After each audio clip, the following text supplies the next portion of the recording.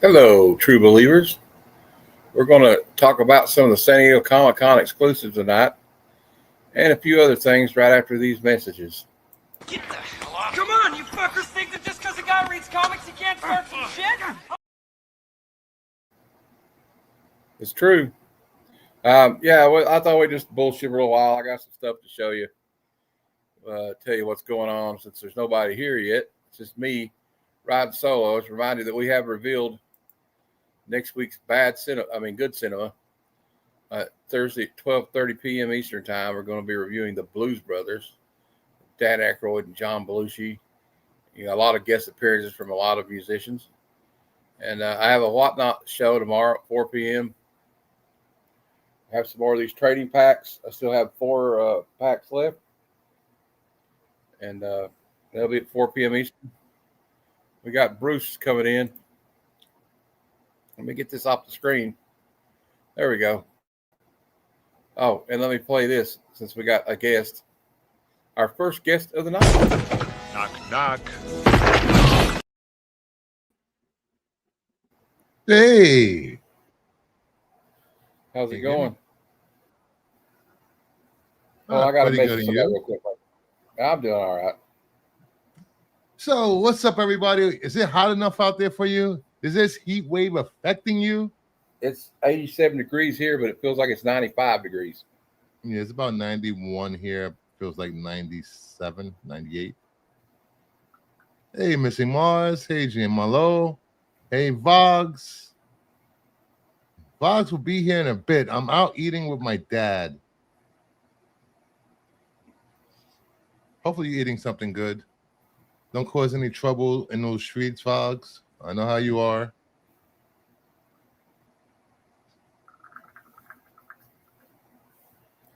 Yeah, don't eat too much now. Don't eat too much. Here I'm gonna joke. I'm gonna joke with him here. This is just a joke, Will. So don't get upset. But this is what Will does when he after he reads his Rogue comics. Oh yes, my lovelies, his suffering. Oh my God. Yeah. Good. Don't have one. No, it's actually this is a clip. This is a clip of the guy. You're freezing. The Gooner. Froze. The Gooner Squad, right? Gooner Squad. Goon. Hey, Glenn. Santa's here. That's Emperor or God Emperor Gooner to you. Oh. Well, I had my heart set on grilled burgers. I was ready to go grill them out. Went to go get the charcoal and didn't have any, so I had any more beef stew. It's mighty depressing after you got your Now you heart say set that. on. Now you say that. Now I want Texas Roadhouse right now. They got Jean Malo. Jean Malo, if you want, it's in the group chat. Or I can get Kevin or somebody to send you the link if you want to come on. Just let me know. We got Missy Mars is here. I'll send you the. We got a New Yorker on the panel and a New Yorker in the chat. And Vogs is here. He said, "Be on in a minute." He's eating with his dad. That's what Bruce just told us. Thanks for looking at the chat, Bruce. Appreciate it. No problem. We I'm getting used to this YouTube stuff. I'm getting used to it. Yeah, I think you might catch on to it. I think you might.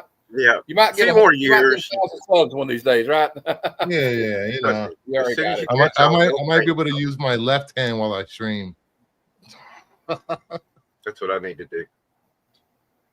My right shoulder hurts too much.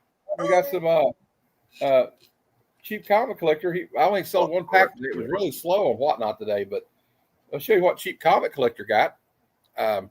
He bought a pack from me. Rob did. So he got the trade dress of the Fantastic Four 1. Oh, signed. Nice. Yep. I don't know if it's actually signed, but I thought it looked signed. He got the Laroca Virgin. And he got the silver foil 209, which is the Ron Lim. Nice. And then he won this because he was my only one of 2 buyers, and Brian LCS and the other buyer never showed back up. So there was only one winner. and it was Rob. So he won that version by Bagley. Oh, nice. Hey, Jamalo. Hey, Hey, John. And I'll show you what I got from my friend Punisher Rider. He's friends with me. Glenn knows him. Well, Glenn's better friends. I just know him, but I call him a friend because I met him at Heroes Con. Oh, yeah. That's nice. I was wondering where you got that from. He signed. That's how he signed it with the Punisher Cool. skull and goes PR. Yeah. And I told him, I said, use one ear if you want. Yeah, I got that. It's 25, but here's his. He's on Whatnot, Punisher Rider comics, and look him up. He's got some cool. He's an artist, and he's a good. He's a friend of the show. So why not Whatnot last night with Glenn? Yeah, I was doing something last night. I wouldn't. Good show. What was I doing last night? Oh, I don't want to know what you were doing last night. No, I had something I was working on. I forgot about the show. Exactly. You were on your own what do you call it, with the comic conversations at the same time. Oh yeah, because it was Trev. Trev had to do it Wednesday. That's right. So I couldn't make it. Yeah.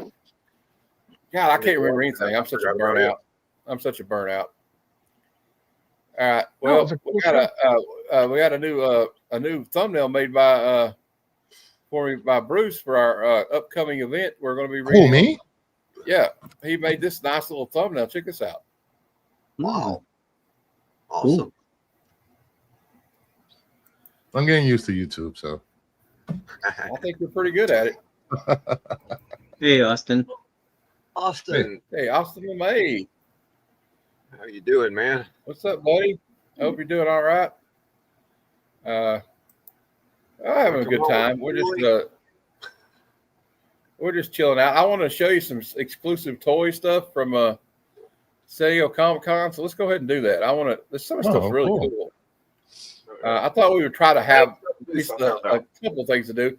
And I want to talk about, we may watch it later. I don't know if we can get away with it, but I would like to talk about the new Keanu Reeves film with Aziz Ansari and Seth Rogen and the new Predator movie, Badlands. I think we'll watch the trailers.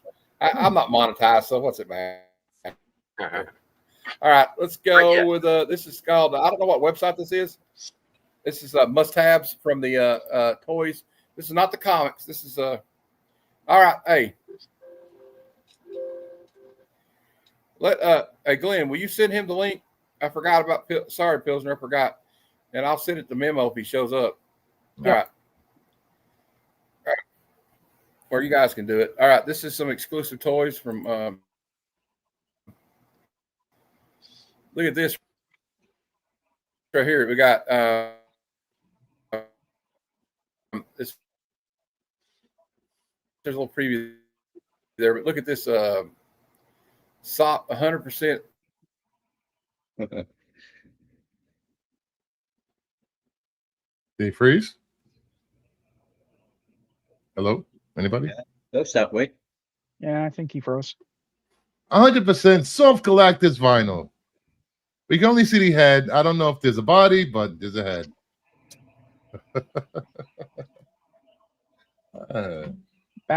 That's so he likes it so much. He's speechless and he can't move. I know. I see that. Matt, you need to run a 100-foot Ethernet cord from your router to your laptop, or get a signal booster for your router. No, it's the computer. Oh. That Galactus almost. Oh, there he is. He's moving again. Yeah, there he is. You're muted. You're muted. Mute.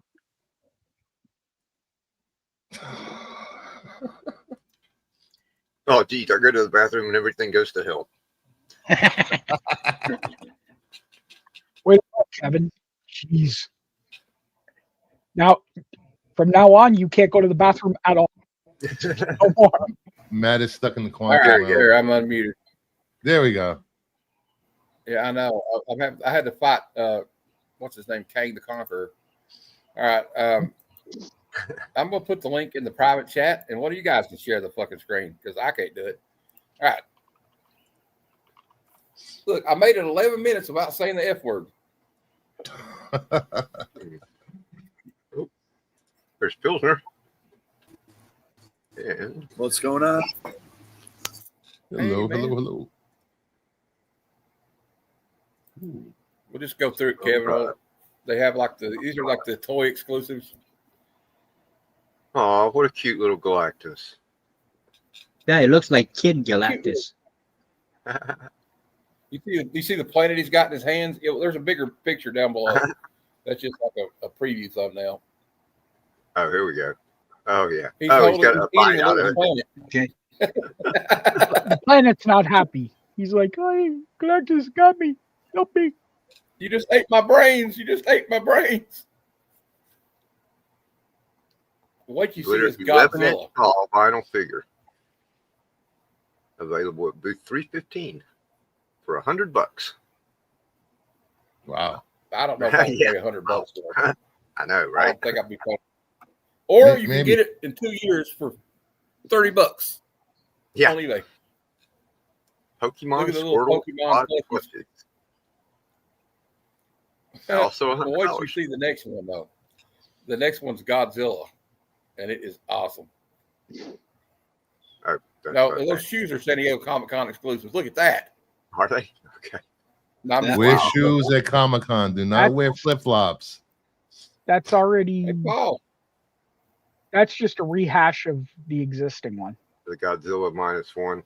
Yeah. Well, speaking of They San Diego just Comic-Con, added Paul was there. the thing in the mouth. The So it lights up. Oh, no, that's just good lighting. $160. Jesus. That's normal SH Monster Droid What are blueprint. these we are like, talking about? Statue or Droid action figure? blueprint cards. action figure. Star My Wars God, trading it's a good card. thing it's not a It's a statue. big Now, action please figure. tell me these are not $100. They are $100. Well, pass. I have a hard pass on that. Wow. Yep. Jurassic World Tyrannosaurus Rex collection. Check this out. That right there is awesome. Oh, it's a convention tractor. You get the T-Rex, the banner.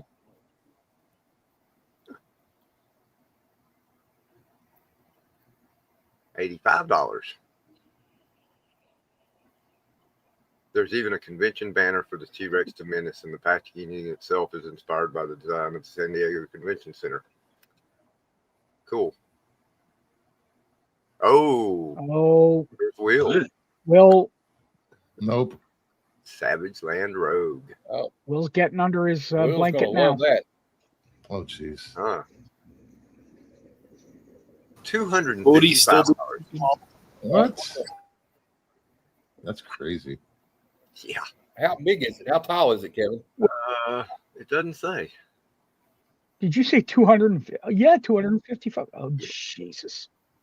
Right. Jesus Christ, man. Oh, Nope. it's 1/6 scale. It's right in the Oh, bottom. pretty big then. Oh, okay. Yeah, there it is. So probably a foot tall. Still. Yeah. Ooh, I hate to even ask what. I hate to even see what this is going to cost. Revenge of the Sith, Anakin Skywalker, Obi-Wan Kenobi. Battle of Mustafar. What is this, like $1,000? 110.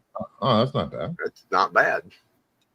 Oh, they're Yeah. only 2 inches tall. No. Probably 3 inches high. Yeah, Probably right. 2 inches tall, right? I said, yeah. It doesn't say. It's a micro No, fig. it's the what do you Figure call does it? not fly. It's really? the Black Series, so it's 6 inches. Okay. Yeah. The black That's average size. Uh-huh. Maybe for Factory Entertainment Star Trek desktop viewer scaled prop replica. Ooh. Oh, That's kind of neat. Yeah. A 3-inch tall replica of the personal computer interfaces from the original Star Trek. $70. that's not bad. For a little 3-inch computer screen. I guess you got 3 different gels you can put in there. You could make one of those out of cardboard, and Yeah. Print your own. it would look as good as the real one. Teenage Mutant Ninja Turtles Bodacious Beach Bros pack. Yeah, that's cool. 150. Based on the 1987 cartoon, if you can't tell.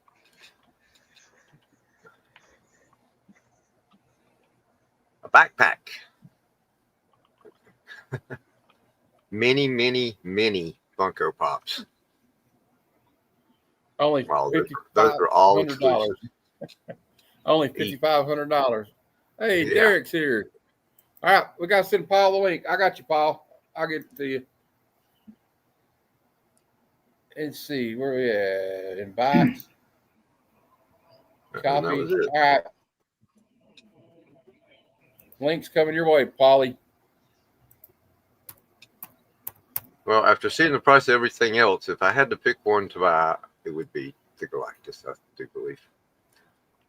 I picked the Star Trek screen. So. Yeah. And the Star Wars people would take Star Wars, and the Godzilla. Oh, well, it's not Godzilla.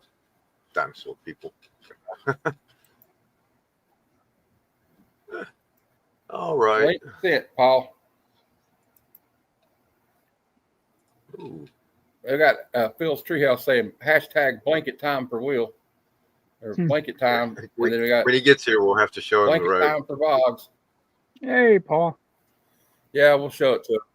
Paul, thank you again, Paul. Thank That you. was Hey, Paul. absolutely awesome for grabbing that foil. Thank you. Well, I noticed one thing today. I'm not going to be negative about it, but Whatnot was slow. Oh, yeah. It You was sold a pack in a short real day? slow. I sold one pack. What did it go for, if you don't mind? $75 what I started for.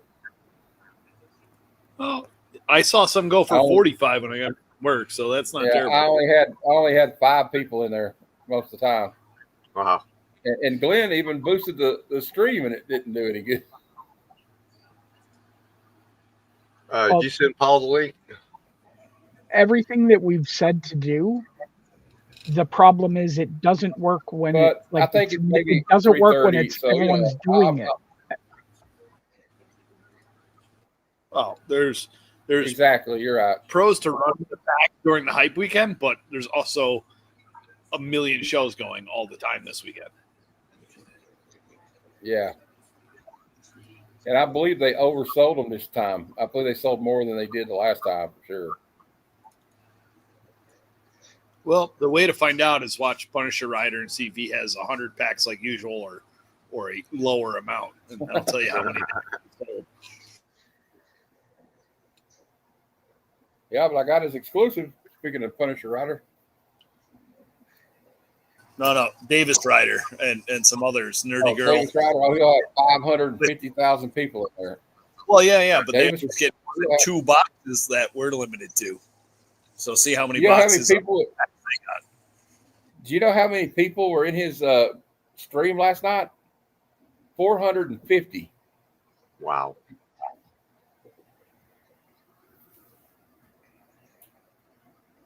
That's freaking impressive. Yeah, but when you have that many people, you can't keep up. If I get 10 people, I'm like, hell yeah, I'm big time, baby.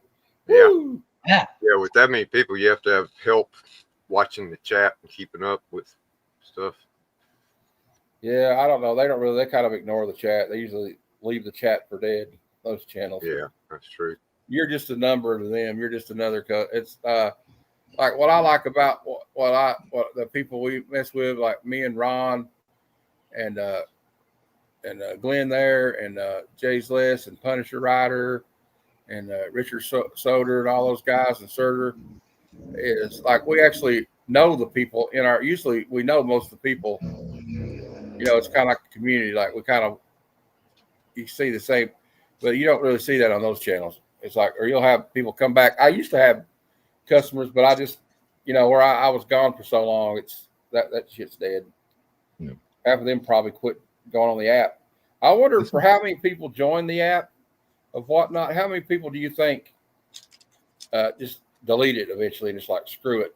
Oh, I think a large majority of users of whatnot, they don't buy anything. They just hop around for giveaway to giveaway to giveaway. Hey, Paul. That's true. That's true. That's true. I did 2 giveaways today, and like, I was glad. I'm always glad when somebody that bought something wins one because it saves me a little bit of money. First off, and I'd rather them than like somebody. Like, I mean, no offense, but I had somebody just a passerby. They probably entered the giveaway and left. Yeah. That's how, but you get those like that. I'm not gonna lie, I do that shit too to people. Yeah. So hey, Paul, how's San Diego Comic Con going? Hey, Phil. Oh wait, we don't want to hear about that. Oh, jeez. You're muted. Muted. We can't hear you. No. Mic not working. Use sign language. Can I get an interpreter for his sign language? F.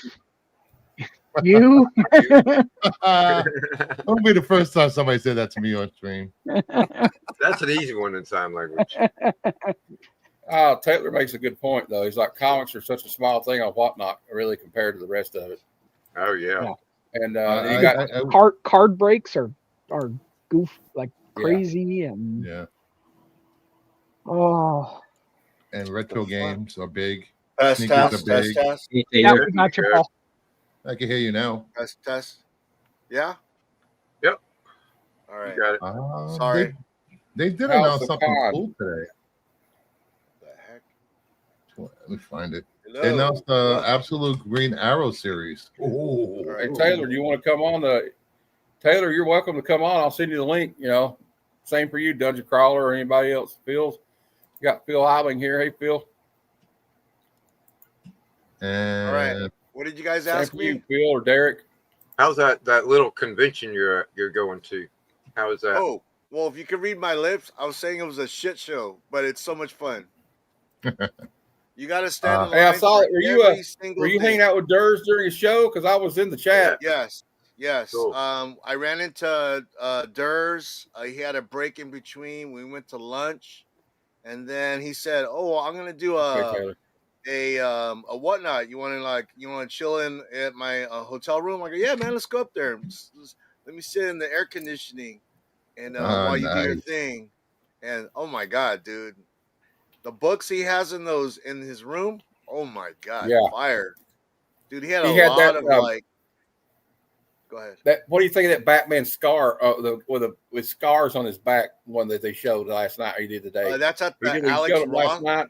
Yeah. Yeah. See, I picked up the Street Fighter one. This is the one I picked up. I picked up this, and I also picked up the Superman. Here, let me go get it. Hold on. Let me let's go big or go home here. All right. Okay. Let me go get the Superman. I got this too. Okay.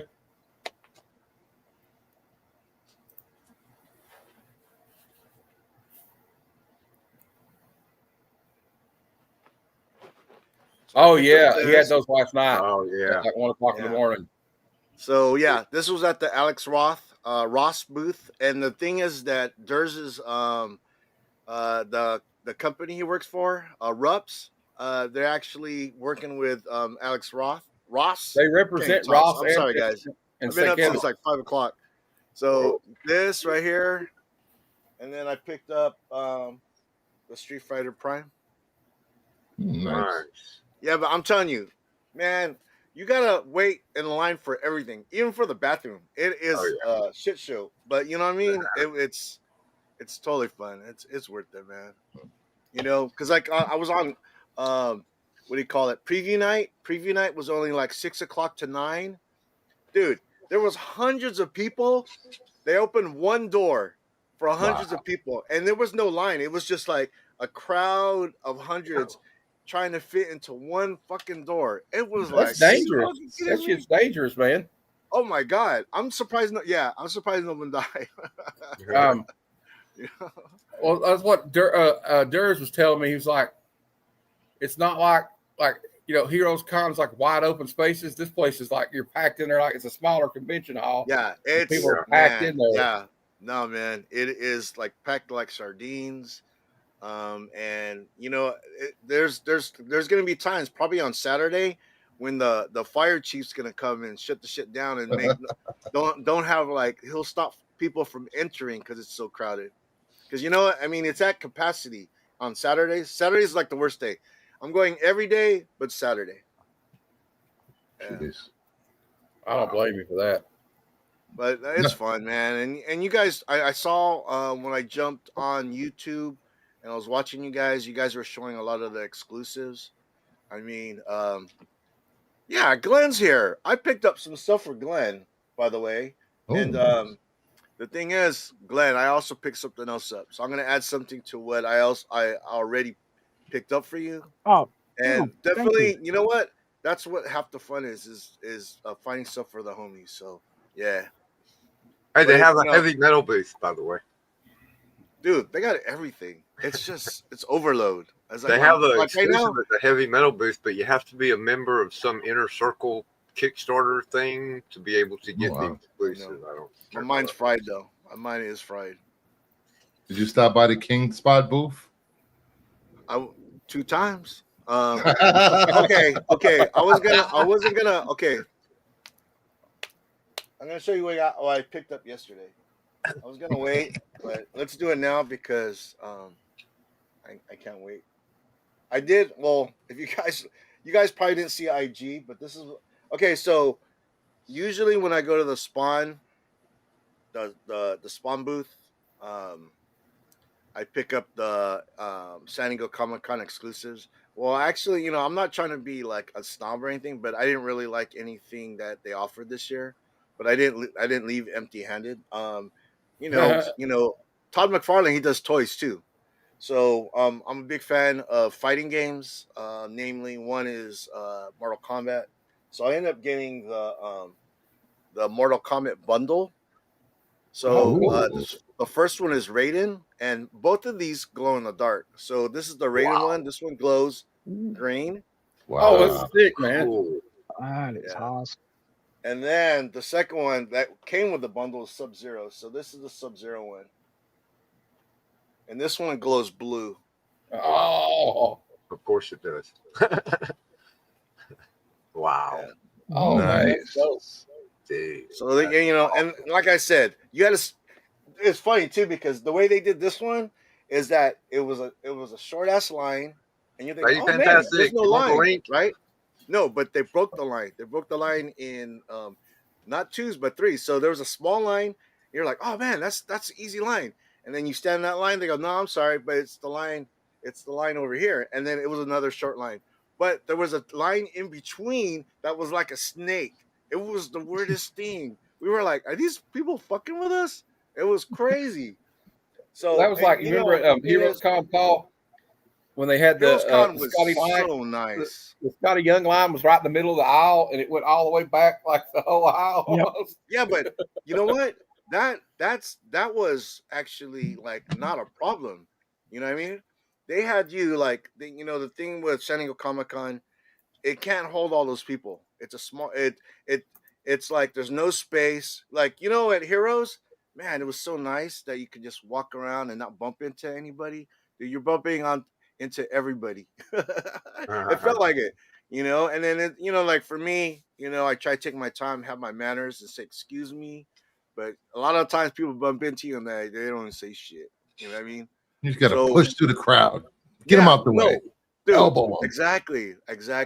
And it's people that go to New York Comic-Con, it's like that. So it's exactly the same thing. But New York Comic-Con, you guys have 3 levels. Yeah. You guys have 3 levels. We only have 2. I can imagine what 3 levels be like. Oh my god. It's insane. It's elbow to elbow, shoulder to shoulder, no matter where you go in the con. Oh, he knows. It's exactly just like that. Yeah. Exactly. There's no time to be polite. You just gotta push through. And hope you don't get into a fight by It'd the be like time you get to swimming. the second row. Get out of Like, you here. gotta do Yeah. this, like it's like football, man. You gotta do the swim. I'm walking here. Hey, well, they were going to have like a battle royal that one year where they with Peach Momoko was there. They about like scared. Oh, New York? hated Yeah, That was to New death. York. that spawn. Yeah, that that's what I mean. spawn, that Peaceful Mocha spawn. Oh my gosh. Yeah. Yeah. Well, I heard about I that wonder if- story because there was two big giant lines, and then for some reason they merged two big giant lines, and then instead of making a single file, it was just a sea of people. Well, I heard that year. I saw the video. I the saw the one year video. that- I'm like, oh my god. Like, was it 2 or 3 years ago, Glenn, when Peach Momoko actually showed up there, and they kind of like caused a kerfluffle or whatever you want to call it. She was hiding under the table. That's Yeah, yeah. she That was won't New go York. back. Yeah, she won't go back. Yeah, Yeah. yeah. She won't That go was back. with Todd because that was her and Todd McFarlane. Hi, lady. That's the same Yeah, booth. and she was doing free signings too. But I wonder if San Diego is going to beat MegaCon because MegaCon beat their record this past year with 260 some odd thousand through the door. I don't know. I know It MegaCon's may. becoming a really a big con. That's on my bucket list. Bless her That heart. in New York, I'm gonna at least experience it once.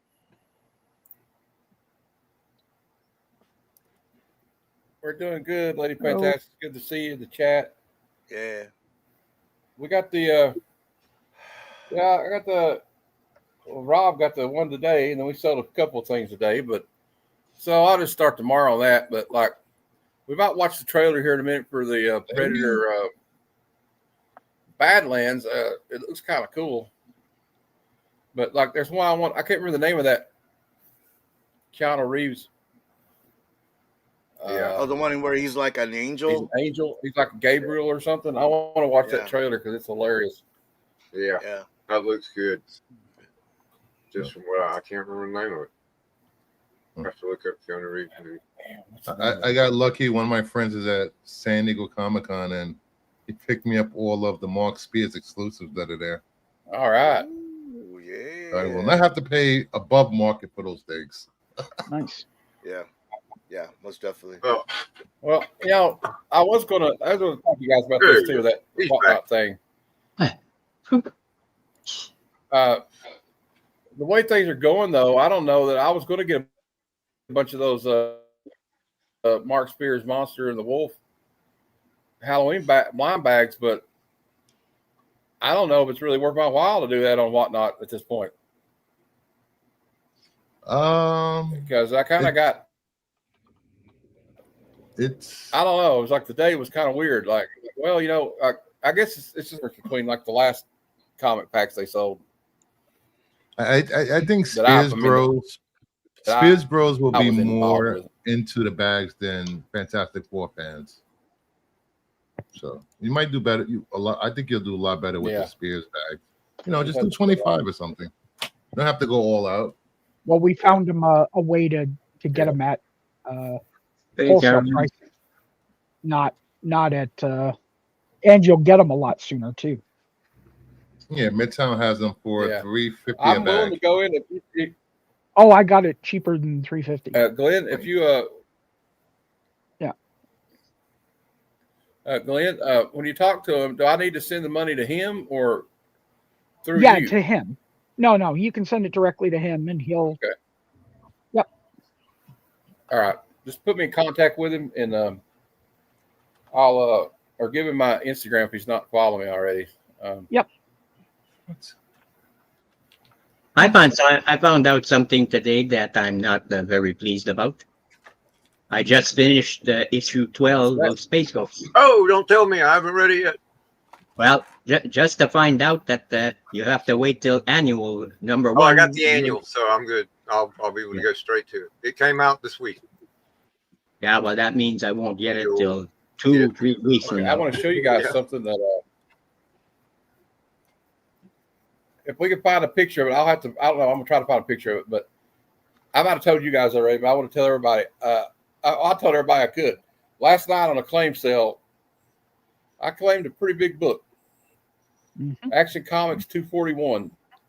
The first when they first showed the Fortress of Solitude, 1958. Gee. I got a pretty good deal on it. It's a key. Right on. A big Very giant cool. key. Nice. It's a big giant key, literally. It's a big giant gold key. Yeah. Nice. Only Superman can lift it because that's the only way to get in the fortress. Well, you know what they did in All-Star Superman was they changed it to where it was a little tiny key that was the size that was the weight of like a neutron Yeah. star or something. And he was the Right, only one that yeah. could pick it up. Hey Tony, the link's in my group chat, or we'll send it to you. In the movie, it's coded to his DNA, which is kind of messed up because his clone can get him. Yeah, Oh, did I just spoil something? Whoops. you probably did, but it's okay. I think everybody here's seen it. It's been 2 I think weeks. If everybody you here's ain't seen it yet, too bad. And Tony was on the Superman show today. We did the review for Superman 78. Yo, you got your Hogan out? Yeah. Rest in Look, peace, brother. buddy. Yeah. Rest in peace, brother. I'll be honest though, I'm more bummed out about Ozzy at this point. Yeah, me too. 2 icons in 2 days. And Theo Huxtable too. That's like I feel like it's like a piece of your childhood. Like all three of them, that's like a piece of my childhood. Whether you agree with some of the stuff that Hulk Hogan's done in the last 10 years, I still remember him. I'm not going to lie, I was a Hulkamaniac, but it's like 3 icons. And then also Chuck Mangione died today. Yep. Too many this year. Too many. If you don't know it from it's anything else, crazy. you know It's been a King of crazy the year. Yeah, King of the Hill put him back on the map. Yeah, they did. Mm-hmm. Yeah, there's been a lot Theo, of man, he was here, too young. I mean, that's just tragic the way he died. Yeah. And the same thing with Val kid Kilmer and was his that wife old liked dude. him. Yeah, man, that's awful. And I mean, it's all going to be like a lot of the people that we grew up watching in film and TV and in music or listening to music are really getting up there. Ozzy was 76. Willie Nelson's like 90 years old, maybe 91 at this point. Mel Brooks is 100 or 99. Dick Van Dyke's 100.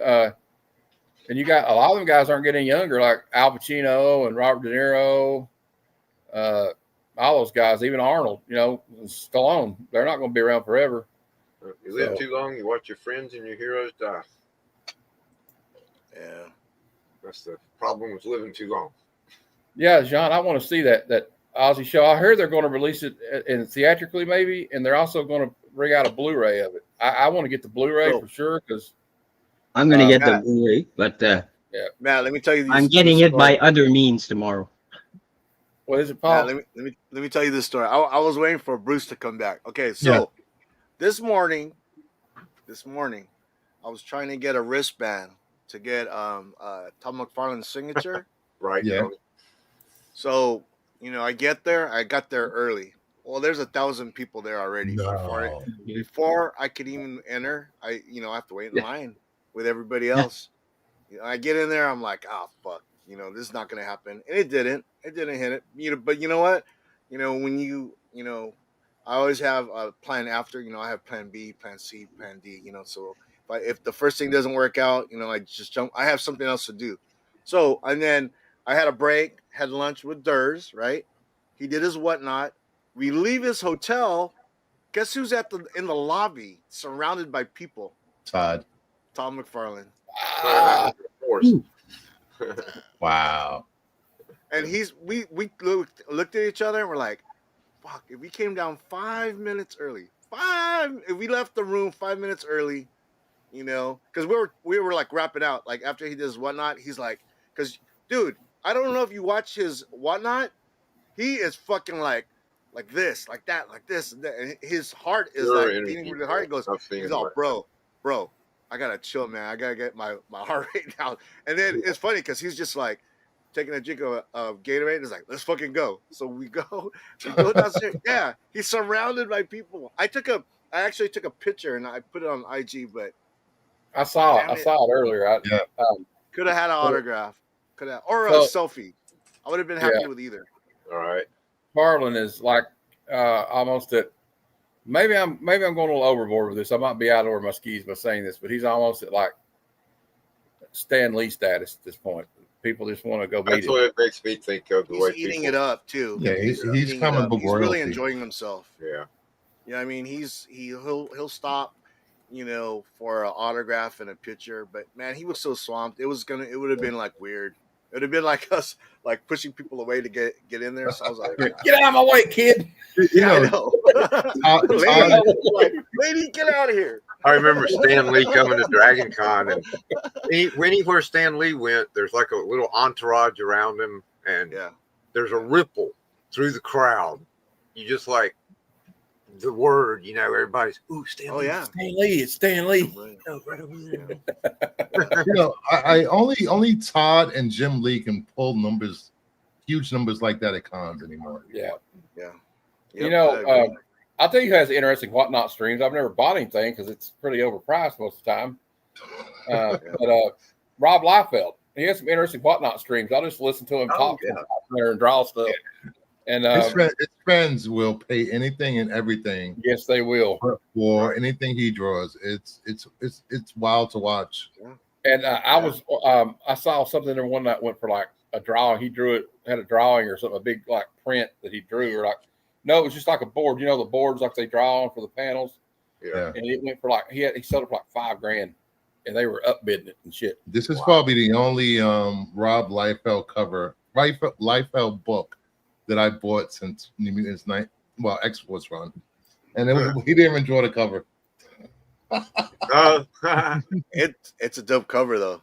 Yeah. Cool. Yeah. Yeah, that's dope. I do like that. He did the Liefeld etching thing on it. Yeah. Yeah. That's His always a winner. signature sucks though. His regular signature sucks. Was there a word there where you would just show?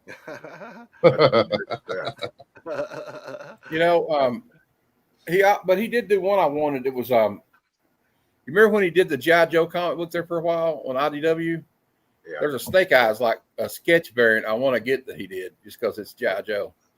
But that's like that, and like, well, I mean, the thing is though, people can say what they want about him, like, and I know he's probably burned a lot of bridges, and he's you know how he was, but he can't draw feet that well, but like him or hate him, like that Youngblood is independently released, and it's like one of the highest selling books right now. Yeah. And I mean, he's also got one of the highest selling books of all time. So I don't really think he gives a shit what any of us think about him. Right. No. Well, he's set for life. You know what I mean? He's set for life. But the thing with him and some of those 90s guys, they got the ego. You know what I mean? Yeah. And I think he seems to have toned down his kind of punk attitude that he had back in the 90s. Yeah. He looks the same. He doesn't look like he aged. He hasn't aged hardly at all. I mean, really. But like, I remember when he was like, he looked even younger in the 90s. He looked like he was a teenager, just got out of high school. Yeah. Which basically he was. He was. When he first started, he was pretty much. Yeah. So I'll give him that, like his persistence. It's like the same thing with McFarlane, he got rejected like at least 3 times by every publisher. And he kept moving his hard. Yeah. Lady F, Rob Liefeld. Little old guy from Canada. Lady Fantastic thinks we're talking about Paul Rudd. We're talking about Rob Liefeld. She's messing with us. Does Paul Rudd draw comics? You never know. He played Ant-Man. I don't know. We'll see. No, I think we're talking about guys that never age. I guess Paul Rudd is in that. Jim Lee's kind of goes in that category too. He's in that category. I met Paul Rudd. He had jury duty in New York City. Oh my God, he is such a nothing against short guys. I didn't realize he was so short. A lot of Hollywood actors like that. Like you're probably like, I didn't know he was that short. Tom Cruise. Yeah, well, we kind of all knew he was that short, though. I mean, the irony is that he played Maverick in Top Gun, but there's no way in hell he would have ever been qualified. He would have qualified for pilot training at that height. They look for a certain height. Oh, yeah. Cool. They would have had to have a high chair for him to sit in the cockpit. Had to put a phone book under him. Tell a story about Tom. Oh, really? Really? No, I've never heard that. What? I'd like to hear it. See a video of that. Hey, Kevin, could you look that up? See if we can find a video of him saying that. Because I'd like to. I'd be interested. There's another one I want to get, but it's like I can't get the audio to come up right. There's one, and I've told you all this about 100 times, but Jim Steranko tells a story about Bob Kane walking up behind him and smacking him in the back of the head and be like, "Hey, how you doing, Jimbo?" or something. Called him Jimbo or something, and being real arrogant. And he said he left, and he said, Steranko was like, I swore to myself, I'm going to get that son of a bitch back. So he goes up to him the next time he sees him, goes, "Hey, Bob," and smacks him right beside the face. Oh, shit. Was it Cartoons Kayfabe? Yeah, he did a lot of work with him, and McFarlane was on there. That's what I liked about Cartoons Kayfabe was like they were interactive with their audience, you know, and they would like if people would send them stuff, they would review it on their show, and they had some good artists on there, and they did one that was really interesting, and they read the court transcript between the lawsuit that Neil Gaiman filed against Todd McFarlane, and they read aloud McFarlane's deposition and Gaiman's deposition. Oh, wow.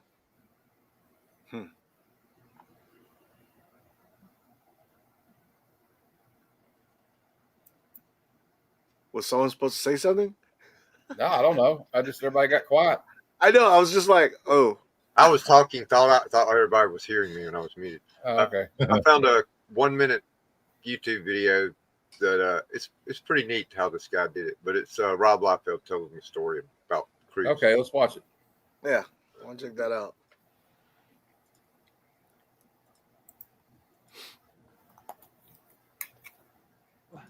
Used to go out to Hollywood to meet with people. He was constantly doing meetings trying to get stuff set up for movies. He went out to meet with Tom Cruise, and he was late. I get there. I'm with the screenwriter and his producing partner, and Tom gets up, says, follow me. And we go down I like how they change the face. In the back room, and he proceeds to light me up about timeliness, being on time. And he said, the least you could have done was have called ahead and let us know that you're going to be late. And I'm like, I called your assistant twice. Like, I was like, my phone was cracking. But on the inside, I'm like, this is rad. I mean, and then the weird thing is, once he chewed me out, because you haven't lived until you've been like read the Riot Act by Tom Cruise. Then he stood up and he said, all right, and now we're going to go in there and we're going to make a great film, and it's going to be a great day, and let's go. I have never seen a person more excited to tell everybody. That's amazing. That was cool how he did that deep fake with Liefeld's face and Tom Cruise's face on it. Oh, shit. Jason Aaron is leaving Teenage Mutant Ninja Turtles. Didn't know that. Oh, wow. I didn't. Moving on, doing something else. Uh-oh. Hey, on my live stream on Sunday, Kevin and Glenn both had killer stories, and there was no one, and I mean no one in the chat. Nobody heard the story except the people in the panel. Well, mine has a depressing ending because I'm not Well, going. still on. The concert's tomorrow, and I can't make it. But I got offered 2 free tickets to go see Bob Dylan and Willie Nelson. Oh, wow. In the middle of the I night. can tell you guys about the time I saw Ozzy. At Ozfest 2000, we got hit by a bucket of water that Ozzy threw on us. And he liked to throw buckets of water at the crowd. And he had a big water cannon that came down. He was like a big metal chair. He strapped in it with a 3-point harness, and he would strap it. They'd raise him to the top of the rafters, and had a big water cannon on. He just started soaking, and the women are like all throwing their tops up. Every woman that was on a man's shoulders was bare chested. It was wild. He's like, let's go crazy. But the craziest thing that actually happened at that show was Phil Anselmo of Pantera threatened to beat up one of the bodyguards because they laid their hands on one of his fans. Oh, wow. He said, don't you put your hands on a fucking Pantera fan. I will walk in there and beat your ass right now. And he made the band stop. And he said, "All right, Rex, pick it up for the bridge." And they started, and Rex starts playing the bass line for the bridge, and they all start playing again. Wow. Oh, wow. That's cool. That's amazing. Then Bodyguard's like, well, what am I supposed to do then? I didn't want to tell mine because Paul might get a little sad. Oh yeah. At MegaCon, I got the opportunity to go get a signing from McFarlane. Nice. So I was in line, and a father and his two daughters were there. Only one got a ticket for the signing. The other girl didn't get one. She drew a 11/17 reproduction of Todd's 423, the Batman 423. She did it in like 4 hours, and it looked as good as his did. It was excellent. Anyways, I'm like, it's going to mean more to her, so I gave her my ticket, and and then just went to the rest. So I was in a stream, in a Spawn stream. I didn't know Todd was in there. Todd was actually walking with, I think it's his brother that runs the McFarlane Signatures or McFarlane Collections account on Whatnot. I think it is. Yeah, the person that was running, or the host, is friends with them. He was running Spawn books. I was getting some that I needed. He said he was from Florida, so I mentioned the what had happened at MegaCon, and then I get a message from the McFarlane accounts that says, "Give us your address. Todd will send you out something signed for what you missed out on." Dude, so that's awesome. I thought it was really cool. And Matt, I showed Matt the thing. I said, when he was in there, you could see Todd was actually watching it. They showed the picture of Todd pointing at the computer when he was watching. So I thought it was a joke at first. I thought it was just somebody, pretending to. No, it legitimately was, and I guess I'm getting something from Todd signed. So it's kind of cool. Why would I be sad about that, man? That's well, awesome. because you didn't get a chance to get it. So you know what? C'est la vie. If it's not this year, next year, one of these days, God willing, it'll happen. I'm not worried about it. It'll happen. Oh, man. It will. Trust me, Todd. I saw him like 10 feet such away a nice guy.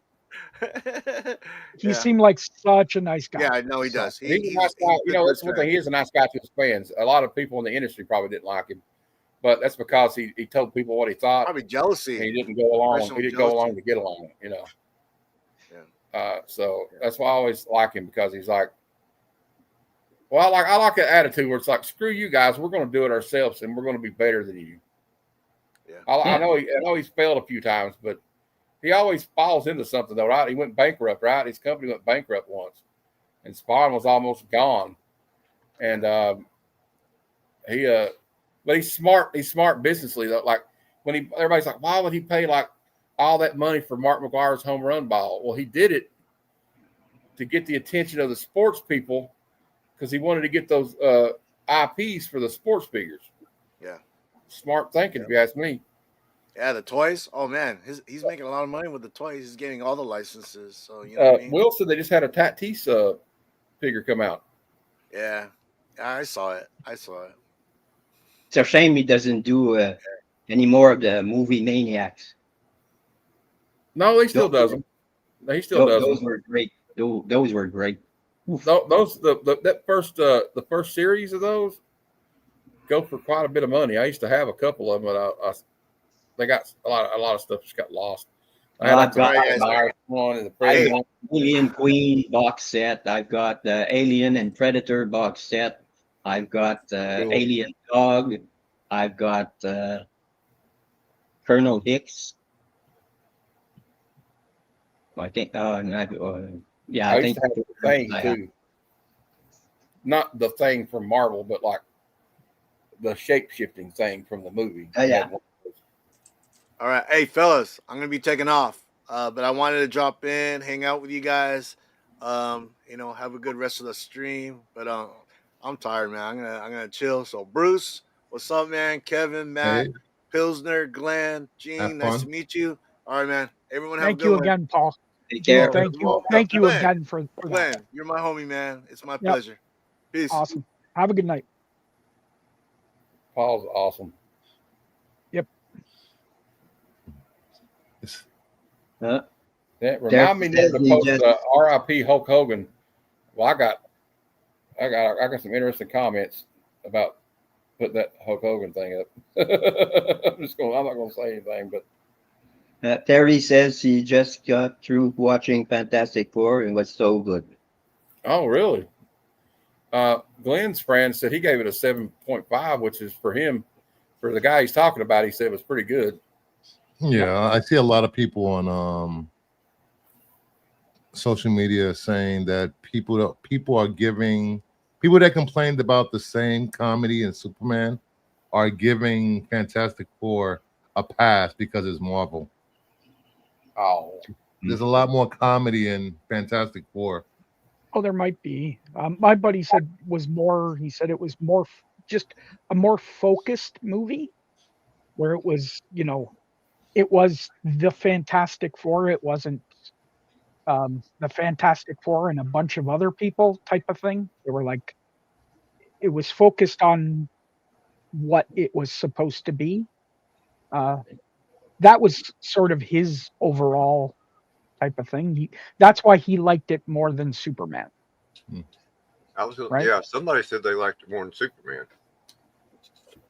I'm going to see it tomorrow. No, are we going to see it tomorrow or is it Saturday? Saturday, I think. I'll probably see it. I was going to see it tomorrow, but I got to go to Toronto tomorrow, so I'm guessing probably Monday or Tuesday. Comic Tom has 357 people in his stream right now. That's normal. Yeah. Oh, did you get a hold of Evan from Goodbye? No. Bruce, about the Oh, I haven't. the Not yet. 9.8. Oh, I thought you were talking to me. No, I haven't yet. I totally forgot. I think on the pack, the Fantastic Four packs are selling for like $50 because my friend just got a pack for $40 and pulled a signature. They pulled a signature. Nice. I don't run mine for less than 75. If they don't want them, they're not getting them. There's God packs. They screwed up the processing of them, where there's like a blue.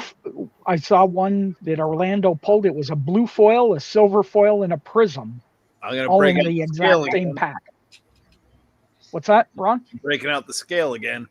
Break out the scale for sure. That's a good idea. I'm gonna do that right now. Well, that's how I found the two foils. Yeah, I wouldn't do that on stream than try to sell them on whatnot. I'm the guy that's gonna get $30 a piece, so it doesn't. Hey, I don't start them for less than $75. If they don't want them, I'll open them, keep the damn things, and sell them on eBay. Dude, They're going for about. Backs. I don't really care. They're only going for about anywhere between $50 to $90. Yeah, It and that's depends. I saw some going for $100 a day in the bigger streams, and people are suckers for good. Sure. Yeah, I'm saying on most of the streams that we're going to be part of. Yeah, Matt, you forget that on those streams you're paying for the person to say your name out loud and not the actual thing that they're showing. You're buying street cred in those shows. Should we open another one? Hell, fuck it. I ain't gonna sell them. I don't know. Terry says most people won't care, but Kenneth Washington dies yesterday as well. The last surviving main cast member from Hogan Heroes, one of my favorite shows as a kid. Yep. Okay, so this one was 7.7 ounces or something. Hold on. Is it pounds? Okay, ounces. Go big there, Matt. Go big. 7.7 ounces for that one. Should we weigh them all and see what they are? Go big. Yeah, I didn't think about that, but people used to do that with the card packs because they would put inserts for an additional card in the back, and you could weigh them and find out which one had the special insert in. And then the card companies got smart and would take a card out and put. Hey, we'll do a claim sale right now. Anybody wants one for $75? You can have one. All right. After all my friends just told everybody they're going for 50. All right. Anyway. All right. Let's see what this one weighs. Yeah, I still watch Hey, this one actually feels heavier. No, it's the same. All right. Yeah, well, your units is not going to give you enough difference. You need to switch to grams. Yeah, it's a good idea.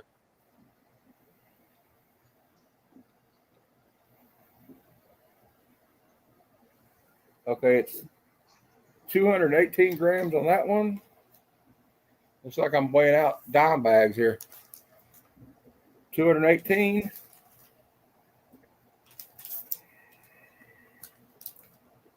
214.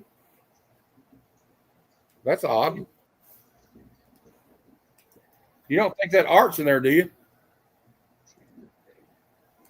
Oh. Yeah. There's Boggs. Bye. How are y'all? I'm just weighing comic packs. Yeah. That was 200 and Hi, Kevin. 217. Hi, Jean. That one was 214. That's weird. How are you? You missed Paul. Really? Yeah, That's Paul. okay. That's okay. Paul's having fun. He's at home. We got something to show you, Will. No, you don't. One of the exclusive toys from San Diego Comic-Con. Oh, don't tell me it's a rogue. Well, If it it's a is, I'll surprise, team bro. it. It's a surprise. Yeah. Oh, my God. Wait, Paul got me something? No, this is No. available. You might want to call Paul and have him get it for you. Yeah, I may have to. Yeah, I don't know how. I think it's a statue, and it's like $100 and something. I'm not gonna ask Paul for it. Oh, it's no more than that. Action figure, It's more and than it's that. only $255. God damn it! Stop it. I'm gonna have. No, Hey, Will, I'm gonna. does that make It's you a feel like football. Oh, yes, my lovelies. His suffering. You guys are horrible to me. What's up, Glenn and Pilsner and Bruce? Hey, well, Oh, Jean Malo, what are you drinking? Brisk. Iced tea. Iced tea, nice. Oh, Too hot for beer. I'm gonna tell you, Bugsy. hi. if I don't sell Hey, any more this weekend, and I'm Bruce, opening I all of got them. some DC comics. You want to see them? Sure, I'm always up for seeing DC comics. Let's go. Yeah. oh. Well, he'll be gone in an hour to go get them. So, Yeah, I think I'm just gonna if they don't sell this weekend, I'm opening every one of them. Screw it. heck yeah, you will. mean, You don't yeah. need to make me big. Please don't make me big. I'm a little shy right now. I got He 5. doesn't I wanna got 4 more. So packs Digger left. Jim sent me this. We can't see it if we're not big, though. Okay, Digger Jim sent me this. I'm gonna highlight the DC for Bruce. Kitty cat. He sent me this. Oh, nice. Ooh. That's a key. For those who didn't know, that one. And then I picked these DCs up this week. Of course, I have to get that. Nice. Oh, yeah. And then that one because it's Batgirl on Batman. That was an awesome fight with Batman and Batgirl? Yeah. Batgirl. Yeah. That was a really good fight. Good That was a stuff, Will. really good fight. You I know, like She didn't stand a chance, but she tried. She gave it a I shot. got Huh? I got a few that I can show.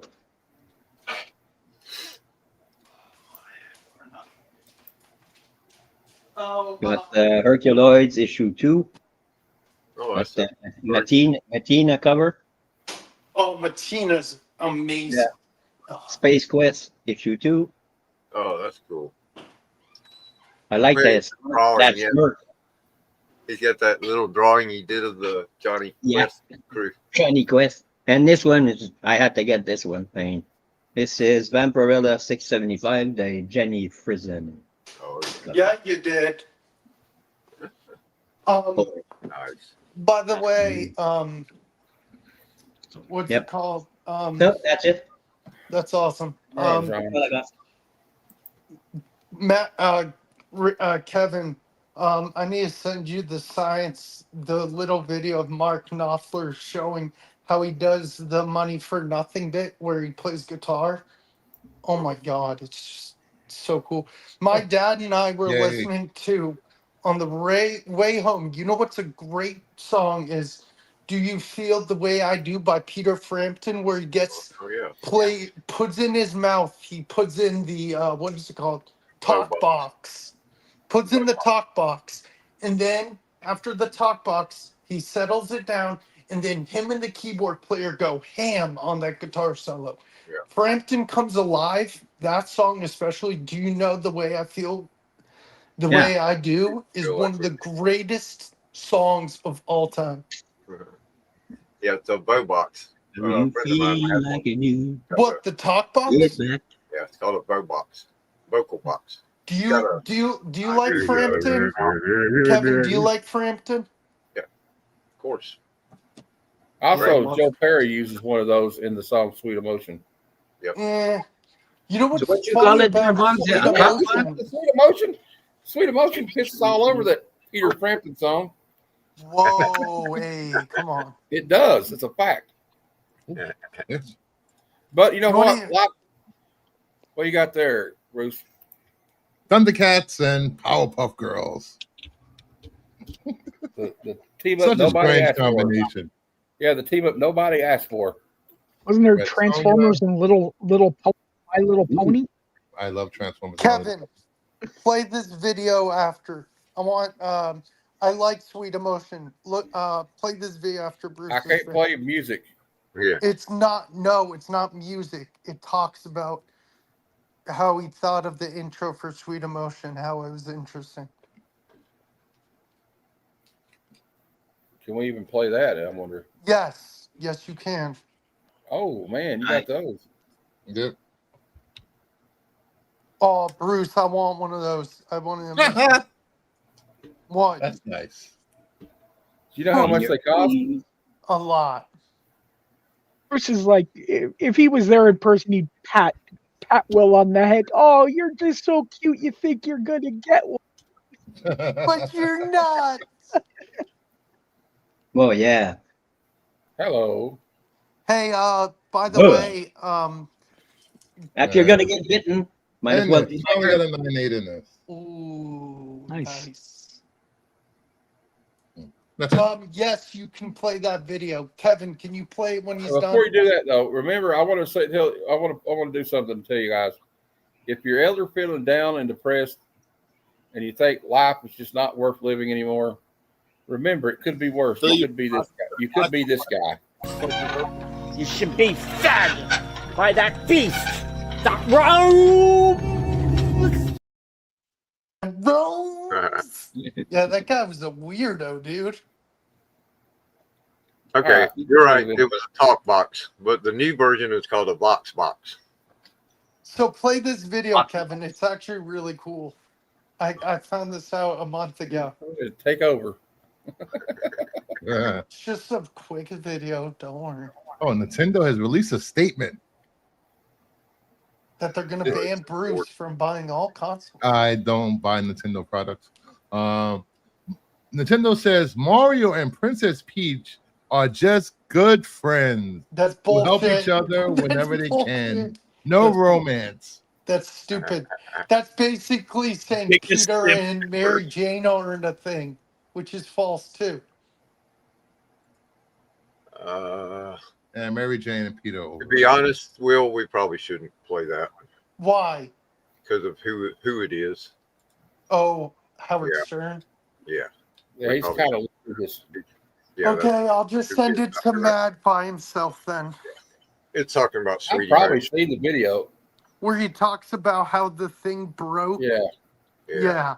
Do you guys it's a want to see great- a preview of my picks for the variants of the week? I'll go ahead and show you. Sure.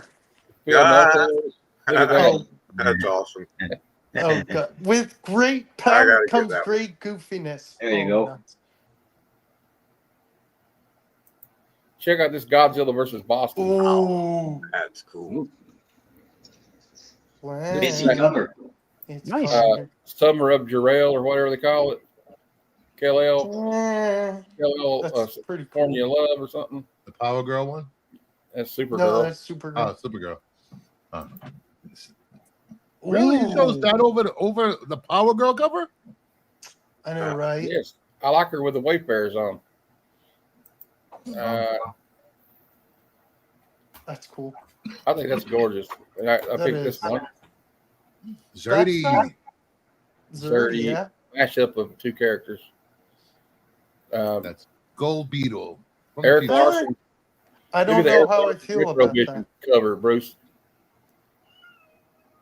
And then I like this one of Donna Troy. Yeah, by, that is a cool Sam Donna Pierce. Troy. That's sick. That Such Supergirl Phenosion. cover is $8.99. Illusion. And Perel, I think's his name. Perillo? No, it's just Perel. Perel. P-A-R-E-L. Jarrell. Okay. I think I ordered that. Purell. I don't know.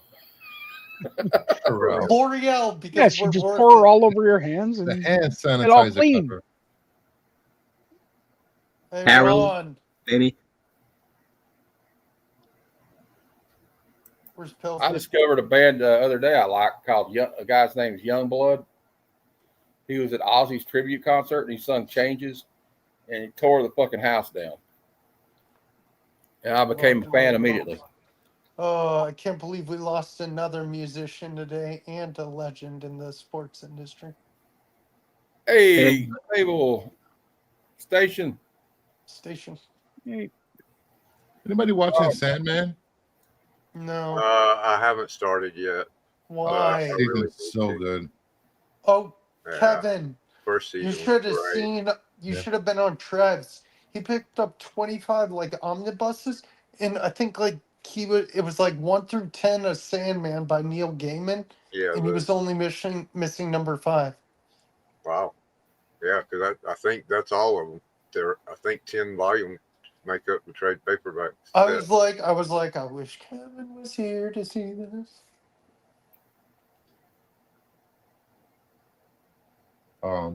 Anybody interested in grading? CGC turnaround time is 20 days now.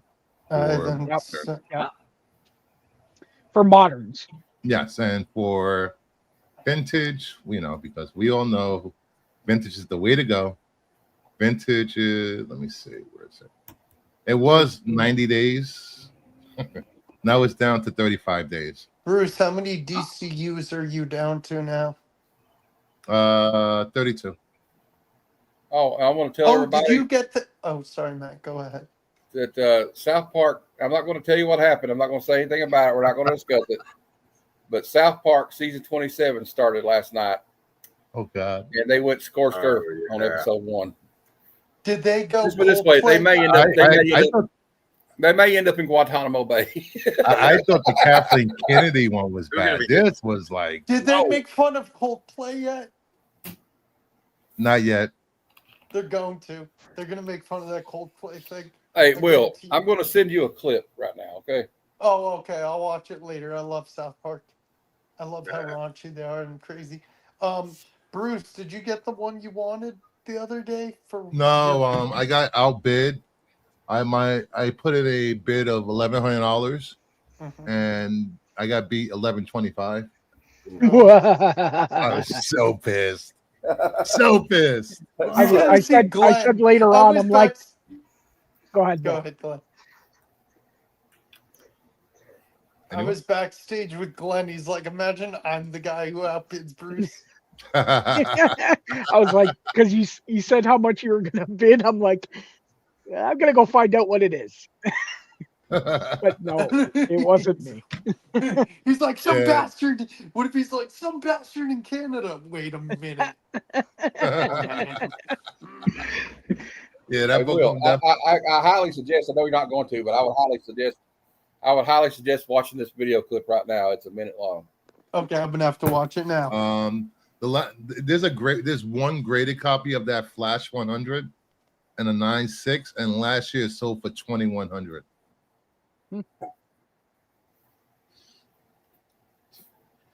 But Yeah, well, hopefully it comes up again so I can grab it. There's another band that I discovered yesterday. That, speaking of bands, Terry, I don't know if she's from. I think she's from LA though. She's not from Europe. Broovy. They're kind of wild. Check them out. BRUVVY. It's a female fronted band. They're kind of like a power punk kind of band. And also like a band called I don't know how I want to say their name right. They're an Italian band. They're called Danskin or something, Daniskin or something like that. They're kind of cool. The Warning is a good band. Warning's good. Yeah. Donikin or something like that. I don't know. It's something like that. I don't know how to say it. Nightwish. Mm-hmm. Remember Night Ranger? Almost like classic hard rock. But I mean classical hard rock. So I was always a fan of the Outfield. Yeah, I heard of. Far I have no idea how to say it. Gyasi, Gyasi. Yeah, he's pretty good. He reminds you of 70s glam rock, kind of Todd Rundgren kind of stuff. I've noticed two a lot that are of easy on the eyes are the music the YouTubers Hart are really Twins. having trouble now. Oh, You ever seen the Hart Twins? No, that's not the band I'm talking about. This band I'm talking about. Hilarious.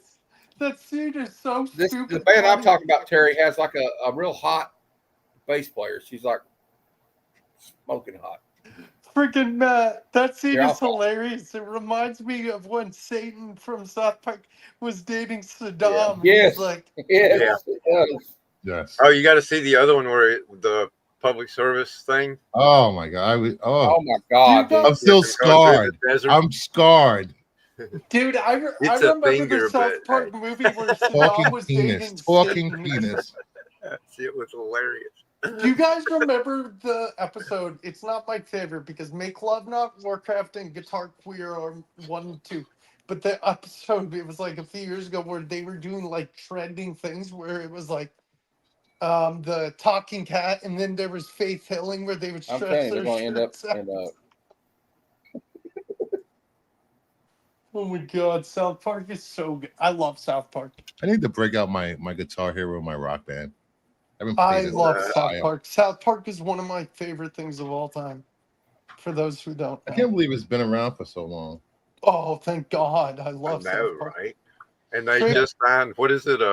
Paramount Plus is what they're on now, so they can do anything they freaking want.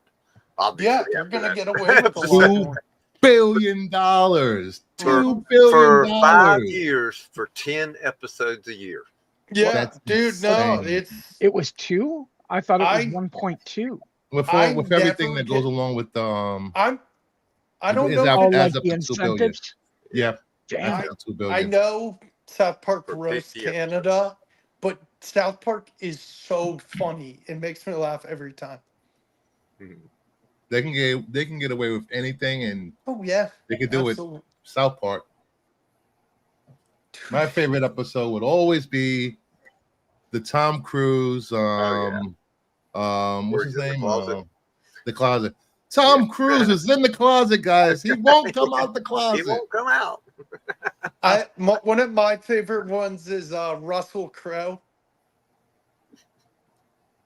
Oh, And man. what was the My favorite ones are the first season. I think it was 6 episodes. Yep. The trial season. Are you It's a kidding flag. me?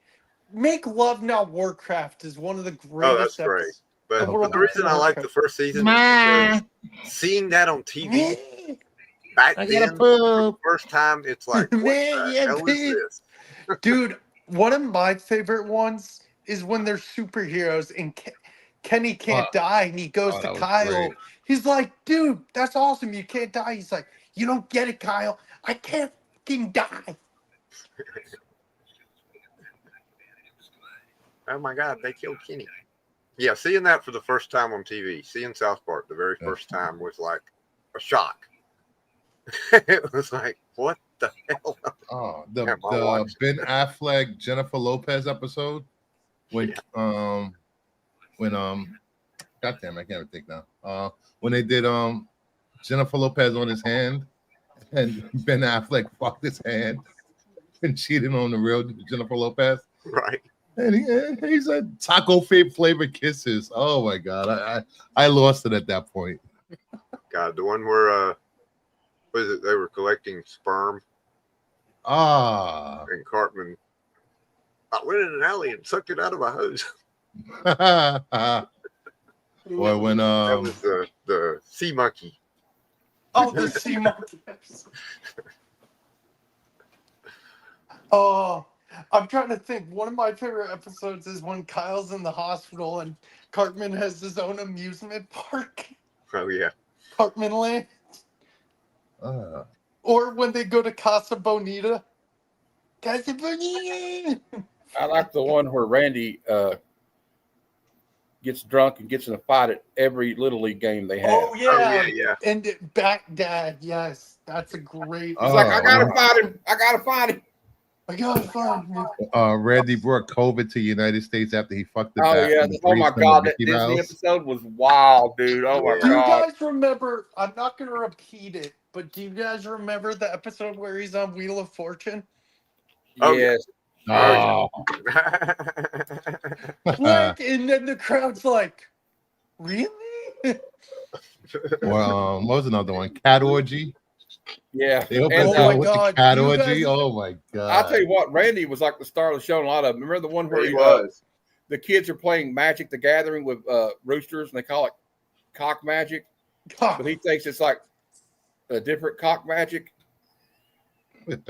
Yes. Do you guys remember the one where it's Kenny and Randy and they get high by licking cats? Or they let the cats pee in their face and Kenny's like imagining he's hitting shotgun with a big lady with big. The Scott Tenement episode where Cartman feeds his parents. He cuts his parents up, puts them in the chili, and feeds them to him in front of Radiohead. And they're like, "Oh, you're a loser." And what's the one where who's it wasn't Tweak, it was someone else's parents who died from the toilet, and then the guy who invented the toilet, the ghost comes back and he says, "No, you were actually sitting on it wrong. You have to face towards the thing." It was so stupid. I'm like, and I'll never forget the one where they told the fish stick joke. So you like fish with sticks, so I guess Kanye. you're a gay fish. And Kanye's like, I don't get it, man. I don't get the joke. I'm not a gay fish. And, and then they had the one where they thought that was it Stan? They thought Stan was like the reincarnation of L. Ron Hubbard. Oh yeah. And then like Tom Cruise hides in the closet, and you got R. Kelly singing, "Tom Cruise is still in the closet." Yeah, that's what I was talking about earlier. You know what's a good one is the ones with Al Gore, the Man Bear Pig. Oh, Man Bear Pig. Man Bear Pig. Yeah, I was just trying to remember what that was called. It's not a full episode, but I loved Imagination Land. Yeah. That was a good episode. And then the movie, of course, the South Park movie is great. I love an Imagination Lane where it's the U.S. military and they have the glass border and they're like, "Oh, no one will break through," and you just see Cartman tumble. And they did the Pokemon episode where they found out there's the Pokemon cards where the brainwashed children into bombing Pearl Harbor again. Right. Yeah. What's the one where they're trying to break in? Was it the Xbox episode or something? Yeah, where they're trying to break in one. and Funky Town is the code. Yeah. Red Rocket. And then the one where Osimo, where Cartman where dressed up like a robot and he takes Butters. Yeah, he's like, he goes, "I'm Osimo." I am Osimo. And then the one where he makes Butters think he's in VR world or whatever. Yeah. Oh, the one where he blows butter, takes a picture. Butters is gay. Look what I'm doing. He's like Cartman.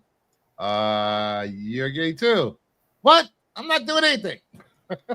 I'm trying to think. What was the one where? Remember Cartman kept telling everybody he was cis ginger, but he kept saying cis ginger.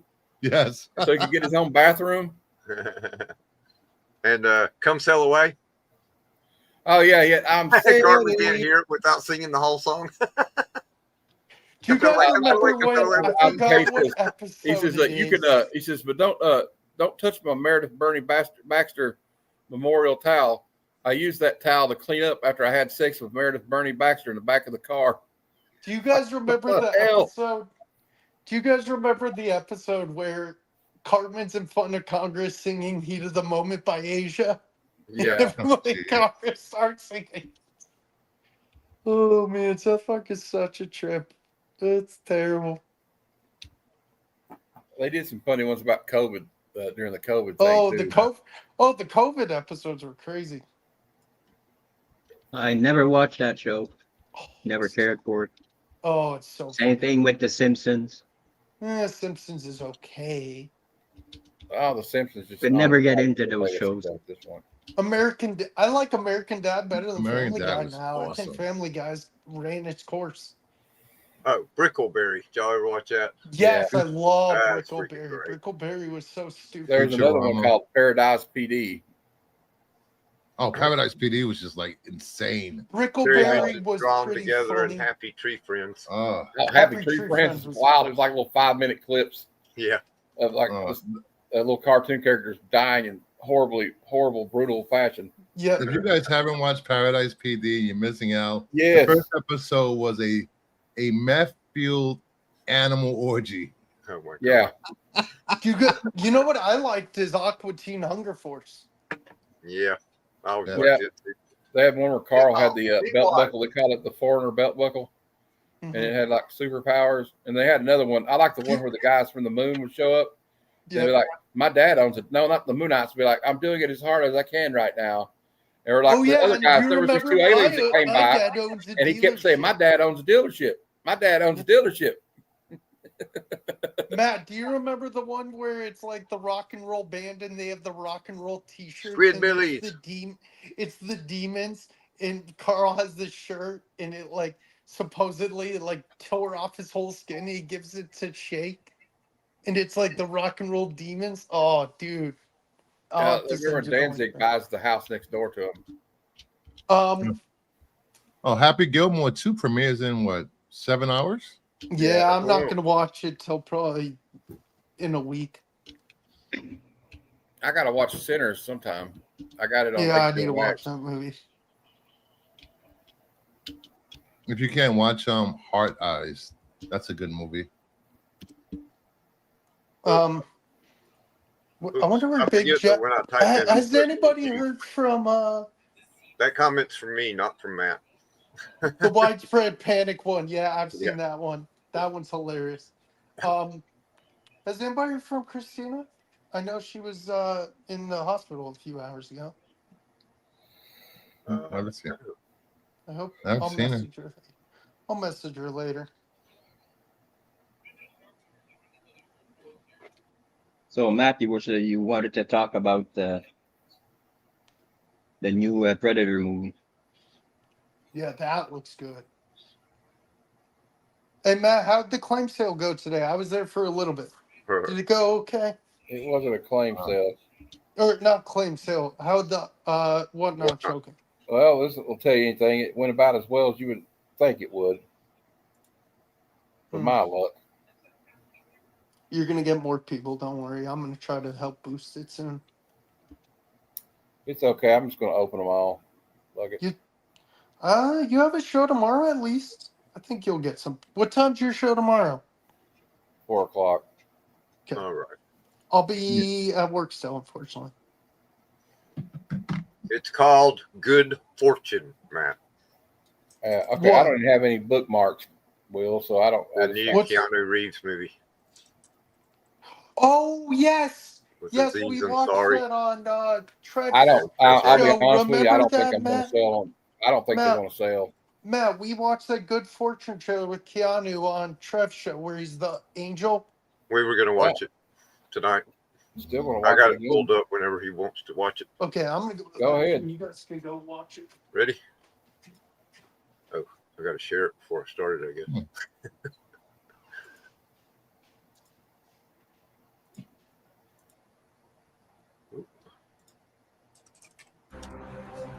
My name is Gabriel.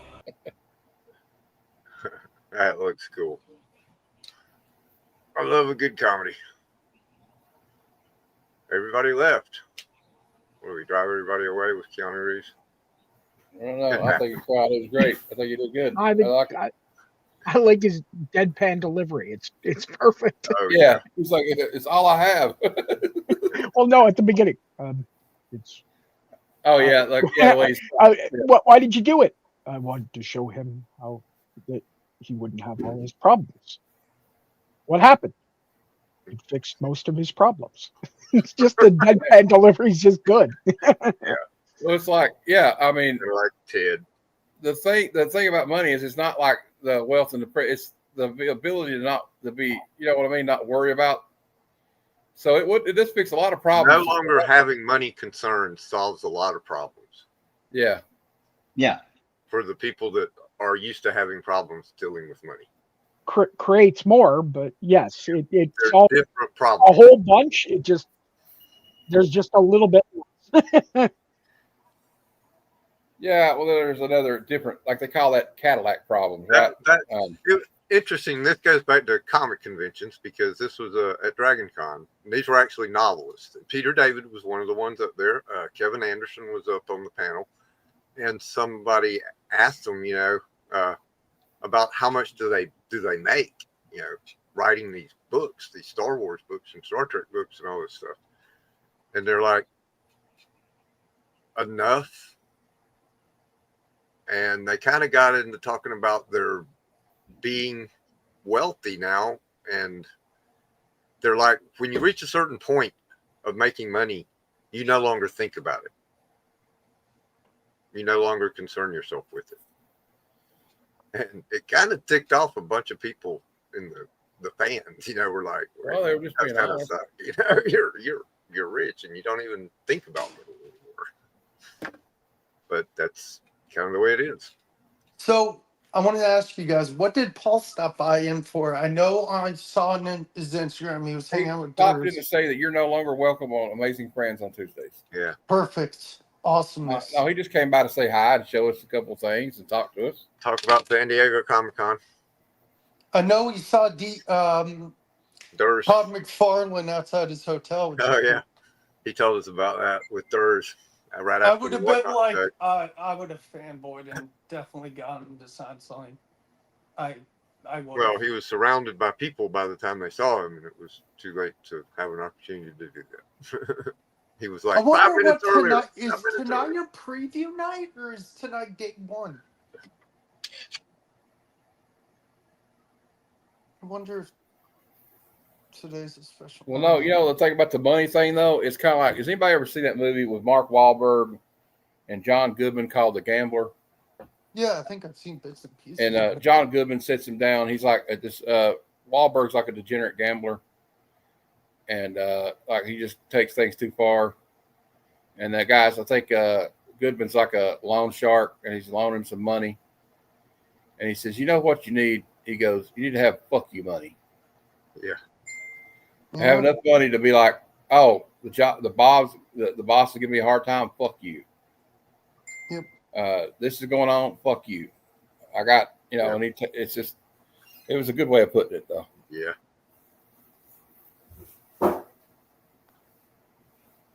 You could have FU money, or you could become your own boss, and then you can say to yourself all the time. Yep. Either way, it works. It works either way. And it costs a lot less.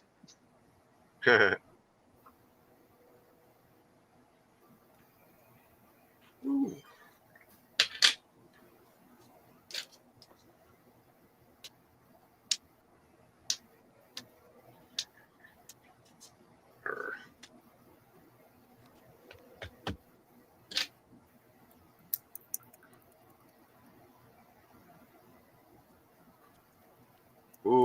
Exciting. What? I'm playing with scissors. Be careful. Why so quiet? Yeah. Mm-hmm. I love that Brickleberry episode where the lake has healing powers. Oh yeah. Hey, That Kevin, was a have you good caught show. up on Strange New Worlds? I don't watch it. I don't Nobody have watch Paramount Strange New Plus. Worlds? I got rid of Paramount Plus.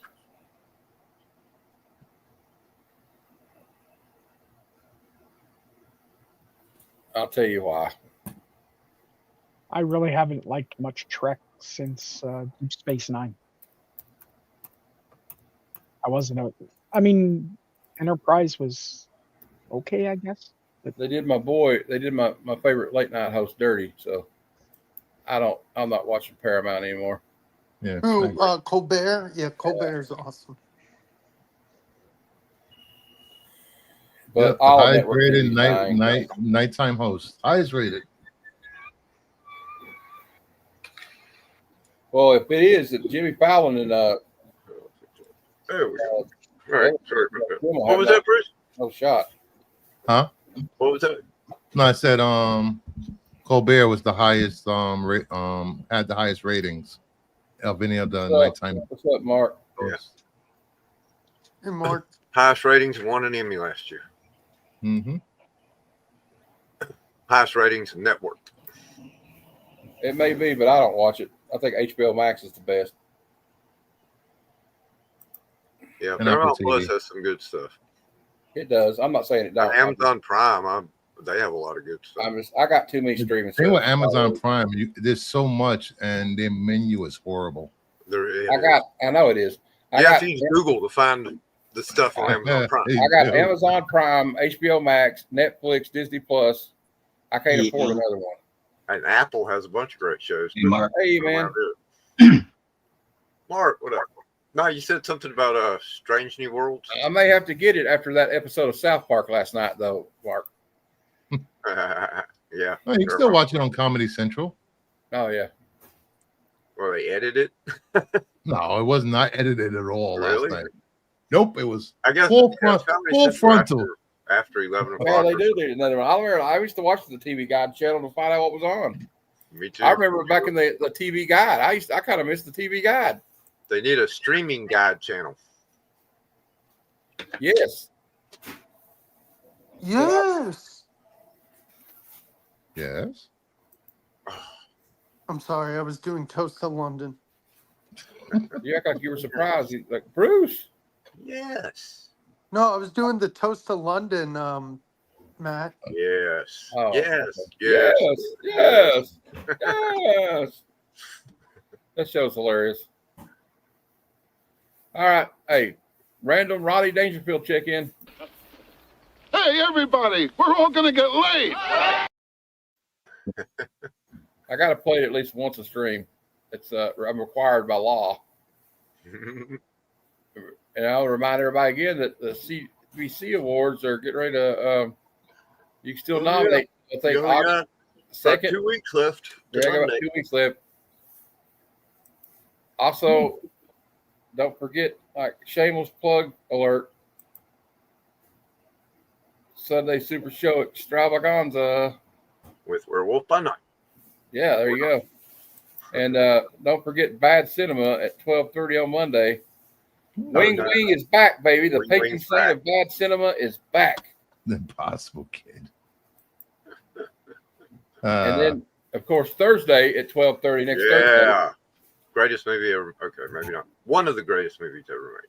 Woo! And me and Bruce and Big Jeff, and hopefully we can find Cliff because he's been.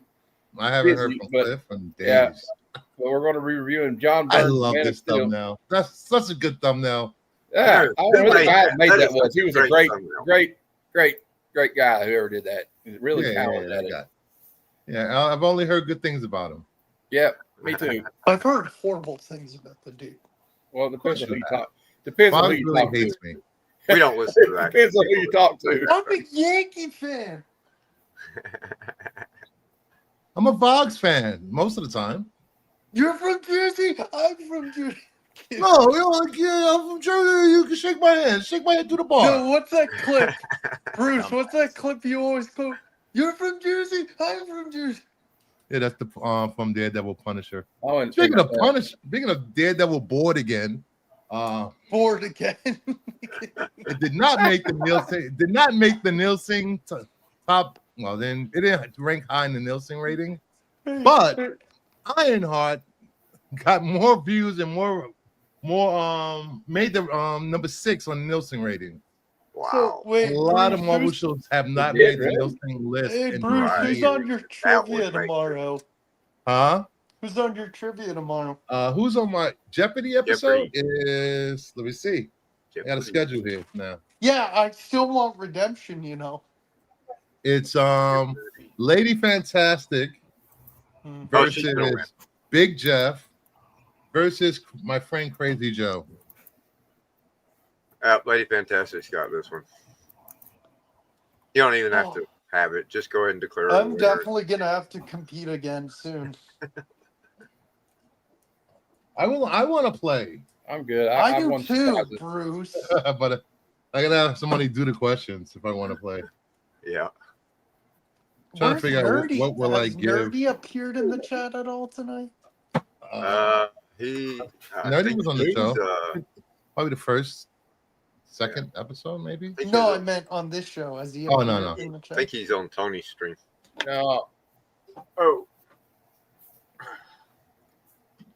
But he I saw thought Tony's was on Saturday. Oh, we meant Old Wolf. Old Wolf. T and Nerdy saw it today too. Wonder where Cliffy's at. He's probably doing something. He's watching Fantastic Four, he told me. Yeah. Who showed Nerdy on? Old Wolf. 65, I guess. Who? Old Wolf 65, Tony. Old Wolf 65. I think it's Old Wolf 65. He's got like a. It is. Daredevil. Not Daredevil. Dead Man logo on his avatar. Travis ain't on there. Retro's on there right now. Of course he is. That guy's an interesting. That's why we have 3 people in the chat. Everybody's over there. There's only 4 watching, and Tony and Retro on screen. We probably bored everybody to death. Talk about everything we could. We got somebody else popping in here. Who is that? There's Mark. Oh, there's Mark. Who is that? Who is that knocking on my door? You shall not pass. Whoa, I don't even recognize Mark. Hold door.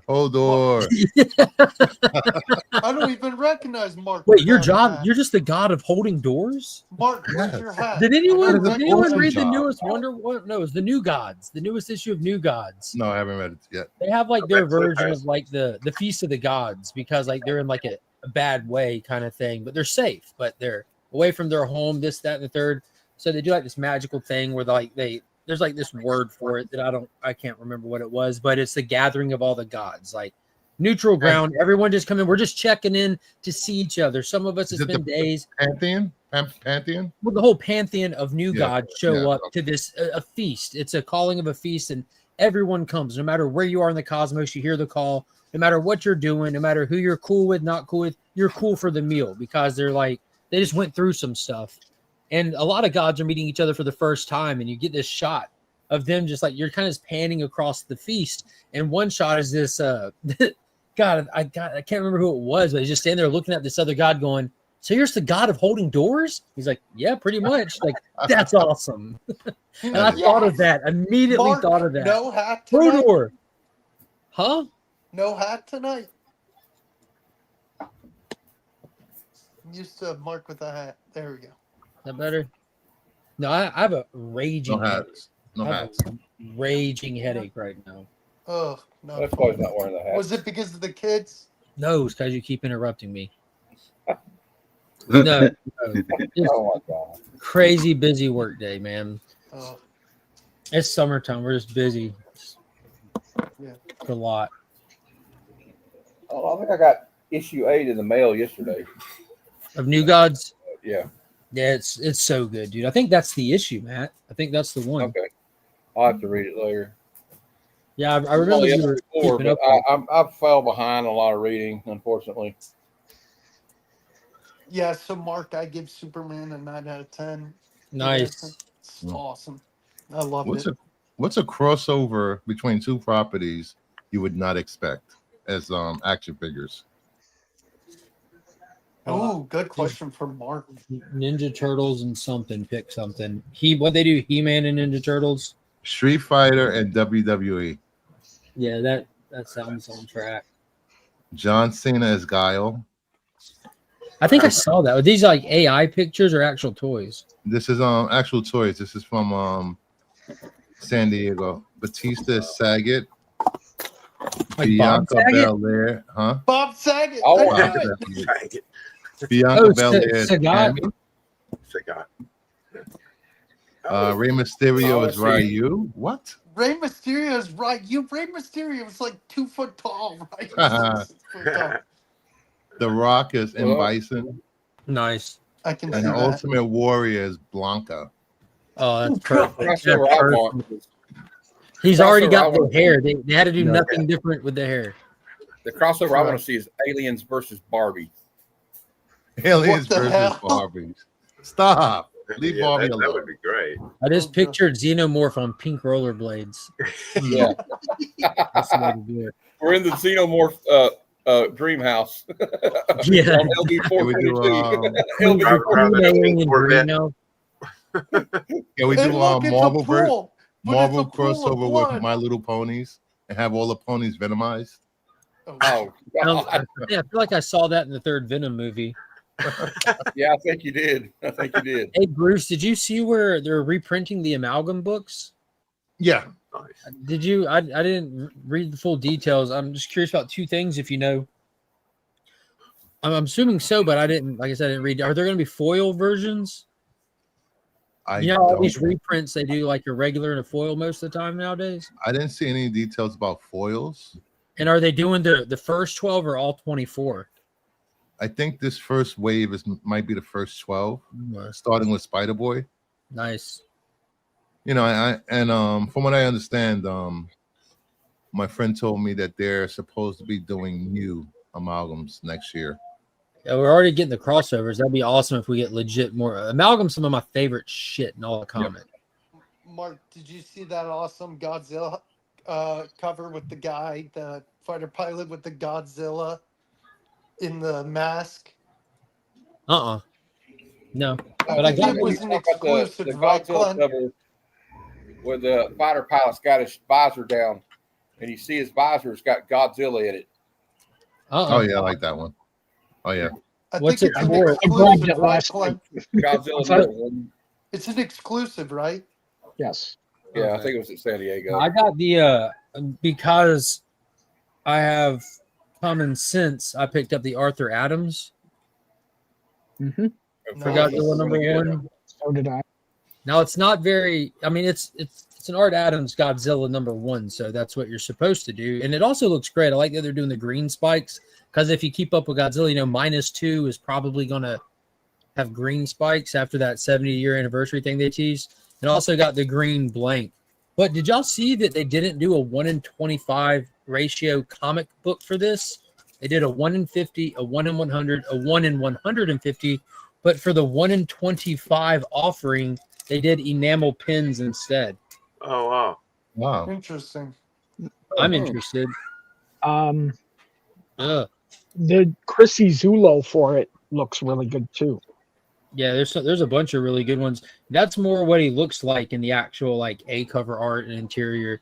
It's really wild style. I dig it.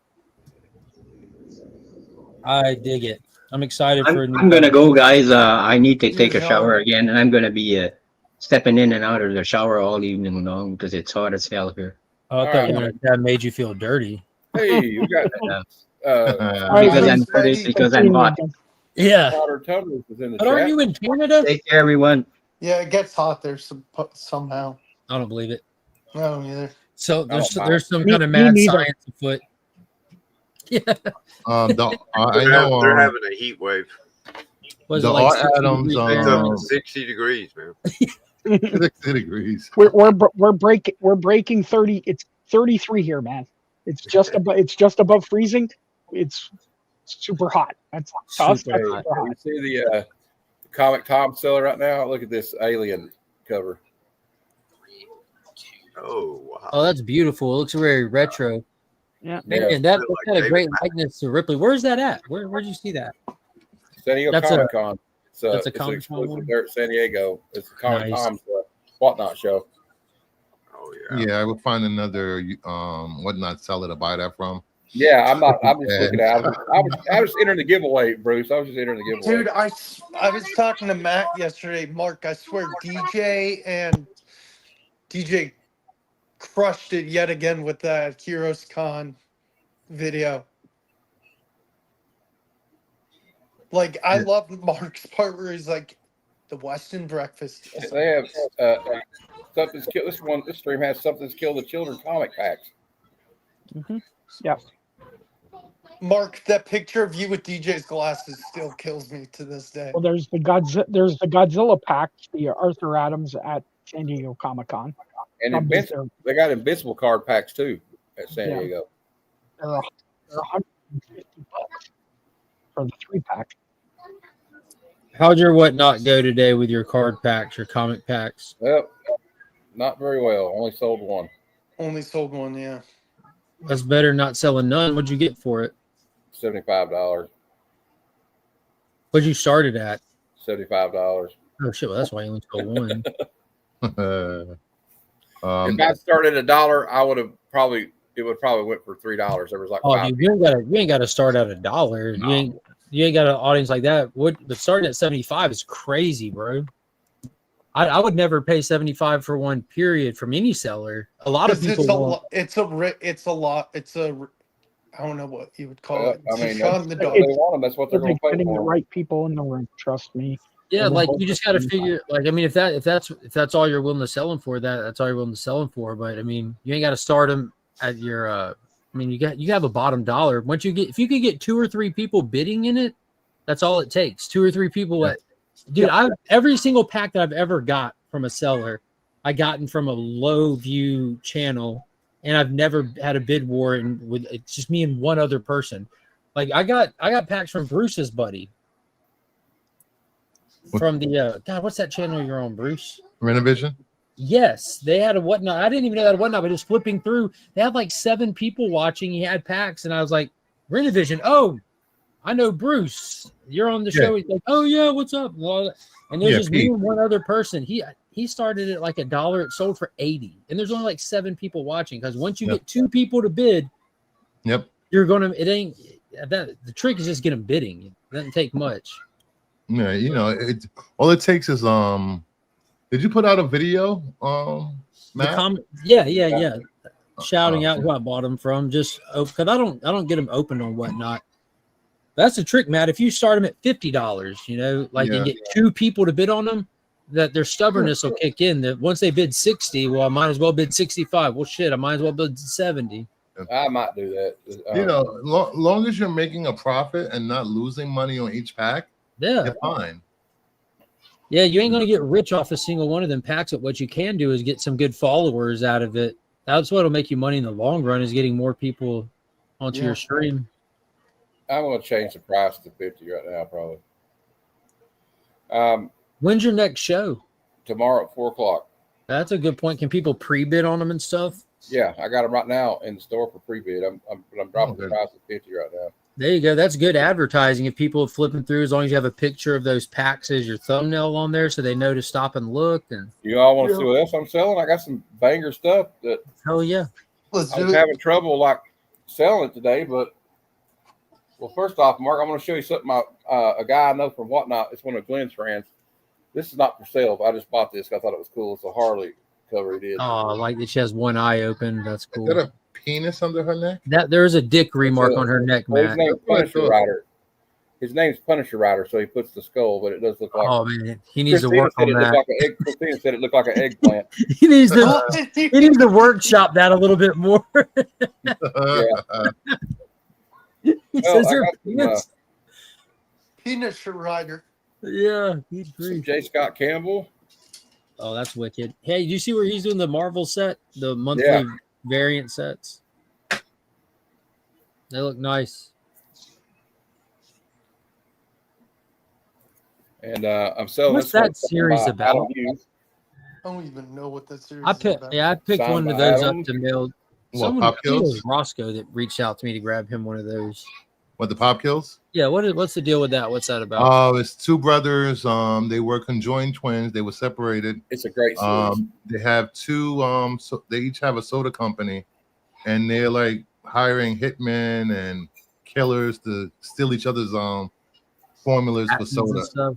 You know Nice. how to get the most fizz. That's Coke versus Pepsi. Let's go. pretty Yeah, much. basically. It's insane though. It's like an If 80s left action Twix movie. and right Twix got into a gang war. Oh my God! Imagine Yeah, that would be great.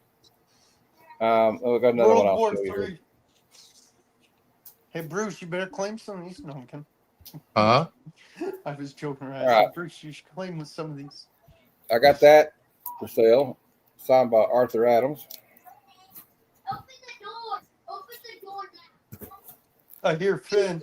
What up, Finn? Spectacular Spider-Man #1. They're in the next room over, Bogsy. They're playing Jurassic Park. The Nice. first solo series with Jaime Reyes as Blue Beetle. Yeah, that's a good one. The first appearance of Crazy Jane and Crazy Jane. The first issue that Grant Morrison wrote for Doom Patrol. First appearance of the Daughters of Liberty. It used to be like somebody, they kind of wanted it there for a while, but after the show died down. We got some Catwoman. And the bundle I'm selling this together. We got issue 1 signed by Mark Spears. Nice. We got issue 2, 3, and 4. And I was trying to sell the bundle for like 60, but I would probably take 50 for it. I know a guy who likes Mark Spears. How much is his signature, Matt? $20. That ain't bad. But he gave me 2 for free because he liked me, but I name dropped somebody on the panel. Who'd you name drop? I think it was Kevin, right? It was Will. Will, him with the house. Whoa, hey, yeah. Me? No. But yeah, that's just a few things. And I had I've been doing a giveaways with like the I did one today. I'm gonna give this one away tomorrow, maybe the foil or maybe the trade dress, have a buyer's giveaway. Yeah, I like the trade dress one better. And I saw a guy yesterday, he got back-to-back packs on Durs' Rups Comics, pulled 2 back-to-back Bagley signature version variants. Wow. Awesome. Now, where do you price your books at and stuff when you're selling them? Like, what is your price? The collector app. That's where you're going wrong. Because I just eBay. thought when you held those up, I just thought for 1 second, just like you said, $60 for that, counting the signature as 20. That's still $20 over FMV. What I can do on eBay with right this second. Well, I did try to run it for 45. So yeah, I'm just saying like that could help if you not use that as your price point. Well, I use that and eBay last sold sometimes. Yeah. I would also use a combination of cover price, see where it sold the last 3 sales, and then take the average of those last 3 sales and maybe set it somewhere around there. Yeah, if you got the time for that. But if you're just doing raws, all you really I would recommend is going to mycomicshop.com, going to eBay, and just doing a quick glance. If you're in a hurry, do a quick glance and see what you can buy one for in that very moment. What can I acquire it for? Just real quick look, and then meet it or beat it by $1 or something, Well, I would agree with Mark, other than the fact of that's where you could buy it right at this second. A lot of people, well, me included, are patient. Yeah, but not on Whatnot, not that crowd. They're literally on a platform that there's a running clock. Yeah. Yeah, I wouldn't buy anything like that. But I'm saying, like in that platform where people tend to spend a lot, because they got to look fast. Like if you're thinking there's a clock running, and I've done trying to sell issue 1 signed for $124. Just window shopping on there. I've gone and had to like jump over to see what something is average priced at real fast, and Hey, what issue is that, Matt? This guy's trying to sell one, just issue one for $124 signed. Hey. Yeah, Hey, just Aaron. because people ask for stuff. Aaron. What up, you guys? This guy's asking 135. What? That's why they're still sitting there. Exactly why they're still sitting there. Well, here's What's what up, I do. Aaron? You can get the It book sounds for like. $6.95, right? So then you add the signature on. That's $25. I should mute my mic. No, you're good. I don't know. I was thinking maybe signed. What do you think? $45. One of them signed, and you got all. No, I think four that was a issues. good deal when you said you had the whole set with it signed for 45. That's a good deal. Yeah, I know. Like a 9.8 of number one last sold for $61, unsigned though. Unsigned. The And last, before for that, $49.99. I see two signed. One was sold May 8th, and one was sold June 4th. One sold for 80, and the June 4th sold for 150. And the So setup, it's just a too low or too high? I don't. Yeah. It's a 4-issue series, right? Oh, I don't even Yeah. know. I gave Yeah, up. so- I the stopped set- reading after the first issue. Yeah, the set sells for $20 to $25. Like as I said, $19.99, $18.89, $24.99. Those are the last solds for the whole set. Well, The I guess I last could've- sold on the sign number one, I see that 150 as well, Yeah. and the sign number 3 sold for $60. But there's not a and the 80, like you said, but there's not a lot of comps on sign ones for this book. It doesn't seem like the go-to book for Mark Spears people. I think the problem with that was they did that special More Brains copy. There was a limited to one, was 150. That's the 200. one. Yeah, there was a More Brains copy. I think that brought down the value of the regular covers a lot. I think people were chasing me personally. I think the timing is what killed it, because these came out at the exact moment that they poured the gasoline on Mark Spears' name. But people were chasing monsters, and that's what they were chasing. These were direct market books. So while everyone's searching and spending money on monsters, these were kind of just being pushed into the market, you know. And like you said, if anyone niched this, they got that More Brains. And there was a whole problem with them paying him for the covers. These are those non-paying sons of bitches, ain't they? Yeah, it took months, and and they wanted to reuse the art and not pay him. It was a whole thing, but they finally squared it away. So, but you know what they probably didn't do is do him good enough that he'd work with them again. Oh, yeah, That's the ultimate loss. Yeah. Can you imagine trying to be too greedy and burning that bridge down in 2025? Right now, yeah, at this point, yeah, it'd be crazy. Yeah, that's why he stopped working with a lot of retailers. Because So, what do you think? 45 a lot for of the them set? screwed him. Is it a good place to start? Yeah, and he also, I was listening to him say, it's also just kind of it's like, why would I do it? It's like my time is, I'm so busy now. Why wouldn't I just put him out myself? Mm-hmm. His website should be up and running in the next couple write of more weeks. issues of monsters. Don't worry about any of these retailers. They're fine. Just They're talk fine. to your They'll be fans. fine. You have a fan base now dedicated to your intellectual property that you own 100% of in your brain. Stay with that. Lean on that. Grace us every now and then in your free time with a cover or something. But I know he likes doing them, though. He's excited about those DC trading card retro variants and stuff. And I'm excited for those as a DC guy, you know? Yeah, me too. You it's very you're not gonna get those retro costumes anywhere else, because a lot of people love that Justice Friends era. Yeah, the Super Friends. Super Friends. Oh, that's is that Mark Spears? Yeah, it is. Winning.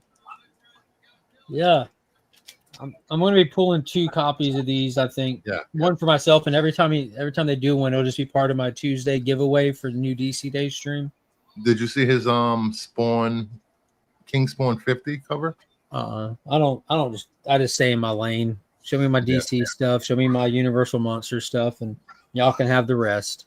There's enough. And the King Kong stuff. There's one, and I didn't even like this cover. I like the cover except this. The guy who did this exclusive, and I saw it at Heroes, but it has like a lot of the monsters with King Kong on it, but it also features the guy who paid to have the exclusive done. He's a caricature of himself. I think he might be like the local Svengoolie guy to somewhere similar to Svengoolie, but he's on the cover. I thought it looked weird. Oh, Big Bob was Bob Jim Bob or Bob Jim? No, not Joe Bob Briggs or nothing like that.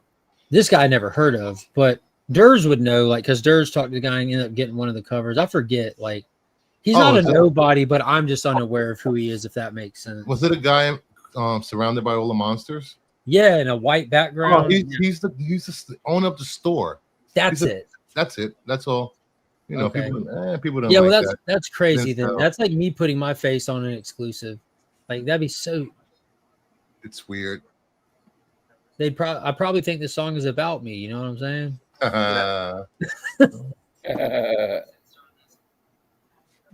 Yeah. So what do you think for the set 45 start?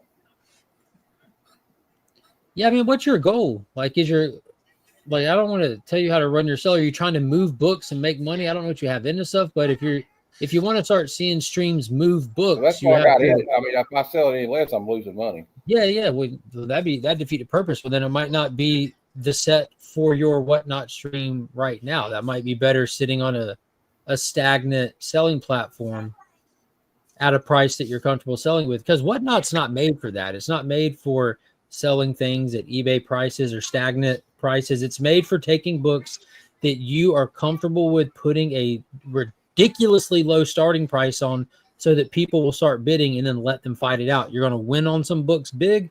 You're going to do decent on most of them, and you're going to lose on a few, but ultimately you're making money.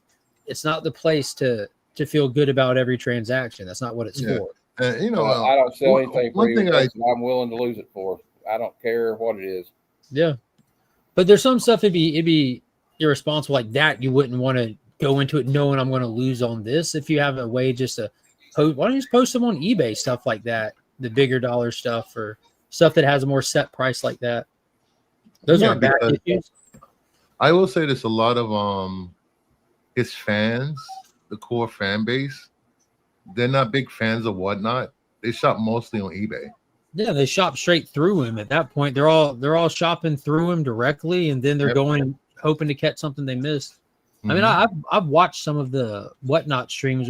Bruce, I was talking to you while we were watching that eBay live stream that night, and we were just like aghast at what some of the prices were going for. Those are just the first few people, though. After, I mean, it peters out after a little bit.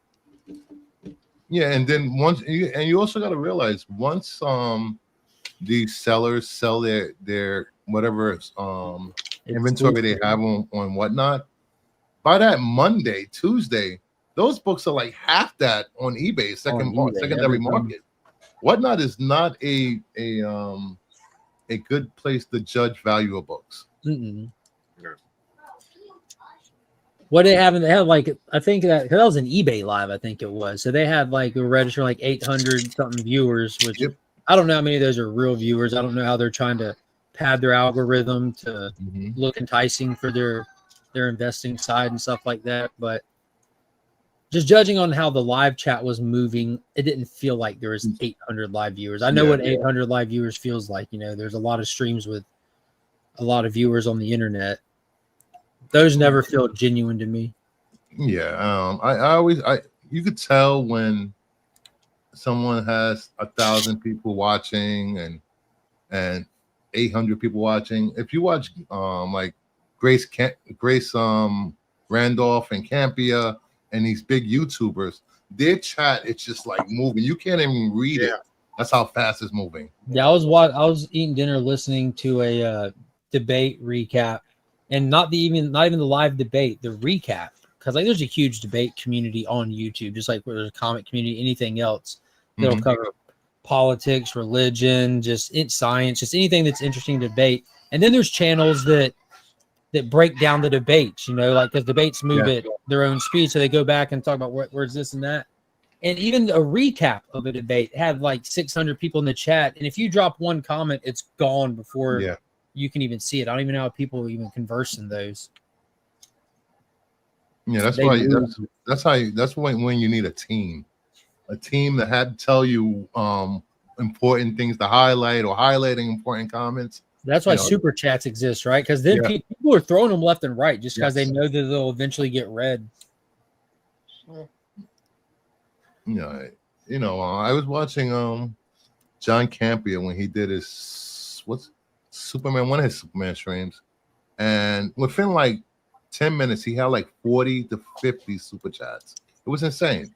Yeah, I'm a big Y-Files guy, and the Y-Files, I found that channel early on when it had like 300-400 subscribers, which if you know the Y-Files, that was like within the first couple months, and it ran up like 2 million. I'll be back, you guys. I'll be back. Sorry. Take it easy, Aaron. It ran up like 2 million subscribers in a year, and it started doing live streams, and like just in the little pre-countdown for the show, it would be over 10,000 people in the pre-countdown, and that chat just is insane. Hey, chat. Hey, Drew. Hey, Drew. I think that's probably the biggest live chat I catch is that one. It'll end up like 30,000-40,000 people in there. Well, I guess, my problem with it is this. If you want to get something for $3 that's worth $20, then don't come to my Whatnot stream. But that's what people do on Whatnot. That's why that's what the on my platform is. stream. Yeah, that's understandable on your end, but just keep your expectations realistic then. Mark? Yes, sir. I don't want to debate you on it. Well, actually I do, but okay, well, that is true for a lot of Whatnot. Yeah, fair. Okay. There are the whales, there are the people that will pay for them. You just have to cultivate. That's what I'm thinking right there. You gotta get the audience. Right. Well, you see, let me show you a diagram. I'll do a diagram with my hands. Tom is up here, and all us little guys are down here. Mm-hmm. What does that have to do with it? Those guys got the guys. I mean, I can't just go there and throw something for $1 and hope to God it's going to go for. You don't do that. No, nobody. Go ahead, Mark. No, I was letting you jump in. Go ahead. I was going to say, I can't think of his name now. Started with 5-10 people in his room. Now he gets 100 to 200, and he's able to go. But what he did is he designed it as a business, and said specifically, "I'm going to do things." As I said, we've got me and Ron are having JoJo's comics come on Whatnot, Why Not, to teach you about the algorithm and what makes it. And it is a booster fan. The idea is if you run it like a business and you get the collections where you can get a lot of your bigger books where they're cheaper and you're paying, that's where it comes down to. I think the cultivating is the key. Like, for one, comparing yourself to or any little guy to Tom is inaccurate and really just a waste of time. You have to look at if I got on Whatnot today with 0 followers, my immediate goal would be, well, I've seen what other people do that are successful, so I'm going to start by just grabbing nothing but like back issue dollar bins, and maybe like for every 3 to 5 books, get like a retailer variant in there, which is worth more to somebody else than it is to me, but that I genuinely don't care about. And I would start making sure that I'm running a giveaway that stays on there at all times, even if it's just for a cheap book, just so that word giveaway stays on there, because the giveaway goblins eat that up, and that gets you the followers as you go, because they have to follow to get in the giveaway. And I'd be running nothing but dollar books for however long it takes to get a following, with giveaways running the entire time. Otherwise, I would feel like there's no way I could compete in this sea, because that's what the platform is. So to compete in it, you have to observe what it is, look at what works, and find out how to apply it, and then wonder how long will it take me to get to a next level when I can possibly bring in more stuff or bigger stuff. Well, we had this last night, and you're right.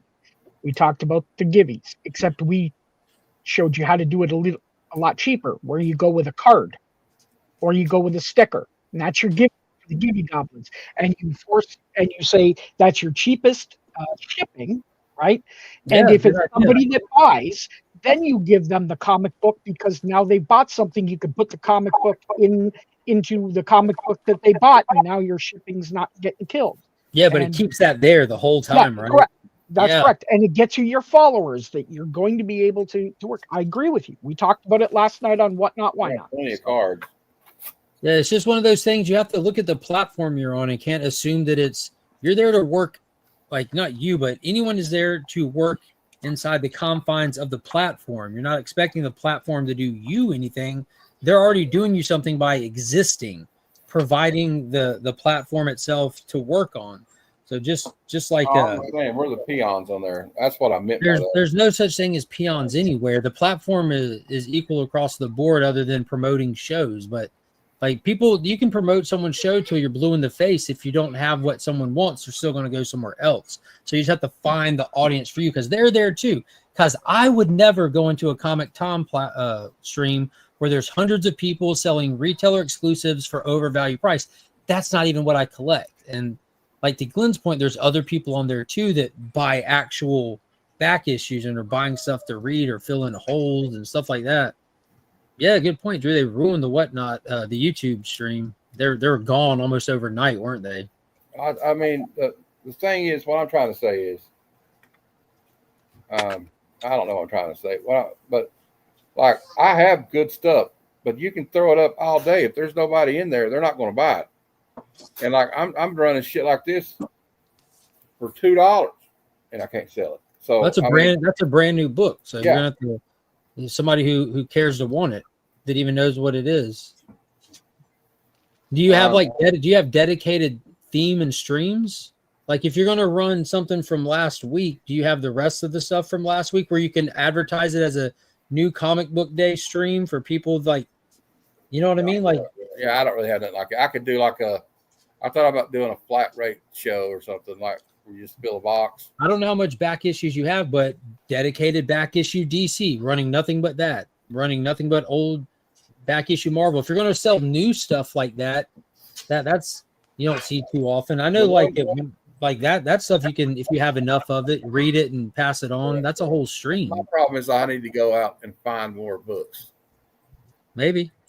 But I mean, just like there's like two classes of people and whatnot. You got there's like three classes of people, and this is not about how many followers they got or how many people are in their stream. It's about, okay, you have guys like my friend Jay's List. Can anyone hear me? And another guy I know that he primarily sells. Why can't I hear you?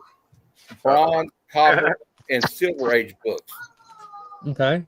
And so that brings in a certain people. Then you have the people that want like Rups Comics. They like to do a lot of the exclusives. Yeah. And if you notice, they theme Durs organizes and themes every one of those shows.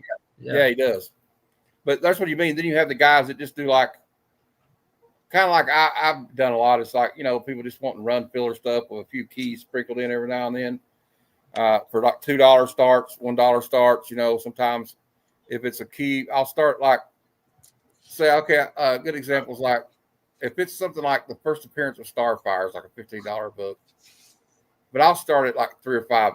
Isn't the first appearance of Starfire DC Comics Presents with the rest? No, I'm talking about Blackfire, not Starfire. Oh yeah. Sorry. I was about to say I'll buy it right now, bro. First Starfire. I wish I had the first Starfire. I'll probably keep it though. Yeah, I got that one. Did you see what I got? Did I show you what I got last night on the claim sale? Action Comics 241. Oh yeah, you messaged me to tell me. Yeah. That was awesome.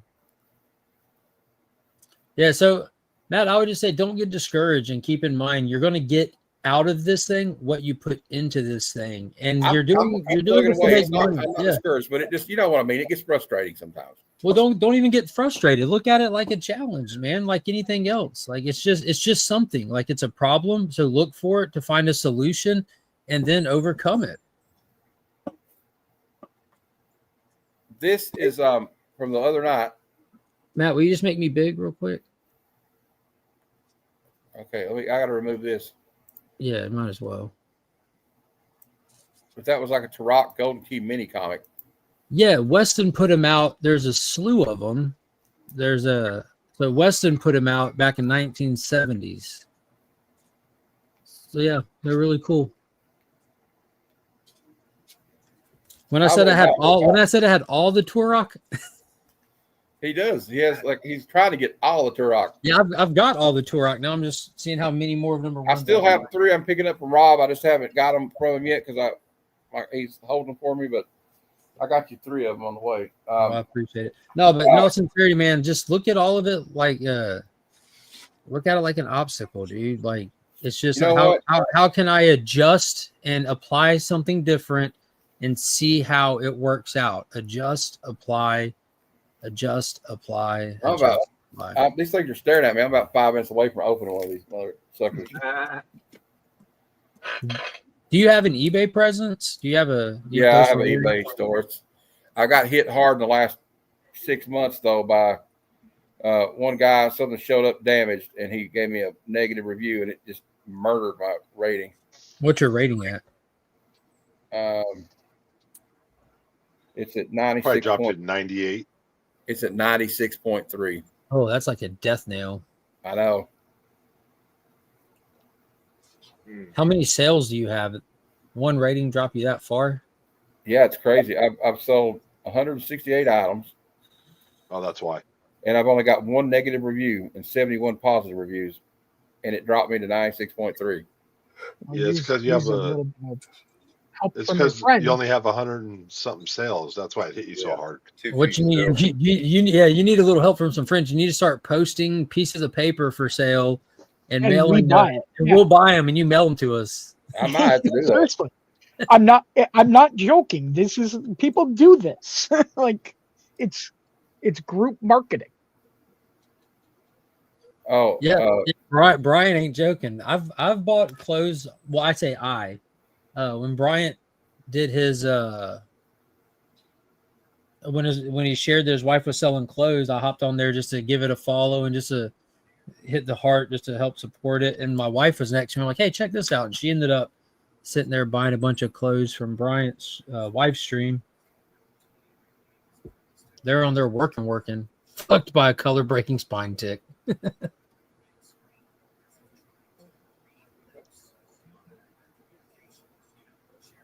Yeah, that's rough. I just do the stagnant YouTube page. The Pops Attic page. It's my dad.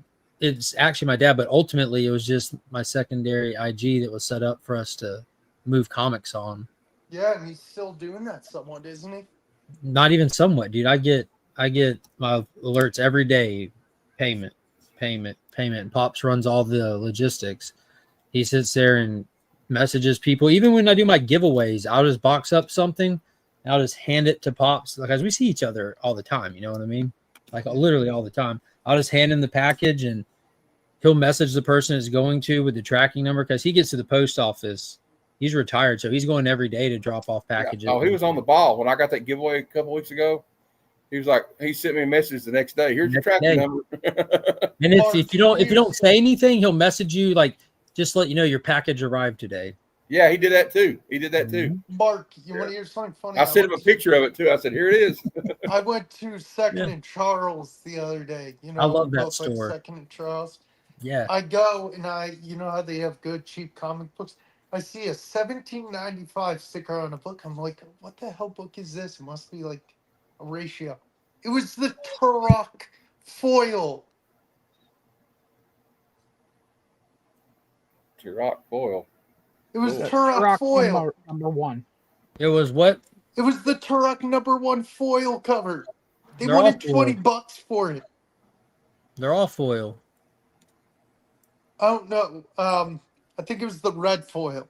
They're all foil. Red one. That one. Yeah, they wanted $20 for it. Yeah, tell me you'll give them $2, $3 at most. Yeah, for real. I was like, no way, this is $20. Now, if it was a gold foil, that's on market. That's the lower end on market. Foiled by Turok, yeah. Glenn, did you see? You might not have seen, but let me show you this, Glenn. Have you guys seen this? They have a knife set the Superman. It looks like a Fortress of Solitude. That's cool. Check this out, Glenn. Nice. That's your. Well, no, you said you had more than a short box. No, this is what just came in right before I went on vacation. I hadn't even opened them all up to rebag them and board them, but it's 94 copies of Turok. The guy who bought a collection made a post that said, don't just love it when you buy a collection and it's full of a bunch of Turok ones, and someone tagged me in the post. So I DM the seller. I'm like, as a matter of fact, I do love when someone buys a collection full of Turok ones. You want to sell them all? He's like, are you serious? I'm like, yes. So, hey, Matt. Got them all. Matt. Yeah. So I've got 286 sales on eBay, and that one Mobius Iron Man cover that I sent the guy the wrong book, that dropped me to 97.4. That's insane. How can one negative drop you so low? I don't understand it.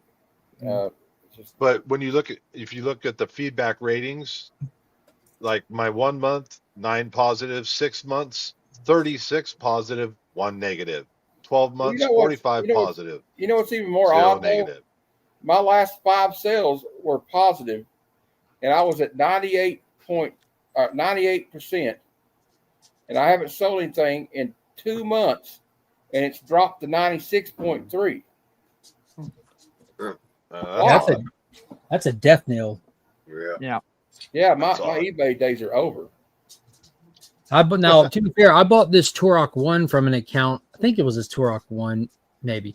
No, it was when I found that first appearance of Captain Atom, Strange Adventures, or Space Adventures. The eBay seller had like a 93%, but the price on it was so good. I'm like, this is a scam. And then I thought about it, and I'm like, but I don't care because there's buyer protection. So eBay pretty much sent back anything. I bought it. I'm like, and I even talked about it in the video. I gambled on this. I rolled actually the dice. And my bad. Come back. I rolled the dice. I was trying to kick that share screen. Oh, yeah, I rolled the dice on it just because of the 100% buyer's Who protection. did I kick out? Jeff. Come back, Jeff. Sorry. I was trying to kick out his shared screen, and it kicked him out. I've done that before. Message him. That'll teach him. Yeah. Out there, you share a stream. He's probably just realizing it.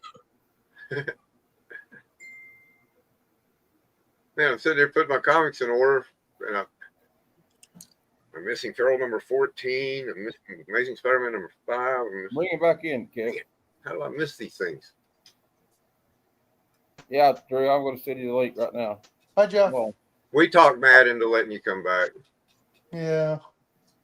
I accidentally kicked you out. It was an accident. Hey, Brian. It was me who hacked his account, got it in rights, kicked you out because I'm like, you evil puppet. Like what did I do?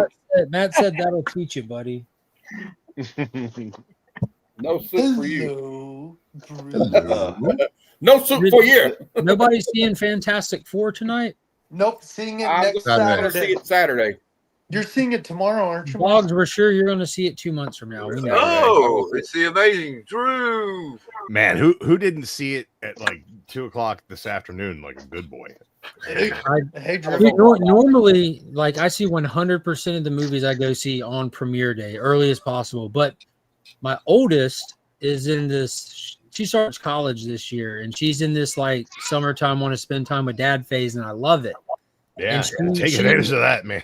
Yeah, so she had to work this evening, so I'm like, we'll see it whenever you can go. I will be there. So we're going at 9 a.m. tomorrow because she said she doesn't work Friday. So I said perfect. So I picked the literal earliest showtime tomorrow to go I to will IMAX. not spoil it for anybody except for to say that it's the best comic book movie of the year so far. I'm hoping it is. I It's, really do. my expectations were low and they were blown away. Yeah, mine are low. I mean, all right, I had this conversation with a good buddy of mine, Carson, and Seawater. Yeah, Seawood, and You want to hear? I'll tell you a story. he came out of the movie theater around the same time I did. We both hit our group chat at the same time. Basically said, "Fantastic Four is great. Go see it." I said it might be better than Superman. He said, I'm not going to say it's better than Superman. I said, well, it had a stronger narrative than Superman. I don't know if better is the word I wanted to use, but it is both films are pitch perfect. The tone is perfect for what they are. Very, very different tones, very, very different films.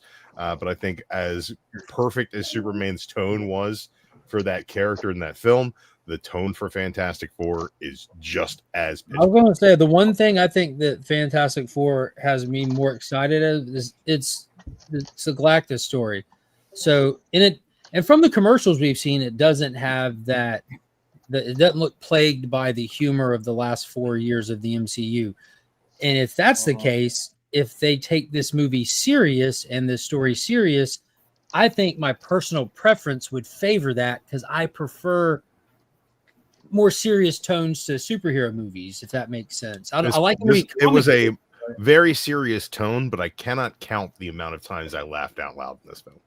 Appropriately, it's family dynamics. Though, it is very, very good at what it's trying to do. If you want to talk about points of where it could be better, I think the only way that this movie could have been better is if they casted somebody besides Pedro Pascal to play Reed Richards. And not to say he's bad as Reed Richards, but that's better that's the only spot where I think the movie could have been any better. I got a question. As a huge advocate and defender of Girl Silver Surfer, she's the real Silver Surfer. Can you confirm or deny if they do in fact have butt cheeks or a slit in the back? Unlike Cat Grant's boobs, I did not lose concentration when she was on the screen at any point in time. So I'm not saying that it's not there, but it wasn't.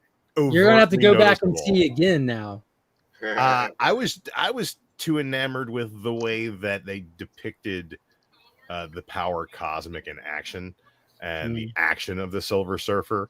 I think that anybody who's got issues with it being Shalla-Bal instead of Norrin Rad have common sense. No, I think that you have to be an absolute Norrin Rad super fan who's been waiting for Norrin Rad to show up. It's time for Cliffy. But I think came from the Fantastic Four. I think that as far as I'm not going to spoil any of it. But as far as but as far as Silver Surfer's involvement. Yeah. The Silver Surfer shows up as the Herald of Galactus. All right, leave it at that. And that's what the purpose of the Silver Surfer is. This is not a Silver Surfer movie, right? And I can understand if you're going to go mainline MCU and you're going to do the Silver Surfer finally, and then you don't do Norrin Rad.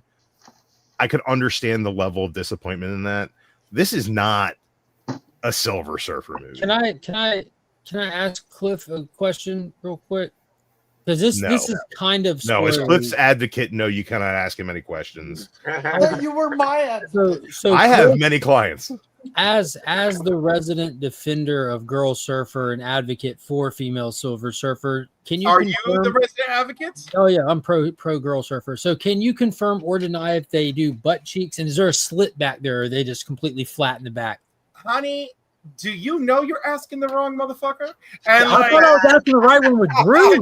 But Drew dropped the ball. Ain't nobody counting cheeks in this movie. Do you think that I was looking? Do you think I was spending any time looking at her? I was looking at Johnny Storm the whole time. I'm like, when Johnny Storm gets face to face with her in one scene, and he's like, I could see my face in her face and the stars in her face. And I'm like, I can see your face in her face. That's all I was thinking about. I've been watching a lot of face in her face. I've been watching a lot of the press. I can see your face in her face. I've been watching a lot of the press stuff that they're doing, which is fantastic. And that actor is hilarious. I shared it in a couple group statements. You see that clip where the four of them are sitting there and the interviewer used the line, and I gobbled it up, and he just kind of stops and just looks at the actor who plays Ben and gets him cracking up to where he can't keep straight for like 2 minutes straight. They're sitting there dying, laughing, but fighting it back to not interrupt the interview. It doesn't work. Is it better than Superman? Oh, absolutely not. Absolutely not. Let me ask you this. Is it narratively stronger than Superman? Superman should have come out like in June, and then this movie like in August. Like they needed to be further apart. I made a statement before you hopped on, Cliff. I believe that it's narratively stronger than Superman. I think that the story has a beginning, middle, and an end that is a much stronger through line than Superman's more vignette-like build. But I didn't leave the theater feeling emotional. You didn't? No, I left Superman feeling emotional, and I didn't leave. I felt emotional during both films. Yeah, no, this had. But I get emotional watching strip tease with Demi Moore. But what does that mean about me? Drew, are you? Well, Drew, I got are you emotional, Mark. I It's cried not different emotional. kinds of tears while I'm watching Demi Moore. Right, shameless plug coming in. Speaking of the Fantastic Four, if you Put want that tongue away, to Mark. get one of these to go along with watching the movie, show up tomorrow at 4 p.m. on Ooh, Whatnot. 4 p.m. Hey, Drew. Oh, I did you get see it. that I get it, beautiful- Matt. 4 p.m. Drew, Fantastic. did you 4 see p.m. that beautiful road cover this week? Just wave. Yeah, it's which is that? What book is that on? The X-Men 18, where it's the magic cards in front of her. Yeah, I've seen that. I got that one. I haven't picked up my books yet. So let it go. Well, the one good thing they got going this weekend is 4% commission again because of Fantastic Four. So there you go. Jeff, what did you open? A can of whoop ass. A box. Yeah, I haven't done that in a long time. A box from Mint Hunter Comics. I like that. Did you get some minty comics? Yeah, some pretty good ones. So what you got? I'm somewhat of an Whoa, impulse that's buyer. on Chris's show, not this show. You should try Whatnot then. I try to stay away from that for obvious reasons. Nice. I got a Deadpool comic, so Yeah, and because I some of bought it. these aren't keys or anything. Oh, nice. They're- High evolutionary. I was just like, oh, that looks fucking cool. I want it. They look minty. They look pretty good. Some of them have a little bit of a spine roll, but I don't see a lot of Get a refund. ticks. I prefer a sausage roll. Holy potatoes, that's dope. I love those what ifs. And that's just another C. McFarlane by McFarlane. Why is that Probably paid too much. $15? It says 'Cause key I'm- issue. Because I'm dumb. I think No. sometimes What issue number is that? It's because Amazing Spider-Man collectors AS are gullible and loose with their money. ASM 337. You said what issue? 337. 337. Okay, let's see. First full team appearance of Sinister Six, the second version. This is the second Sinister Six roster. That's all. It's the second time the Sinister. It's not the second appearance of the Sinister Six. Obviously, they were in numerous issues together, but then they were beaten. Blah blah blah. But the Sinister Six gets back together. So that book and a low is worth $2, a mid $8, high $25, according to Key Collector. There you go. Well, So you're in the pocket. It's mid, but I saw it on this little wall, and from a distance, I thought it was Todd McFarlane. It is not. That doesn't look like Toddy. Eric Larson. Yes. The better artist, if I do say so. Oh wow! You like you Eric, know what's funny? Check this out. Look, one of them created Venom, the other one made him look cool. Look at this. I just found two of the books you've shown grouped together when I searched it on eBay. That's funny. The Spider-Man and the Sinister Six book grouped together. Ooh, Warhammer. Nice. Oh yeah, those Punisher books in that run are surprisingly not cheap. We had a whole run of them come into the bookstore, and I sat there and priced through all of them. They were so cheap for so long, though. Yeah, now they're like $8-10 when you get into the higher issues, just an issue, random issue. I see a lot of people buying these Bronze Age books for Marvel, and I'm like, why the hell would you pay more than $1 for that? First appearance of the Mechanic in Transformers Volume 1. I believe it's pronounced Mechanic. Mechanic, I'm sorry. Jason Statham was the Mechanic. This is the Mechanic. It's French. Ooh.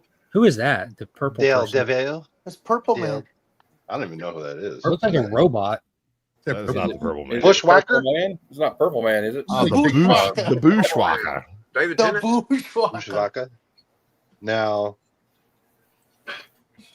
it's just a Web of Spider-Man annual. $4. Come on. That it's looks $4. accurate. Now we're talking. That looks Yeah. accurate. And I like it.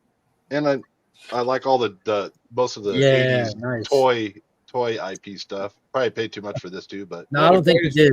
No, those mask books actually had a very very low Yeah. print run. And those are number like one. back in popularity right now. A lot of the old stuff's being remade, and there's always like that talk of a mask movie coming. Ooh. Part So- 3 or 4 of Midnight Suns. What is that? This is it's issue 31. It'll say don't- like a little scroll on the cover somewhere. Anytime I see those Rise of the Midnight Suns books for more than $1, it always makes my stomach churn a little bit because of how long I don't know. I I can't saw them in dollar I bins don't for. know. I'm not sure. Oh, you see that yellow papau that right there? Now look at the bottom of the yellow papau. You can see the bottom of the scroll peeking out from under it. I bet. Yeah. Yeah, on that scroll that papau is covering up, because that papau is not on the book. It'll Yeah. tell you what part of the story it is. I see a number 6. As long as there's not 2 more next to it, you should be safe. It's freaking hard to see, to be honest. It's okay. I forgive you. Anyway, the reason why I bought it, I really don't collect this, but I'm putting some. I'm talking to Matt whenever I get to talk to Matt Spidey a little bit, and it's not so congested. Try to figure out where he has holes in his Ghost Rider mission. His underpants. He has holes in his underpants. Yeah, because I think he's a cool dude, and I'd like to fill a couple of holes in his collection. And I'm glad you said collection. I gotta choose my words carefully in this room. I don't. Somebody bring up. I would like to Archie's find some comics that he needs to complete his run, and just send them to him without him even expecting it. Just as a fucking positive karma thing, you know. That's his whole game that he's playing. It's working good for him. I like to see it. He's playing got out me. like this. He's got me. Man, I wish Speaking people of would spend that much to ship me something. Yeah.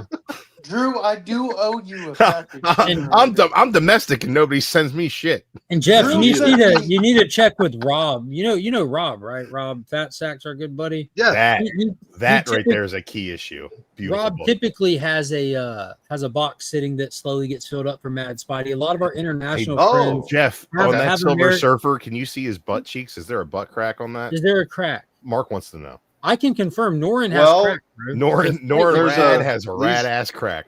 He's front facing, so it's just a silvery bulge. It's just a metallic moose knuckle. Yeah. So despite Kirby putting the trunks on him, the '90s took the trunks off of him, which I love this issue. I buy this whenever I see it. Oh, Yeah, any of big those key Thanos issues, or Silver Surfer right there. I Beautiful have stories. comic issues, guys. That's watched the movie. There's He wants to two. know how many post credit scenes. Mid credit, which is one of the best in years, and post credit, which is fun. Fun, but meh. More fun than either of the Superman post credits. I thought they were. I they thought were- the Supergirl one Dude, was that really good. Mr. Terrific one was amazing, dude. Yeah, I thought that was funny. Yeah, that was fun. Like they had the perfect vibes at the end of that, and then the crypto one, you're just like, oh, thanks. You've seen that 17 Yeah, months it's ago. just- right. I like it was the- I like the Supergirl. first I promo love the image part- we got. I like the part where Kara's just like, Thanks for watching my dog, yeah, thanks bitch. for watching my dog, bitch. Well, I'm just glad we have 2 superhero movies that everyone can enjoy. I think the most important thing Yeah. is that the last time we saw Superman on film, it was terrible, and this one was great. And the last time we saw the Fantastic Four on this film, motherfucker. it was terrible, and this one was great. So that's What? really all. Oh yeah, Fan Four Stick. That's right. I was about to say what? Yeah, I watched Fan Four Stick so many times in the last I have couple too. months. So many I times. haven't watched it in the last couple couple months like that. but I've watched it like once. 10 times in like the last 6 months. Whoa. It doesn't get better. It does actually. Why do I you mean, not every call it anything Fantastic? familiarity only breeds contempt if you loved it originally. If you originally fair. hated it, you kind of get used to it, and you're like, oh, I wonder when that next shitty Do scene's you, gonna do come you on. remember what drove that creative direction for that movie at the It time? was there Chronicle. 2 things. Drug? Chronicle was great. Josh Yeah, Trank. Cash and Josh Cash. Trank Chronicle has is amazing, but that was the creative direction that they wanted to take the Fan Four Stick. And I don't know what happened along the way in production, but they got cold feet. Studio threw the towel or something, but well, the studio had so much influence on the final cut of that movie, reshoots, restructuring. You can tell when you watch that movie that the first half of that movie is more cohesive than the movie is as a whole. Solid. And when they first get back from the negative zone or whatever that was supposed to be, and they get their powers, there's that really strong body horror vibe where they're all like terrified as to what is happening to them. And that was a really interesting take. I don't think it was the most Fantastic Four take. I don't think it was the most comic accurate take, but I do think that it was a really interesting swing for the director to kind of be like Miles Teller stretching and being horrified at himself stretching. yeah, imagine you have Michael B. Jordan kind of and Miles intriguing. Teller as two of your front runners, and you drop the ball. That's crazy. What I want to know is why did Mr. Fantastic just start doing like adult films? Because we can stretch everything. I mean, because he's got no swagger. Did you notice, like, because I can still remember the trailers for Fan Four Stick and how excited I was to watch Ben Grimm punching out tanks and dropping from airplanes and stuff. And it's literally that's actually in the movie. It's the on a tank punch screen made in it the on the background. monitor. It's on a monitor. Yeah, the tank punch did, but not the airdrop. There's a couple of things that make the monitor in the background, and you're like, oh wow, they shot that, and then they didn't feature it. Yeah, it's crazy. You know, Drew, like to bounce back what you were saying about like you watched it a lot of times. There's movies like that with me though, that like when I lived in a little shitty apartment and didn't have cable and I couldn't afford to get any streaming stuff, you know, and I would watch the same DVD. So I watched Terminator Genesis like 10 times and I kind of got used to it after a while. That movie is so great for the reason that it shouldn't be, and that's the Christian Bale on the stage yelling at Grips. That's Salvation. That's Salvation, and it's amazing. Salvation. Genesis is the one with Michael. Genesis is one with Michael Jai White, where they reset the time stream, where it's like an homage to all the old ones. You go Is back. that the one with the chick from Game of Thrones? Yeah. Did not see it. It also has Jason Clarke as older John Connor, who's like the Terminator X. And no thanks, dude. It's just action packed fun. The best part of it is it's PG-13, and I can let Finn watch it. So Terminator should have ended after T2. Correct. So I think Terminator's quality ended at T2 on some level, but that's because that's literally the high watermark of action movies to this day. Greatest action movie I don't ever think made. to this day. I can't argue with that though. I don't think to this day. I think that it's fantastic. Name a better one. Don't tell me I'm wrong. Just tell me what is then. Well, what's an action movie? Is Avatar an action movie? Yes. Technically superior to Terminator 2 in all ways. I don't think it is. You think that Avatar has a better story, has more character depth, has more lore? Oh no. But I think that technically what it did as a piece of technology blows everything that Terminator 2 as a piece of technology. Well, I don't think that was my argument, but that's not fair though, because you're talking about two different eras. T2 came out in what 19. That's not the same conversation, but I agree. I think James Cameron made massive leaps and bounds with technology in the time that he did Terminator 2, but I think he as always James Cameron in 1993, 4, 6, 95 around there. 3, 4, or 6 decade certainly wasn't 95. I don't like 3, 4, or 6. 91. 91. So 1991, and he's got that molten silver dude that can morph. That was action films that are better than Terminator 2. Infinity War. Well, you know, better than Terminator 2 from top to fucking greatest bottom. action movie of all The Matrix time. You're is all better wrong. than Terminator 2 from top to You're all fucking wrong. bottom. The greatest action movie of all time is this. Knock. Well, I did miss one of the Superman post-credit scenes. I missed the one with Mr. Terrific. Why'd you miss it? I love my I internet thought crapping after- out, so I can't. Did you have to pee? No, I thought it was over after the where it's him and Crypto on the moon. Did you see those names scrolling in the theater? Yeah. It's not over till they're done. But if You you gotta want to figure out who did the third unit direction. watch. If you don't know that, then you don't know shit about the movie. Okay, well, you next wanna time I see go to the an movies adrenaline- next week, I'll If you try want to to see an sneak into adrenaline-fueled Superman at the end. action flick, that's one of the best I've ever seen. It's John Woo's Hard Boiled with Chow Yun Fat. That Boiled, movie is great. off the chain. Yeah, The Raid Redemption, better than Terminator 2. Oh, that's awesome too. Dread, Now it's- better now than it's- Terminator 2. Red is a literal masterpiece, not better than Terminator 2. It is. The only places that I would say that Terminator 2 excels over Dread is once again like the character driven depth to that story itself. Dread didn't set out to be as complex or a character driven story as T2, so I think it succeeded perfectly in what it set out to do. T2 had higher ambitions and succeeded flawlessly at all of them along the way. Had Dread reached for those heights, I don't doubt they could have made it.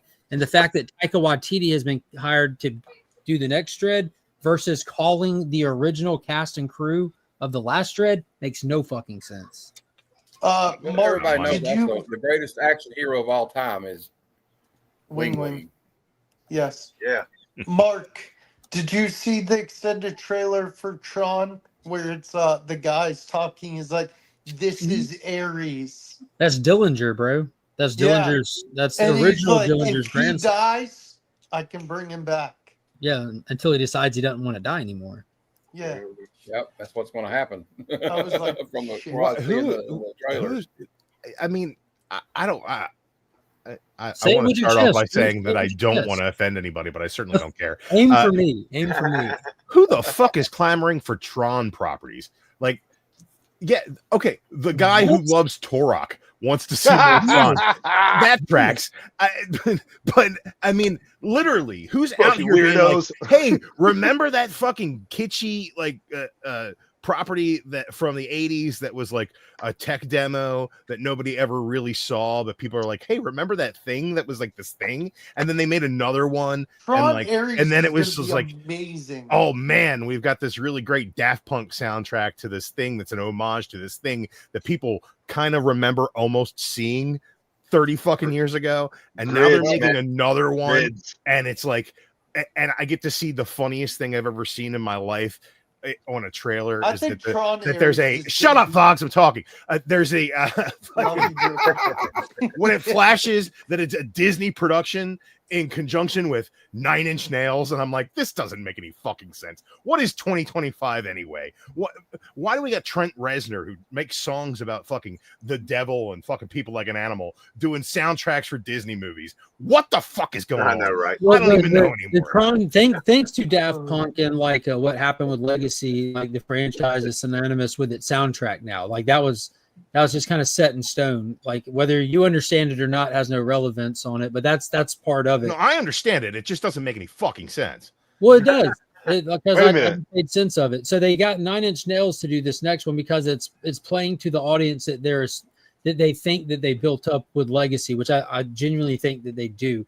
Now I don't suspect they're looking for $1 billion box office this, but I think that Disney's doing something that they haven't done right for the past 5 years, and that's making stuff for a specific audience. Like not everything has the widest audience. Like comic book people like comic book movies, plus you'll get some normies. Like sports movies will get certain. Everything has its own demographics, and I think they're trying to cut into the Tron Legacy demographic with this, because that movie had like this insanity of legs when it came to the physical media market, which a lot of people write off. It did I think around 400 million at the box office when it came out. It kind of went under the radar because it was on the back end of Pirates. It was one of those what do we do after Pirates attempts, which there's like 5 of those that just they tried it, didn't get the traction they wanted. They tried the next one. They did Tron, Prince of Persia, what was it? Lone Ranger, John Carter of Mars. All of these were non-starter franchises. So they went back. John Carter was All of those are really good movies, but they went back to Pirates after none of those took off like they wanted. Tarzan was the other one. And then but Tron Legacy had insane legs.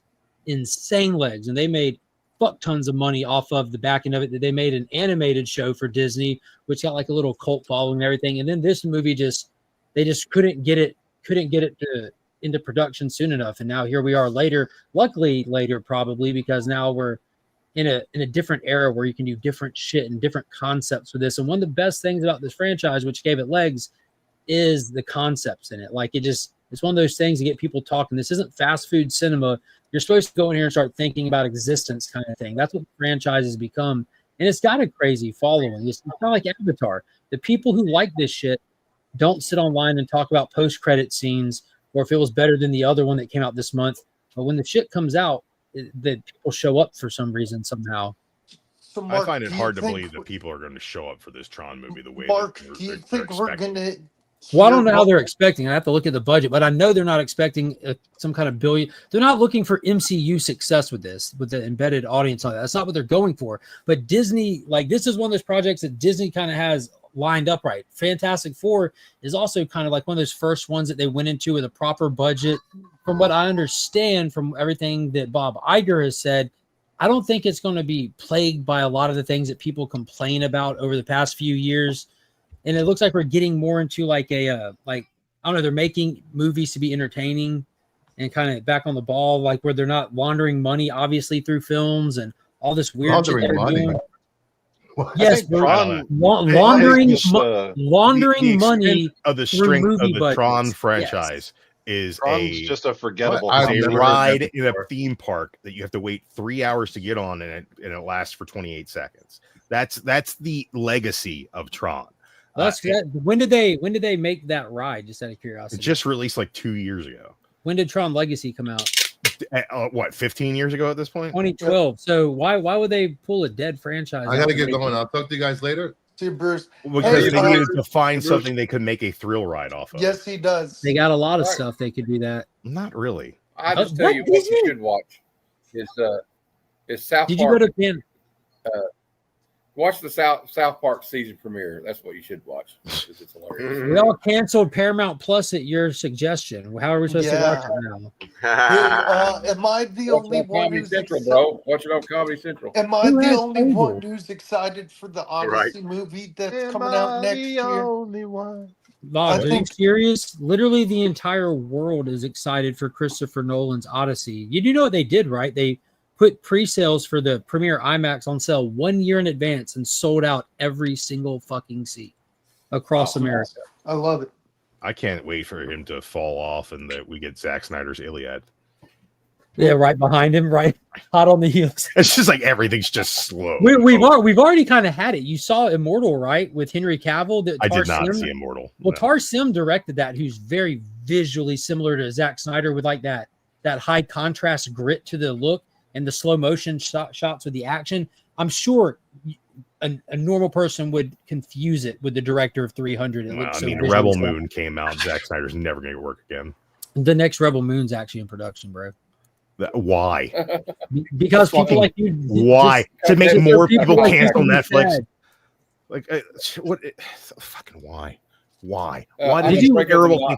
Why do we need all these terrible things when good things exist? We need terrible, awful things. Without the terrible things for contrast and compare, you wouldn't know the good things were good, Drew. No, so we can still judge the worst of the best things against the best of the best things. We can still go, hey, man, fucking Return of the Jedi wasn't as good as Empire Strikes Back. Still fucking amazing, but not as good. We can do that. We can go, Temple of Doom, what? That wasn't as good as the first Indiana Jones, and it might not be as good. Raiders is great, but like Temple of Doom, still pretty fucking good. I like Temple. Oh, yeah. Everyone likes Temple. Short round. Dr. Jones. Yeah, I don't think there's such thing as a bad Indiana Jones movie. Not to mention young. No longer the worst movie. Not to mention young, shirtless Harrison Ford. I mean, there is literally something for everybody in that movie. And these days, we get CGI enhanced old Harrison Ford as young, shirtless Harrison Ford. They CGI'd his nipples off. Did y'all notice that? Hell yeah. Well, that's you don't need no nipples. What are you going to milk them? Did you know that his body double in Dial of Destiny is the young man who played young Harrison Ford in The Age of Adeline? I think you're the only one of us that would know that, but I'm glad you do. I don't know what The Age of Adeline is. Oh, that's a movie with him and Blake Lively, dude. It'll rip your heart out. I saw a trailer today for the new. I think it's the Downton only Abbey, Blake so. Lively movie I enjoy, other than Deadpool 3, which doesn't feature her. Have you seen The Town? Oh, does that also count? you ever I guess. seen- Holy She's cracked No, out in The have you ever Town. seen the movie? Yeah, dude. Have you ever She's seen the wrong. movie? That whole movie is. Hey, have you ever seen the movie she was in called Savages by Oliver Stone? That movie's wild. Yes. Fuck yes. Yeah, awesome. All right, I guess she's a. That movie is very schlocky but enjoyable. Yeah, the Aaron Taylor Johnson. I know Cliff likes it. Oh yeah, well that's the thing. I was so busy paying attention to him, not thinking about her. Something for everyone. We shared everything, even clapping Blake Lively's cheeks. Apparently. Who was the other guy? Hey, I got a lame joke. You guys want to hear a lame dad joke? Yes, always. Yeah. I got it. Well, there's some breaking news. The inventor of the heat index died. He was 88, but he felt like he was 107. Terrible. That was terrible. I've never heard that. It gave me the same feeling of the Tron movie. I didn't say we were going to laugh at it. I didn't say we were going to laugh at it. But yeah, well, it's I produced want by my money back. soundtrack by Nine Inch Nails.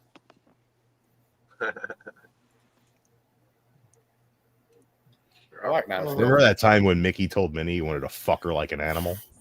Wanted to feel her from the inside? I thought that was Kermit and Piggy. No. Kermit was that was classy really enough weird, to too. keep that Yeah, on I the remember. low. Like he was definitely plugging Miss Piggy, but like he wasn't overt about it. Kermit was a gentleman. I remember all the teenage chicks in high school playing that song because they thought it was edgy and sexy. It is edgy and sexy, but Disney should be neither of those things.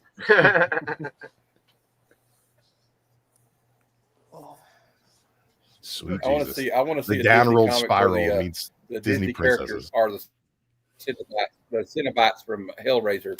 That'll be fun. Well, Clive Barker presents Disney.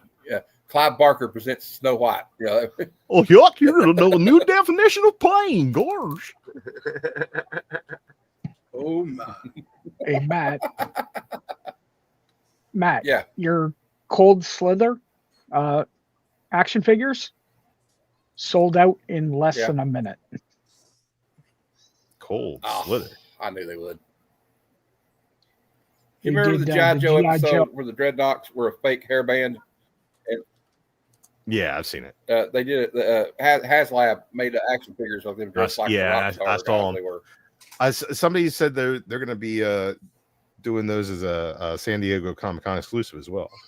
Yeah, it is. They sold out in They did. under a They sold out in like 5 minutes. What was it for? Under a minute, actually. The Cold Slither. The G.I. Joe action figures for the San Diego Comic Con. Yeah. They had a Did y'all box see set of the what, Dreadnoks dressed like rock stars. That's pretty cool. Did y'all see what? I know Drew saw it and probably backed in the first 5 minutes, if that. But McFarlane had created his own like Kickstarter style thing on his webpage, like a fund it campaign. It was not. Is it to put joints on his action figures so they can? No, they got joint. They have to put extra pins in it. But it was, you know how he's done like the Batmobile slowly but surely. He did the one in the Flash movie, then the '89 to Forever with the lights and sounds on Yeah, I it. saw the one you. Batman and Robin. He did the Ben Affleck's Batmobile, but he did it in like tiers. So you can get the Batmobile for like $60. Does Batman fit in it? It does. It's scaled to these are scaled to 70. How does he sit when his hips don't rotate properly? But that's the thing. You say these things, but they actually do. That's the downside to your argument. Is they actually I do. have purchased some of these figures, and I am He's going to disgusted demonstrate at the lack of He's going to articulation. demonstrate. I guarantee it.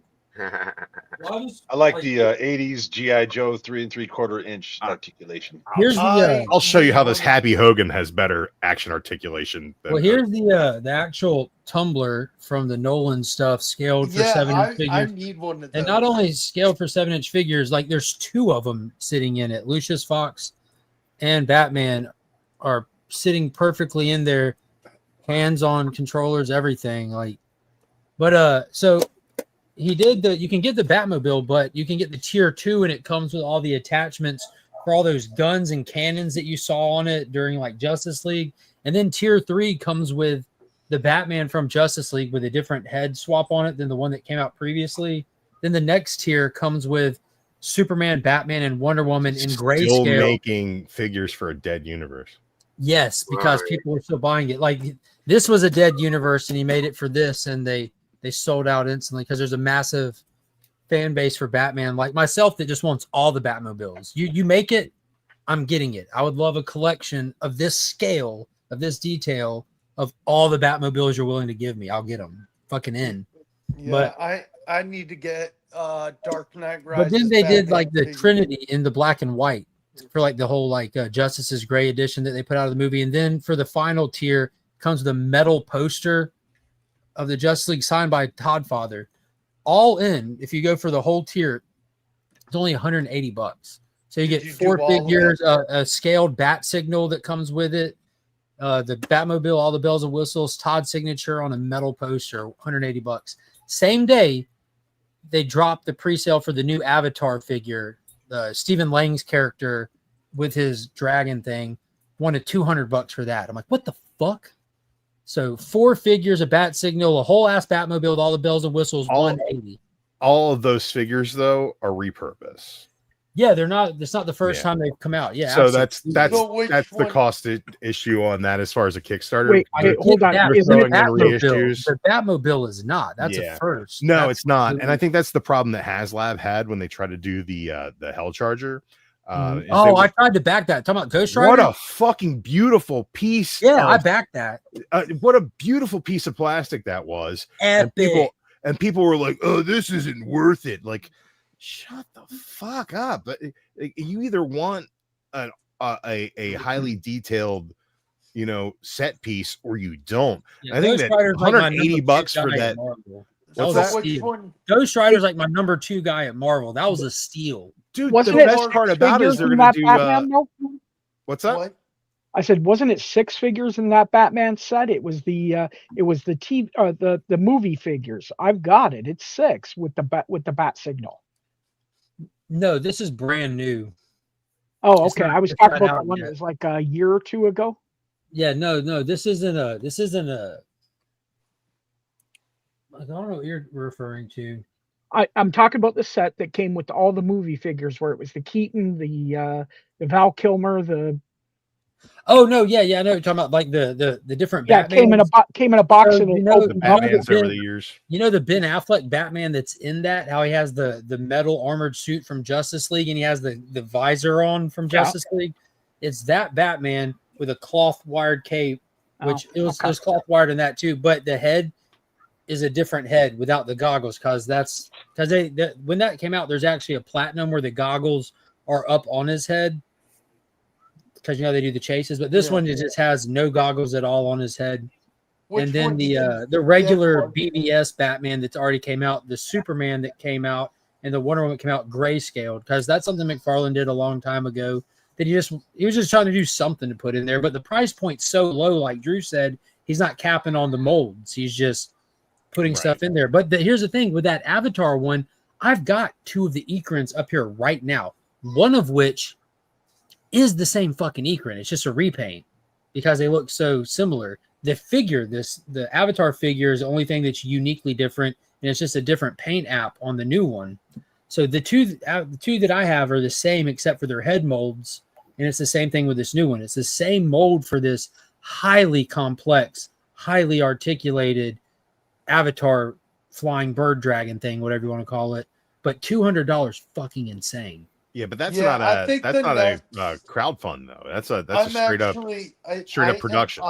Yeah, I'm- straight production, but the crowdfund is not an all or none, and they're already produced, and he already has them on display at San Diego Comic-Con. So that isn't going to be like make the money, produce it. That's what. So what I'm thinking long term here. You know how he lost the rights to Mattel at the end of 2026? It goes back to Mattel.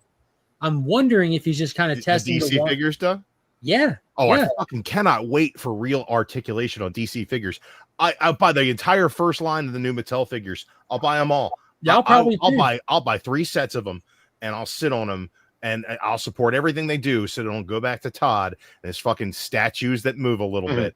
I like my action figures to be articulatable. I like to open my figures. I like to pose my figures. And the one thing you can't do with Todd McFarlane's DC figures is you can't put them in dynamic poses. They look absolutely ridiculous. They can stand there. You can put their arms up in different positions. Their legs, you can't do it. You can't make them look like they're kicking. You can't make them stand on one foot. You can't do any of that. Like, I mean, I got a Happy Hogan right here, which is a much better figure than any Todd figure that's ever been released. I actually am eyeing a Dark Knight Rises. Are you planning on playing with them or something? I think the next figure. Playing with them right now. I think one of the next Wingers, the action figure. I think one of the next figures I'm eyeing is a Dark Knight Rises Batman figure. And then I also need to get the Deadpool movie figure. Yeah, I like the Deadpool and Wolverine movie figures. I like the Colossus they did. Superman figure with Crypto, and then I want the. Is that the new Superman? Yeah, and I kind of want the bundle they had. It's probably sold out by now, but they had a bundle where you get like the Fortress of Solitude and all the superpowers. Yeah, those are the superpower ones. Mark, Spin Master has a Fortress of Solitude one also. The little 3-incher. No, I was gonna say I think I'm gonna look on a website to get the DC. I got a great topic for discussion, guys. But one sec, Matt. I'm also trying to get eventually the X-Men '97 Rogue because I have the Marvel Legends Rogue, but I don't have the X-Men '97. Why don't you just get like an AI to generate you a picture of her naked with just her headband on and just call it a If day? you want the X-Men 97 Rogue, buy her now because the price on that figure will go up and up and up. And it's not something that's going to skyrocket, but if you can get it for $30 now, do it now because in a couple months you'll have to spend 35 and then you'll a month later have to spend 40.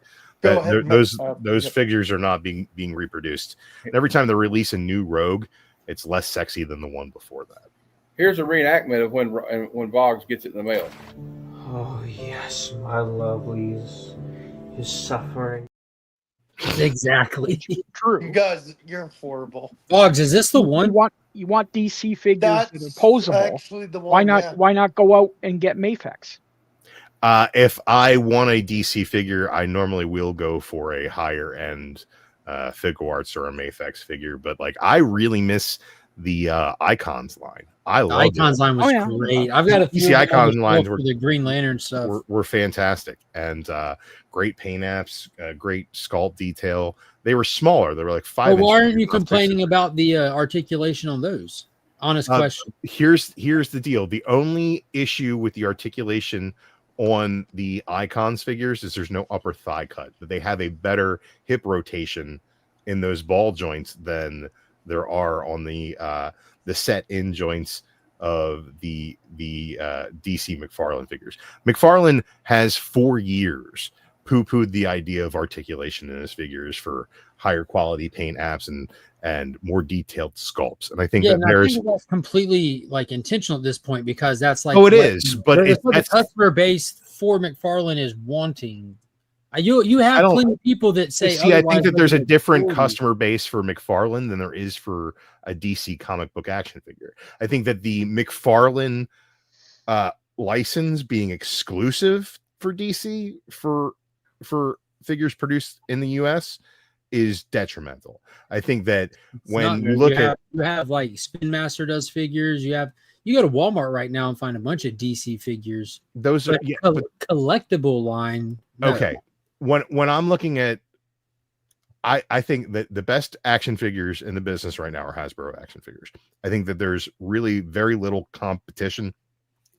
Mattel does great with the WWE figures.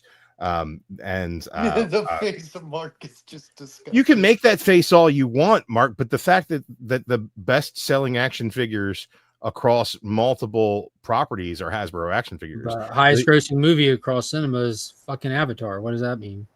You got to look at, we got Marvel Legends is a line that's supported by that. The Star Wars Black Series figures are absolutely phenomenal. I agree. I've got a few there. I got my G.I. Boba Joe Fett classified figure. figures are some of the best figures out right now. They're also Hasbro action figures. All of the Power Rangers figures out right now are Hasbro action figures. Bondi did them better, but that's that's hard. It's hard to say. I think the Bondi is way more like the Mattel figures. I think they're much more fragile. I give you that, but there's they're something going to more, break. There's There's a something lower more quality dynamic plastic. and nostalgic to their muscle sculpts and stuff with the Bondi ones that I just dig. You know what? That's all good and fine. But when my Power Rangers and my G.I. Joe and my Star Wars and my Marvel all scale together and all be on the same shelf, that to me is that's nice. And the base of articulation on some of them is lower than others. When you look at like the Star Wars figures, there's lower articulation on a lot of the Star Wars figures, but there's also higher detail and sculpts and paint apps. You guys seem to be experts in this field. I just bought these things because I thought they looked cool. Is this? That's the only reason why. Yeah, that's a Hasbro action figure right there. So yeah, I know that, but is this worth anything? Because I haven't even looked. I don't look. Take it out, pose it, make it look cool on your shelf. Okay. Yeah, I mean that's a the cool thing about between a most $20 of and those, $30 figure. Which the cool you thing that probably comes paid with for. those window box figures, if you take them out without damaging the box, they don't really lose value when you want to resell them. You just put them back in. So you put them back in the box. I got rid of all. I've had this for a long time. It's a big ass VHS. What is that? No, it's two figures. There's Storm Shadow and Snake Eyes in here, but I've never opened it because you gotta get it out there and let it breathe, man. Yeah, they're suffocating.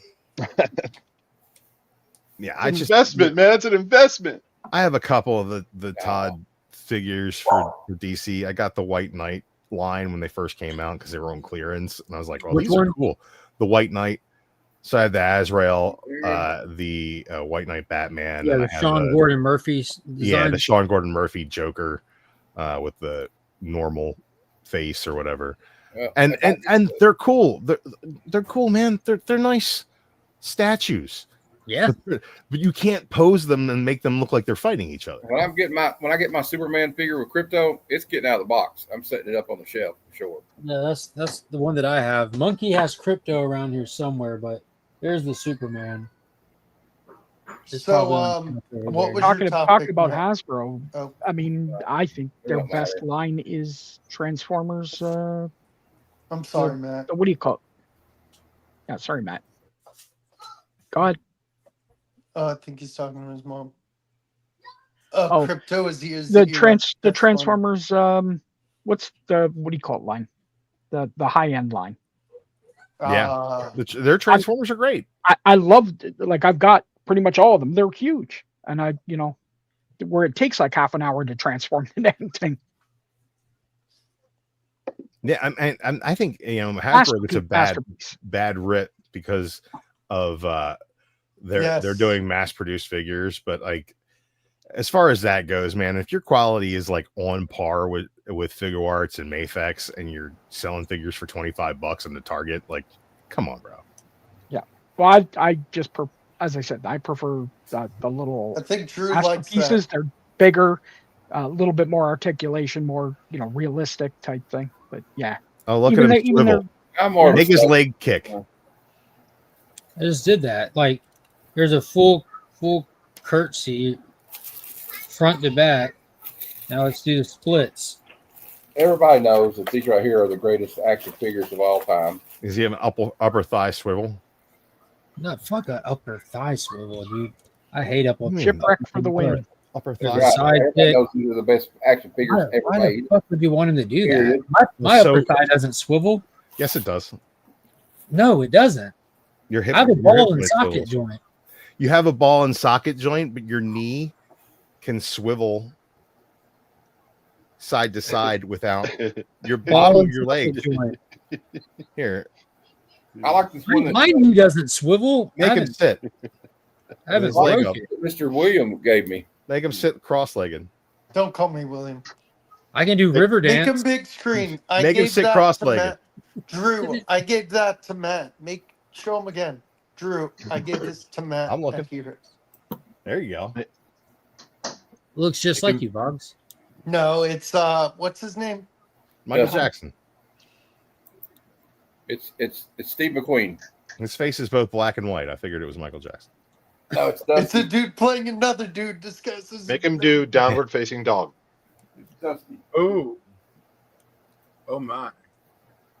Yeah, I can't sit back up because his legs don't want to. Lord, come here, you bastard. No, in all seriousness, this is one of the older ones. I just went and got it to put one of the extra heads that comes with Lex Luthor on it. Nicholas Hoult head. This is one of the most articulated ones that I've ever seen. Even when I did open it up in the YouTube short like 2 weeks ago, I'm like, what in the fuck? I've never seen a McFarlane this easily that moves like this. So that's why I intentionally grabbed it just to fuck with you. None of the other ones move like this. My brother and I collected all of those Spawn figures back in the day, like all the Youngblood, all the stuff he did back in the day. Yeah. And that guy has never known how to put articulation in the figures where they look good posed. So check out the original, like the original Crow. It just moves on like the shoulders. That's it. And if you move the shoulder, the entire costume looks weird. It's They're like, not really I gotta line it up so it looks right. They're just supposed to be set up displayed. Yeah, they're meant to be Did they not, statues. Yes. Did they not make a Lois figure? No. No, Todd doesn't make women figures because they don't sell, because he's a sexist. You mean there's no Wonder Woman or Starfire figures? Oh, they make Wonder Woman figures and they warm pegs, so they stopped making those. No, the Wonder Womans don't warm pegs, but that is why Todd doesn't do woman figures. He's legit smart about it. So they actually made a lot of female figures for the Wonder Woman 84 line, and none of them sold. You'll never find a Wonder Woman on a clearance rack anywhere, because a lot of people, I think at this point, a lot of the people, like even the lowest selling, I think, female figure, like was this Todd did his own design of Wonder Woman. It's like Todd McFarlane's Wonder Woman, where she's just got like weird looking armor, this or that. It took forever to sell, but he's smart about how he does female figures. He'll do them in a set, like Starfire will come in the Teen Titans set, which is a build-a-figure wave. Or if the movie figures, obviously like Supergirl came out in the Flash wave and Cyclone came out in the Black Adam wave for the people that set collect like that. But he's very specific how he does the female figures. But right now, like Huntress, I think is like the most recent female figure out, and he did her as a gold label in a collector's pack. So you won't even find it in the regular toy aisle. It'll be in like the electronic section. There are probably 50 of them in my local. I may have to. I'm thinking about adding the Huntress. Yeah, that's what I was about to say. That one's sitting, dude. Like I thought that would go faster. Yeah, I these Todd figures, man. I don't get like their distribution models, because some of them never show up ever, and some ways just sit and sit and. Well, what it is because like he has like exclusives through certain stores, but most of them go everywhere. His website, Big Bad Toy Store, all these other distributors, GameStop, Walmart. But most people that are like your harder collectors are pre-ordering them, And so by the time they get to store, they already got them. The Marvel Legends exclusive game had me stopping at every Walgreens that I could possibly find to shop for figures. Have you got any new ones, Drew? I have not bought any new Marvel Legends since I got the 10 and I got Banshee. Did you get the Rogue? Which one? The one with the black and the green? Oh, I've had that one. Yeah, that's when Kevin gave me that one. Yeah, that one's been out for a long while, and then I picked it up. I picked up the second one when it hit Ollie's. It's a good one. You have an Ollie's, Drew? Yeah, we got a bunch around here. Then, dude, then you're hyper aware of the curse of the girl figure. Then, because if you go into any Ollie's, and this isn't me, you can even look up on YouTube. Like my Ollie's are like this. People make YouTube videos showing the Ollie's and stuff. Every Ollie's is full of every failed MCU Marvel Legend, from the Eternals to Doctor Strange, Multiverse of Madness. So all these So, Star Wars there- female figures from the Black Line. The Star all Wars these female Sue figures will show Storms. up, but there's also like it's also like the odd ones out too. It's like the weird Princess Leia's weird. commander from the Empire. There's like some strange guy who had like one line and We have a lot of the Rise of Princess Leia Skywalker or from whatever. Return of the Jedi. Princess Leia when she's in the like the jungle suit Mhm. with a little helmet on. A lot of those right now, and surprisingly, there was a lot of Carl Weathers. The last time I went, which I thought it's a lot of the what they did the Mandalorian figures that were like the weird colors. So it's like they're like more like bright primary colors than like the show would depict. So there's like like the heavy gunner Mando, and he's I know got what you like mean. Yeah. and he's like bright blue instead of like the normal blue he should be with like he's got like green accents on him. Remember when they did those retro figures for the Fantastic Four? Like they're like the '90s figures remade in the same cards and everything. Mm-hmm. That's Sue Storm for days. Yep, for days, and it's such a great looking figure. Actually, it's not. It's one of the, if you look closely at that face sculpt, it is it's regarded as one of the worst Marvel Legends face sculpts of all time. She's got this like funny. dead I have face. the original still. You know what's Evil Mike Comics collects those superpower figures. Yeah, a lot of people do. Yeah, the throwbacks. Yeah. I don't mind those. I think those are fine if you're, because they pretty much feel like the line that they're modeled after. So they're not trying to be modern action figures. It's a retro line. Hey, It's like I really don't like Hasbro's take on the Kenner Star Wars figures, like the 3/4 inch ones. Mhm. I think that they're all cheesy and awful now. When that's the line that I grew up, those the Power of the Force were like that's the line I grew up collecting. And the ones that are kind of modeled after that scale now, I'm not a fan of the way they came out. Yeah. Hey, Glenn, you should show Mark when he gets back.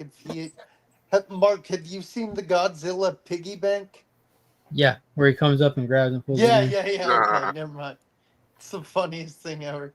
I got not to change the subject, or actually to change the subject. Yeah, change it. I had a question for everybody. We'll start with random. We'll start with Kevin, and we'll work our way back to me. What are your top 5 favorite Superman comic stories of all time? Oh God.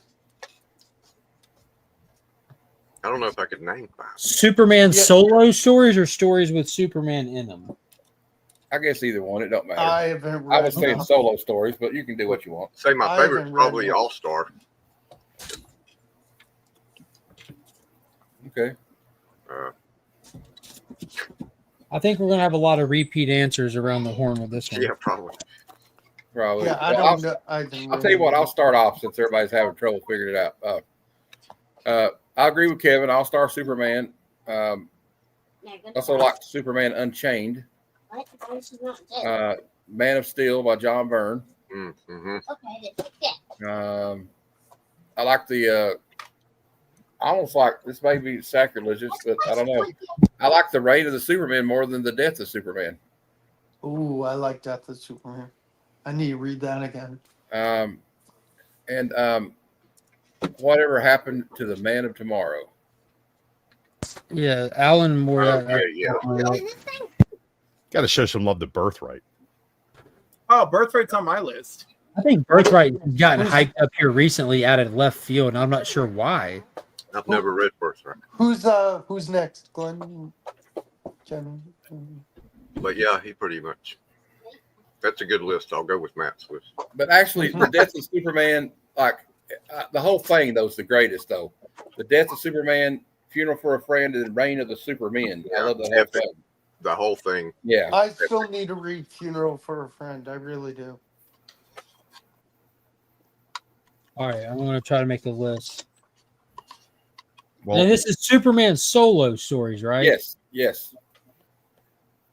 I'll start with my list. Drew beats Superman. Superman comes back alive, and Drew still kicks his ass. I'm kidding. I don't know. I couldn't beat Superman. Drew is Doomsday.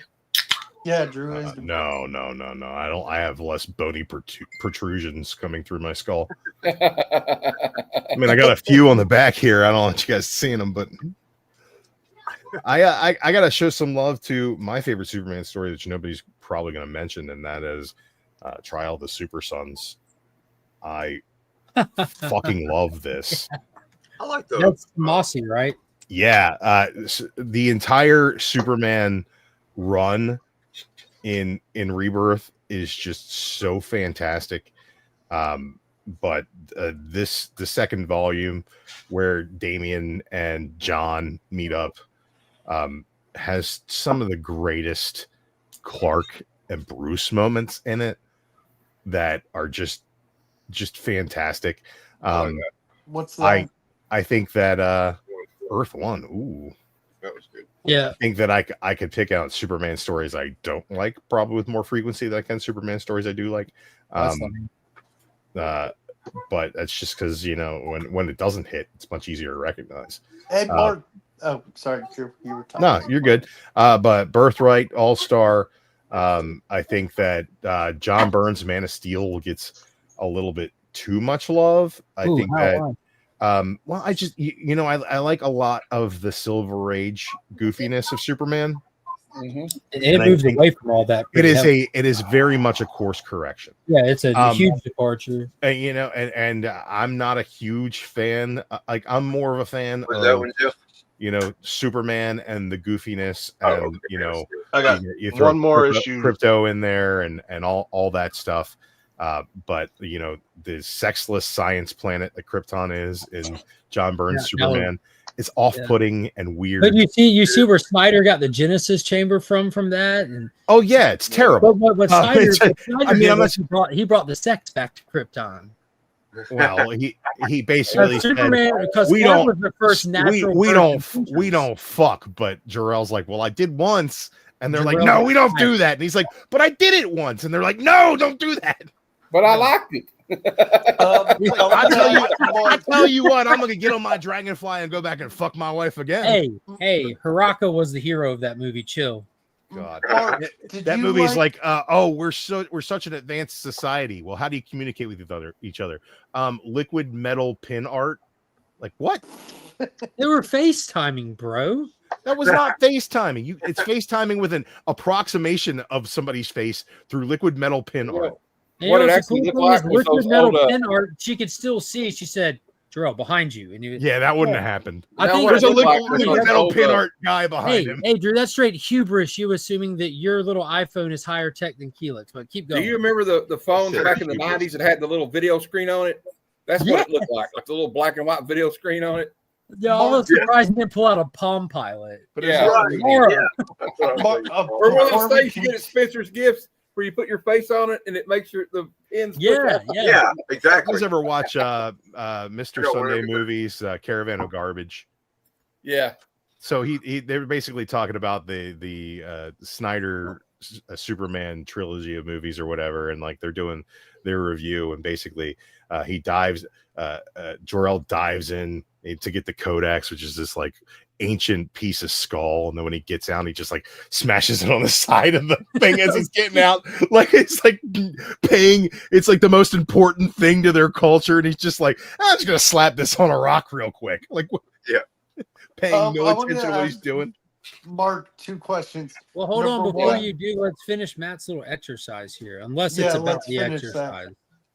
Who's next? I want to know what Cliff's got on his list. He's another Superman fan in here. Yeah, Cliff. He's still debating. If you want to keep thinking, keep thinking. For the man who has everything, I don't know why that's not usually on the top of people's list. That's the Black Mercy story with Mongol. Black Mercy, yeah, that's a one-off, but dude, it's so good. Well, my other favorite one-off, which we've seen a lot of lately, is Action Comics 775. What's so funny about Truth, Justice, and the American Way, where he fights the Elite? Manchester yeah. Black. Manchester That was Black good enough rules. to make a movie out of. Yeah, they made a movie out of that. They made an animated movie out of it. So And they did the Black Mercy in something. I don't know if it was an episode of Justice League. yeah, or- for the man who has everything. Yeah. Mateus wrote it. The only Yeah. thing that was different about it was Robin wasn't in it. Correct. Robin's That was Jason Todd. Fuck that era. Well, no, I'm just saying that's the only difference. Yeah, It's not a big the man who has everything is ranked as the number one shot of all time. Yeah, it's Alan Moore, isn't it? Yep. Yeah, I think so. Yeah. I think Alan Moore wrote 3 Superman stories, and everybody considers them some of the top stories. Yeah. They do. I think that's a especially lot for of the people time he glazing Alan needed- Moore. Well, you know, like it's just like what I was saying about like the movies, like what's memorable about like a lot of this stuff isn't just how it was fun, it was fast paced, there was action, I had fun, but you're not going to remember that 20 years from now. A movie that makes you like start thinking and have questions and like really dig into some of these like really deep philosophical experiments and exercises, they last because those philosophical conversations never get answered definitively. So anyone that picks up and reads it will have those same burning questions and inner thoughts and want to discuss it. That's why Alan Moore's so fucking good. He does the same thing with Swamp Thing and like the whole like state of existence and stuff. And it's what he did with Whatever Happened to the Man of Tomorrow. And Peace on Earth. That was a good one. Yeah. Alex Also, Ross and Paul Dini. There's 2 I want to read that I've not read. I think Mark recommended them for me. Was Up and Away and Look in the Sky or Up in the Sky. Up in the Sky, yeah. That's Tom yeah. King. Yes. That was the Walmart books. Yes. And it's on. Well, I want to go back to Cliff before we get into my list. All right, so shout out to Jim Starlin and Len Wein for DC Comics Presents number 29. Fill us in. Superman and the Spectre. So Okay. this, just after the battle with Mongol, and Supergirl is outside of the realm of space, like she got knocked out of it, and Superman just wants to get her, and the Spectre's like, no, and Superman spends this whole issue absolutely futilely useless against the Spectre, and he's going through that whole shit of like, I'm Superman, like nothing should stop me, and the Spectre's like, there are things that are not meant for you, and you know, it's funny, Alan Moore basically rewrote the story in his Supreme run, you know, with Supreme and another character he made up. But ultimately, the Spectre's like, all you had to do was ask, and the Spectre retrieved Supergirl. Like, that was the big end. He's like, you've allowed your ego to get out of control, you know? Oh, and dude, I've given this. Yeah, but also, away. I'm not going to do it till you ask. Whose ego's out of control, Spectre? the Spectre is definitely fraction of Superman. God. Definitely Superman. I don't like the again. Spectre. Listen, it's a great issue. You should read it and form your own opinion. I think you're the first person on this earth I've ever heard say that. There's people that just haven't experienced the Spectre, don't dive into this, but to actively not like I the just Spectre. actively is crazy. dislike some characters. How the do you dislike Spectre's the just one of Spectre? them. How? It's just like we just need somebody to be God. Okay. But he's not God. He's the wrath. No, of he's God. not. He's just a fucking floating Spectre. He's a Spectre. He's the literal wrath of God. So there are some characters in comics that I know that when I see them pop up in a story, It's gonna that get good. I can stop reading it. Well, the Spectre's not one of The those. Spectre is one of them. The other one, there is some DC fans hate on me for the one that is I hate more than the Spectre, and that's John Constantine. If I'm reading a Batman book, I can get and that. I can understand that. and then at the end of the first issue of this run, right, fucking John Constantine shows up. I know I can save my money for the next couple of issues. I'm just not like. Dude, Hellblazer was amazing. Stop. No, I can't. I cannot abide. Everyone on the panel's hurting right now. How much Hellblazer rules? You know what? Every time I've ever read John Constantine, it sucks. Listen, Drew. I can't agree with you, but I can tell you how I feel what you feel, because I recently went on multiple tirades about my hatred of Superboy Prime and the Batman Who Laughs. I'm like, they could take a break. They could take a Oh, bro. The And Batman Who Laughs was great when he first came out. And no sooner than I say I could take a huge break from those characters, DC doesn't need to bother me with those characters.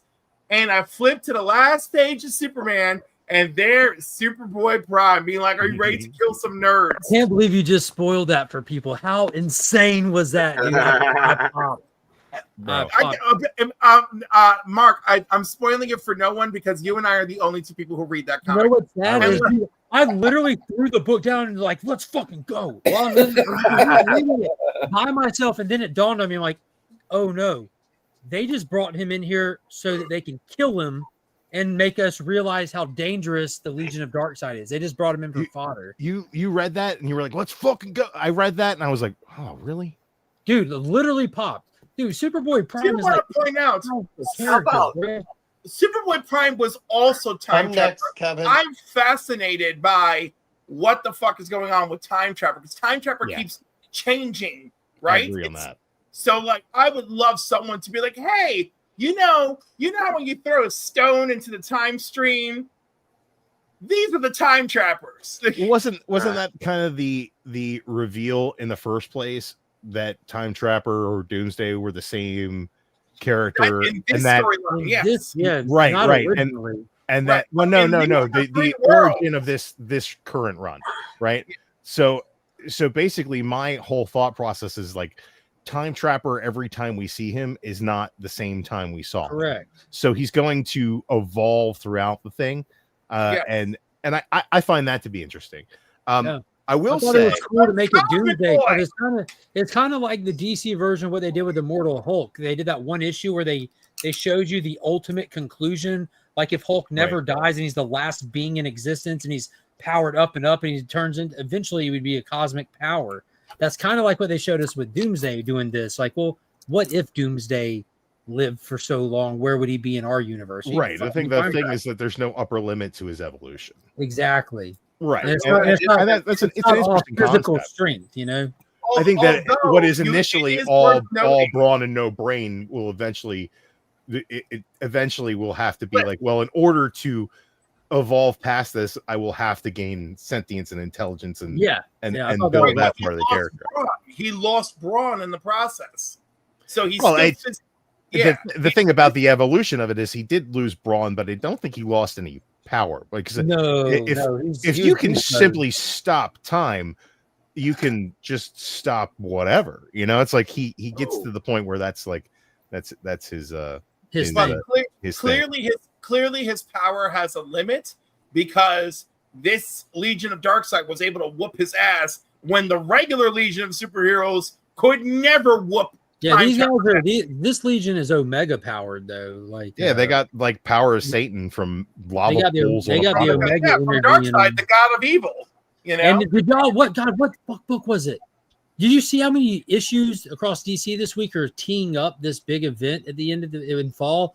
Like they were looking at some anomaly through space at like some star, and like the star like manifested the face of Darkseid in like a solar flare for a split second. I would love for it to be something exciting, but the fact that they're giving us DCKO and Marvel Battle World at the same fucking lame ass time is so tired. You should be like I do without paying attention or give a fuck what Marvel's got going on. That's what they do. No, because anytime they have the same idea at the same time, it's usually a shit show for everybody. That's just not always. Sometimes Marvel gives us Secret Wars, and then DC gives us Convergence. That is then it's only a shit show for one side. That was two wildly different beasts. Marvel did Secret Wars intentionally. DC did Convergence because they were abandoning their New York offices, and they called in everybody past and present to be like, can you do something for us? It's like, hey, let's throw everything at the wall and have two things stick. Well, we'll have you know that Earth 22 was undefeated through that entire Convergence. Every battle they fought, Earth 22 walked away the winner. Kingdom Come reigns supreme. We're gonna do an homage to just about everything in this universe that has ever existed, but wrap it up in a warlord story. Hey Matt, Kevin was trying to show something off. Cliff, was that all your list?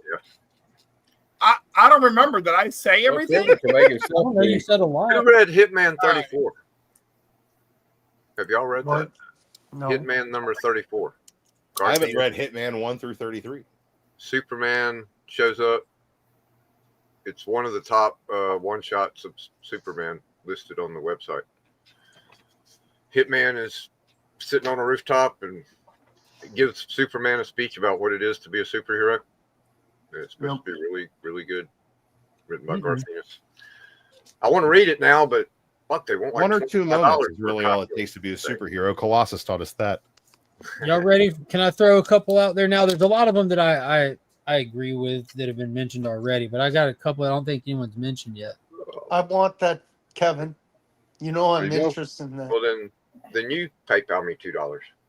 Okay. Right now. We'll talk. We'll talk. No, don't talk. Just cash app him. I need it right now. Yeah, money talks, Vogs. What is it called? Deadpool what?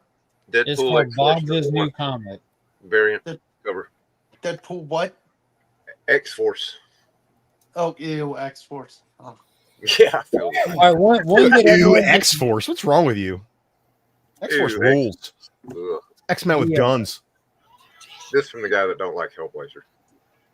Look, you know who's cooler than Hellblazer? Cable. I don't disagree with that at all. Okay, Hard to disagree Mark, with the give us truth. your list. Yeah, Cable's fucking awesome. Okay, Mark, what's your list? You said you had one? Yeah, so I think someone might have mentioned it for a second, but the Earth One stuff that J. Michael Straczynski did, because Yeah, people I are got talking about Birthright, which I know why everyone's talking about Birthright right now, just because for whatever reason it got spotlighted and cycled with the new movie coming out. It's decent. I know they just did the compact comic for it, so it's at. Yeah. I even reread it on vacation. It's decent. It's not bad. It's not great. It's a good read. When it comes to the definitive modern retelling of Superman's origin, easily Jeff Johns and Gary Frank's Secret Origins 6-issue miniseries they did. Oh, yeah. Easily. By a country mile. Like, Cliff, do you remember that one? And I can't agree with you on that. But do you remember it? I do, but I felt like it was too involved in what Jeff Johns wanted to do, and like I really didn't like how it ended. You know, like the last two issues just felt like, yeah, we're gonna drive the General Lane narrative thing, and I'm like, oh, like I really would have just preferred it to just be. He was in there for a little bit. Everything was like, well, not everything. A lot of stuff was in there for a little bit. But what I thought was so good about it is how true to Christopher Reeve it was. Like how he was drawn like Christopher Reeve, how he was portrayed, and he spoke like he really channeled that.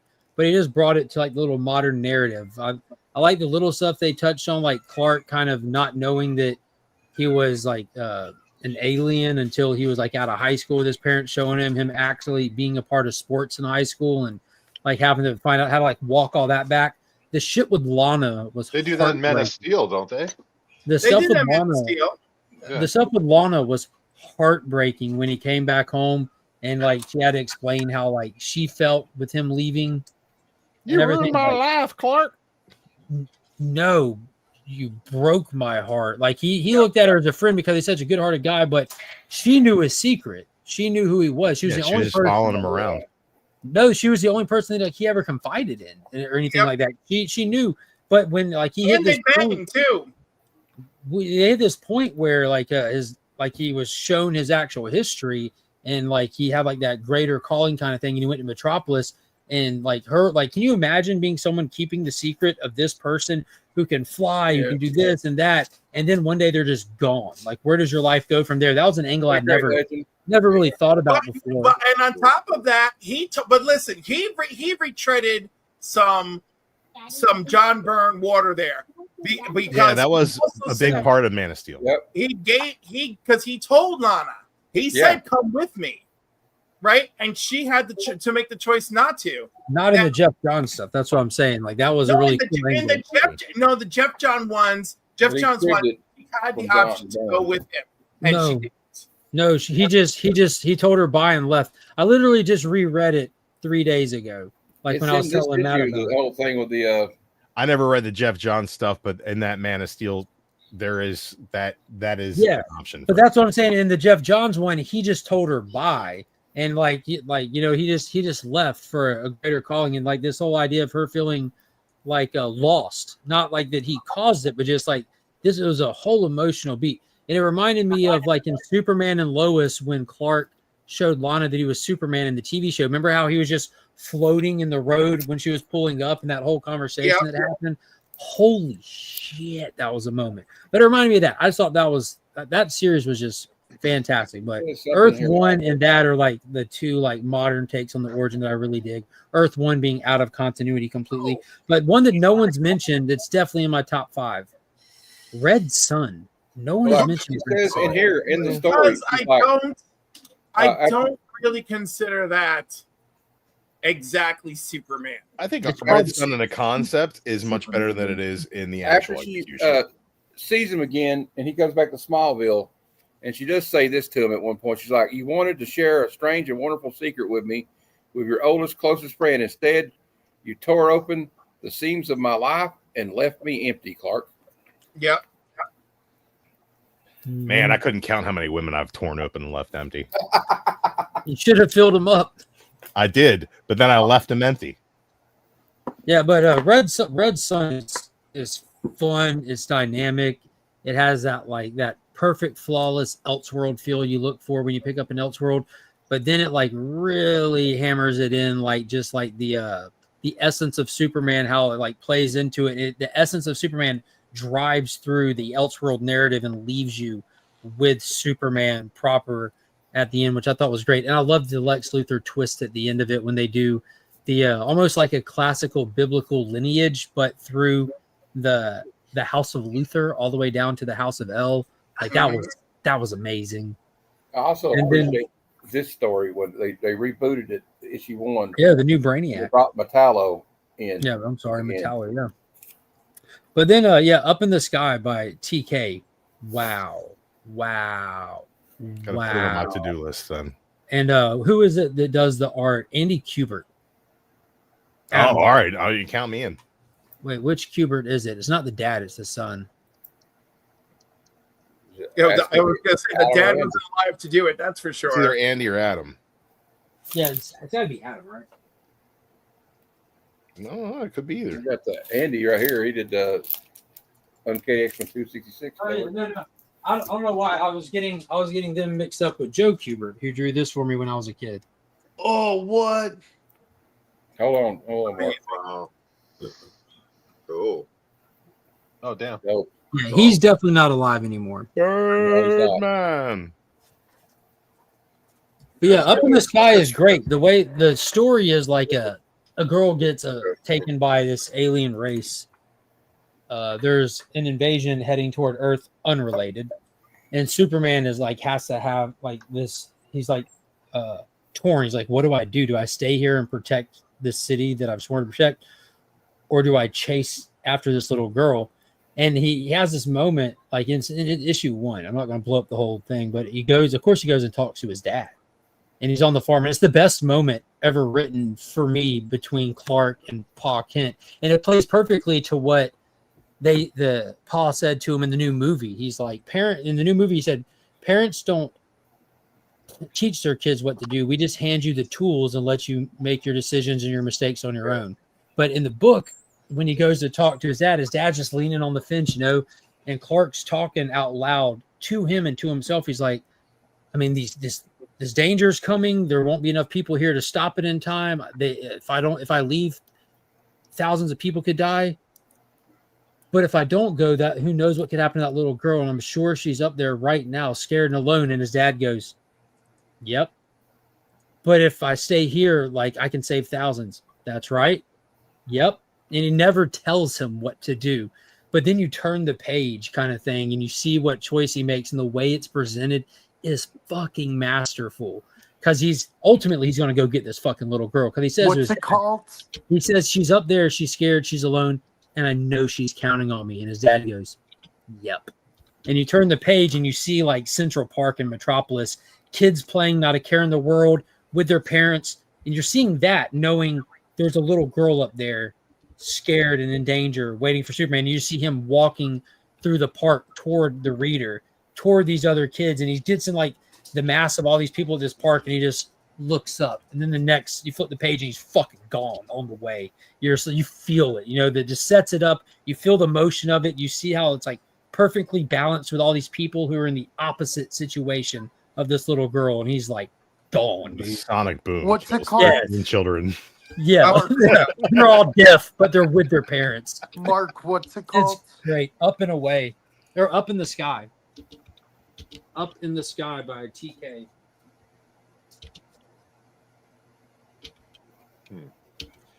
Cliff, I thought it was interesting that you mentioned the Batman Who Laughs, because he was maybe 2 years ago or so. I was having a debate YouTube type conversation where we were pitting. I think that the two rogues galleries of Batman and Spider-Man are comparable, and I think that that's something that you can debate who has the best rogues galleries, Dick Batman or is it Spider-Man? Well, I mean, if you take Dick Tracy out of the running, because I mean, by God, prune face. But I was going to say Flat Top or Mumbles, right? Big boy. But I think that my take at the time was that Spider-Man clearly has the better rogues gallery to Batman, because Batman's rogues gallery is so shit. He's only been fighting alternate versions of himself for 10 fucking years at this point. Like, there's no more Batman villains. It's just like, oh, who's Batman's villain? Oh, it's the Batman that one time had to be Aquaman. It's like, who's it's a Batman who one time had to be the Green Lantern. It's like for the longest time, the only people Batman was fighting was other Batmen, and it was just like, event after event after event, where we're just like, well, how can we make another Batman for Batman to fight? You telling me that Spider-Man? I'm sorry, but like, King. What is that one? I gotta tell you, you make a fair point, but if you're telling me that Spider-Man hasn't been going through the same shit, speeding bullets, well, here's the thing: who is Spider-Man? They Morales? keep making new villains, and they're all terrible. Like, they're terrible, or like the Batman Who Laughs, we get Carnage Goblin, Red Goblin, the Goblin who Carnage is. I mean, like, oh my god. I find that to be, you have to blame all of that on fucking Venom. And which is a Spider-Man, like that's still Spider-Man world. Well, that's he's like, a good guy now. We got to blame that on Robin. But he's a super super villain. The Red Goblin is also trying to be a good guy right now. How many goblins are there now? Green, Hob, Red, Gold. How many Hobs are there though? There's more Hobgoblins than there are Robins. I literally, like, no argument. Those are the first and second best rogues gallery. Definitely debatable which one's which. You throw Flash in there if you want to get saucy. You throw Fantastic Four and Flash in there. If you I was going to say Flash clearly is number 3 on the list. I would say undebatable. Well, I think that the Fantastic Four are responsible for birthing many of the villains of the Marvel universe. Yeah, they got, but are they Fantastic Four rogues, or are they just villains that have they became more than that? Yeah, so I don't count like first appear. I mean, like actual dedicated villains. Like, you're not going to see Captain Cold or Mirror Master, right? Just a random take on an event level book or a Marvel universe villain. I would always say, like, people always go, "Oh well, Iron Man is the Batman of the MCU because he's a rich guy," or Moon Knight because he has a cape and he's violent. It's not but also the Shroud Spider-Man. is the Batman of the Marvel universe. What's that? The Shroud is the Batman of the Marvel universe, except he talked himself into a corner a few months ago. So now the Batman if he was homicidal maniac. Everybody loves the Shroud. Listen, let me tell you something, Mark. 8.0. You can talk all the shit you want, but you know that I actually like the Shroud. Ultimate Shroud is better than the Shroud. I actually know that you say that you like the Shroud. Yes. You're a dirty whore. And how can you say that? You know, I will give you credit for scoring his first appearance on the Lolo. You were ahead of the curve on that. You know, I think Spider-Man fighting out all those other dedicated Shroud fans. You got it. Rogues Gallery. The Shroud are more interesting characters than Batman's Rogues Gallery. Well, let's just be honest. Marvel characters are more interesting characters than DC characters most of the time because they have humanity. That's not honest. You can shake your head as much as you want at that. It happens to be true. I can't say because No. I would not actually say that learning that's true. DC because of this group. Cliff recommended the regular to me a long cycle of time a ago. comic book lifespan. And I did read it, Cliff, and I liked I'm it. supposed to look at Marvel books. I pick up Marvel books, I read them, and then as you grow and mature and spread out your wings, you're like, shit, these DC books are even better. I like these characters more, but I keep a love for Marvel because it's where I started. Both I'm almost killing Man of Steel. That is fantastic. Both companies have great stories and great characters. 1,000% agree. And Knock you it know, off. they both have characters on both ends of the spectrum. But as a general rule of thumb, the DC characters are godlike characters who exist above humanity, and the Marvel characters are human beings who have been elevated to a power above. That's what Stan Lee wanted So to make Marvel. that's the basis of where these universes lie. I think that there's more relatability in my mind to Marvel characters on a broader scale. Whether or not you Which ones do resonate you with the relate stories. to a lot? The kid whose uncle died and he got bit by a radioactive. No, you don't know how many millionaire with the iron radioactive suit? arachnids Not have him bitten either. me. Oh, you the scientist got gamma poison? Oh no, not him. Who you? Not relate gamma to? poison. I have the power cosmic. Yeah, has everyday You can flip that argument though, Mark. Oh, okay. So you relate to the one that was from another planet and a celestial being came and abducted you and shoved the power cosmic up your ass. Got it. That's related. He shoved it up my pee hole. I'll have you know. My point is, there's nothing more or less relatable about any characters from one universe or the other. It's the things that they go through that's relatable, not not the core of their origin whatsoever. Well, not their origin, but like Peter see Parker. Peter was Parker just go like to high school and deal kid with that high got school. picked on in high school, right? We dealt with when we were in high school. Yeah, and everyone's now, been to the high school. Uncanny X-Men. The Uncanny X-Men. The reason I related to them so much was because You're they a were all mutant? outcasts that everybody hated and didn't trust, and I was kind of a loner kid, so I fit in perfect with reading the Look, X-Men. I love the X-Men because I was also trying to fuck Cyclops' girlfriend. Let's go. I showed up and I was like, "Look at my claws, bitch," and she was like, "Ooh," and Cyclops was like, "That's my girl." I was like, "Not for long." Well, have any of y'all read Speeding Bullets? The one where Superman is Batman. The Elseworld, yeah, where he falls in Metropolis Never and he's read that. taken in. That sounds pretty Yeah, it's great. The ship lands in Metropolis. The Waynes take him in and they raise him as their own. And so he goes out crime fighting, and his suit just more looks like Batman, but full face mask, and the S shield is on the chest, blue and gray. It's dope. Cool. How is no one brought up Look at that, a Kingdom Raiders Come fan being yet? wrong. Because they said Superman specific. That's why I asked. Kingdom Come in my Kingdom fact Oh yeah, is Kingdom the Come. greatest story ever written. I agree. Really? Okay. So what would be Superman Batman 8 the what do you call it? The Supergirl run. The evil Supergirl run. Where, the Apocalypse run. yeah, what would you do? Is that a a run that features Superman, or is that a Superman run? Because I that's don't- in my I don't understand that's the in my rules top either. 5. I would call that a Supergirl story, but it's definitely a Superman story as well. That's in my top 5. That's the story where Batman punks out Darkseid on Apocalypse. Yeah. But I Raider love Nation that. says DC tells better human stories. That's simply not true. That's simply I fact. don't agree. I'm all That's simply not true. Turner fan, so It's simply fact. I love the fact that everybody wants to talk about celebrated DC stories, and all of them are Elseworlds. Hey, Glenn, you're Michael. It's like, Turner. oh, here's these great Yeah. stories that don't tell stories about the stories you tell. I think we mentioned 2 or 3 Elseworlds in the whole list, didn't we? That's it. And that's after the fact, because Kingdom Comes just. Well, look what Kingdom Comes about. Like Kingdom that's Come what's cool. is a beautiful book.